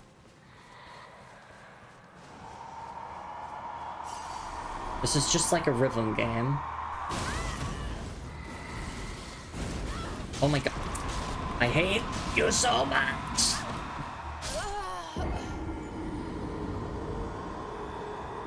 Yeah, I need to find a way to survive.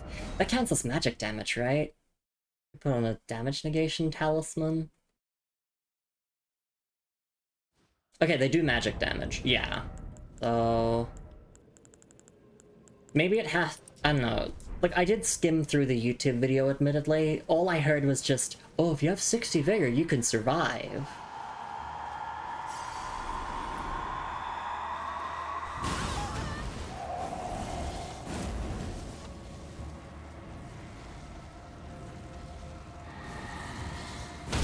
There we go.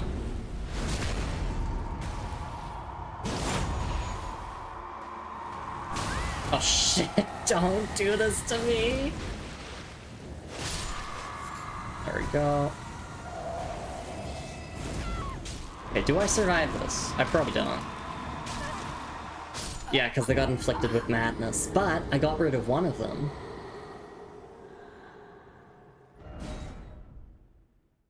Yeah, I guess if I was desperate for swollen grapes, I'd do this, but I got one on stream. Maybe we can get the other. Oh god, I'm inflating the death counter just because... well, I'm gonna get rid of these fuckers.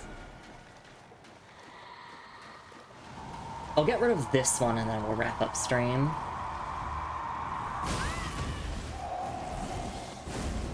And I do really want to see if I can survive the grab.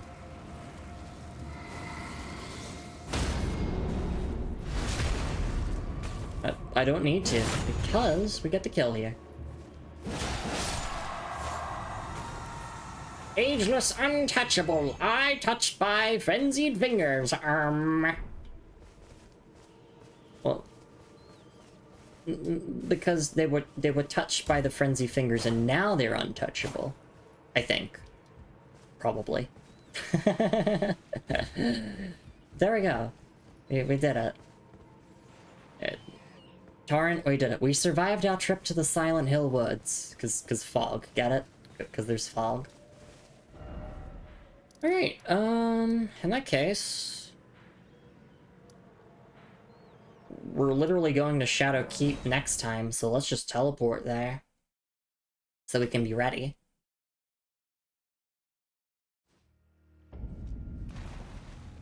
Okay, thank you, Buckler. You did great. Where is Radigan's Source Seal? Because we're not done with her yet. We have not squeezed enough value out of this baby yet. Until I get... oh my god, where is it? There it is. Until I get... I need to get 5 more points... or sorry, I need to get 4 more points in Endurance, 5 more in Strength, and 5 more in Dex. And then I will be happy with unequipping it. Well, there we go. That's gonna be that for stream. We did it. We beat another Remembrance boss. And... let me check my guide here. So what does it say next? Let's see. Speak to Onspock on the first floor of the Specimen Storehouse. If you have the secret right scroll, wait to give it to Onspock until after Mesmer. Okay. Yeah, no, like... these next few steps are mentioning talking to some people in the storehouse, and then we're gonna summon Hornsent for Mesmer. And that'll be exciting. And then we get to go back to Grandma! Yeah, because Grandma also wanted us to go and kill Mesmer. So that'll be exciting. Alright, well, that's that. So yeah, next time is potentially Mesmer. Probably. No, we'll definitely fight Mesmer next time, I think. Because, like, we've already explored this section here, we've already explored the church section, so, like, literally all we have to do is just explore this storehouse here. That's it. Just this section here, and probably, like, here, and maybe there, and maybe there, but that's all. So maybe I'll title next stream, like, The Impaler or something, you know, to really hype it up. But yeah, no, that's gonna be that. Oh, did I get all my item descriptions? Just checking. Yes, I did read them all. It was like we didn't even go through that many in this stream. But that's a-okay with me. Alright. Let me head over here. 242 hours played with 686 deaths. That's a very nice number. And, yeah, that'll be that for stream. And that'll be that for the Heatwave. The Heatwave ends tomorrow. Congratulations on a great session of Elden Ring gaming, Lumi. Thank you. And thank you for being here, Marky. I really do appreciate it. Of course, we didn't get any Steam achievements. There's no achievements tied to the DLC. But we did make a good amount of progress in the DLC. So, with that all being said and done, let's head on over here. Thank you so much, everyone, for coming by to stream. Hope you all had a lovely time with some more Lumi Elden Ring. Yeah, we got through all of the Abyssal Woods, we beat another Remembrance boss, and we will be progressing the main story next time. I know that's scary. That's a scary thought. Main story? In my streams? Ew. Alright, let me quickly promote the socials and the Discord server. You know where to find me off stream.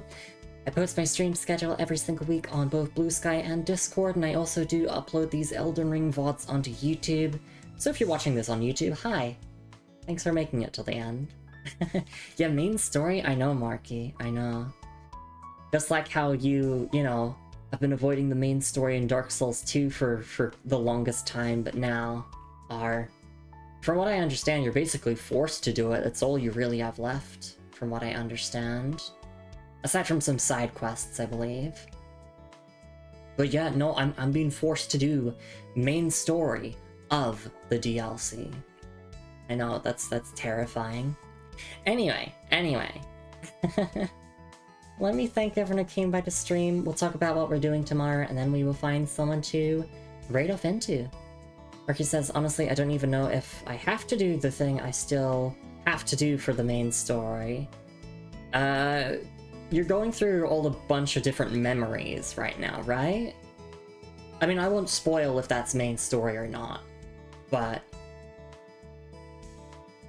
I think you're in a position where you can finish the game. Got an item last time that confused me. I see. I'm pretty sure, like, without spoiling anything, of course, Marky, I think your save file is in a position where it can finish the game, but obviously you're just, like, choosing to do things before then, I think. Yeah, I think you can finish the game. It's just a question of doing everything else first, which I would do personally. Anyway. Yeah, let me thank everyone who came by the stream. Did all the memories I thought this entire time. I'd have to get one more Great Soul? Oh, wait. Oh, yeah, because you can skip the Great Souls. Yeah, you can get into So, okay. Maybe I should just talk to you about this off stream. I don't know if I should say anything. But no. I mean, I love talking about Dark Souls too. Of course, I'm going to be a marquee. Sorry for interrupting Lumi conclusion. I feel like this isn't a spoiler to say, because, like, you're part of... Okay, yeah, I'll talk to you about it. I'll talk to you about it off stream, but I don't think it's a spoiler because you're technically past Drangleic Castle. But let's just say that there's an alternate way to enter Drangleic Castle that doesn't involve defeating all of the Great Souls. So I'll talk to you about that off stream. But yes, let me thank everyone who came by the stream. We'll talk about what we're doing tomorrow, and then we'll find someone to raid off into. Thank you so much for being here, Moon. Thank you so much for being here, Looney. Thanks for being here, Telv. Thank you so much for being here, Creeper Kev. Thank you so much for being here, Marky. Thank you so much for being here, Fizz. Thank you so much for being here, Sharks. Thanks for being here, Melissa. Thank you so much for being here as well. Gotta keep scrolling. So many friends to thank. Thank you so much. Oh, thank you so much for the 55 stream streak as well, Moon. Really do appreciate it. And thank you for the head patties there, Fizz. Thank you so much for being here, Werejess, and thank you so much for the raid. Really do appreciate it. And also Queens was here as well. Thank you so much for the 15 stream streak as well. Tell them sorry that I missed you on that before. I don't think I thanked you for that before. And of course, whether you were here for a minute, an hour, the whole stream, you're just lurking or watching the VOD. I hope you had a lovely time. Thanks for stream. Thank you for being here, Fizz. Or thank you for being here, everyone. The L and Lumi stance are winning for a reason. Lumi wins yet again. Thank you for being here, Marky, especially since I know, like... I know that you'll probably forget all of these Elden Ring spoilers by the time you get around to the game, but, like, still, thank you for, like, tuning into a game that you may or may not play in the future. Even if, you know, there's a risk of being spoiled. But, yeah, no, that's pretty much that. So tomorrow is the final stream of the week for me, and also it is the end of the heat wave tomorrow. Like, today is the last day of the heat wave. We will be streaming more Once Upon a Katamari. It's gonna be awesome. We're gonna continue rolling through time since we didn't stream that last week, since I had last week off from streaming that because I was busy at a family gathering. So yeah, we'll be back with more Katamari, and then next week we'll be back with more Elden Ring, more Katamari. I have to figure out what we're streaming on the Wednesday. Maybe we stream more Escape from Ever After. That was a really fun, like, indie game showcase, but I also have a ton of other, like, indie games kind of just sitting in the backlog for me to show off on stream and all that, so I'll figure something out. But, yeah, no, that's pretty much that. Oh, also, today's the last day of January for me, so tomorrow's February 1st in the land down under. Wow, this month is going by fast. Anyway, let's find someone to raid off into. Who is live at the moment? Who is gaming? A lot of people are gaming. I don't even know who to raid into. I'm exhausted, I'll be honest. I need to raid into something that can be nice and chill.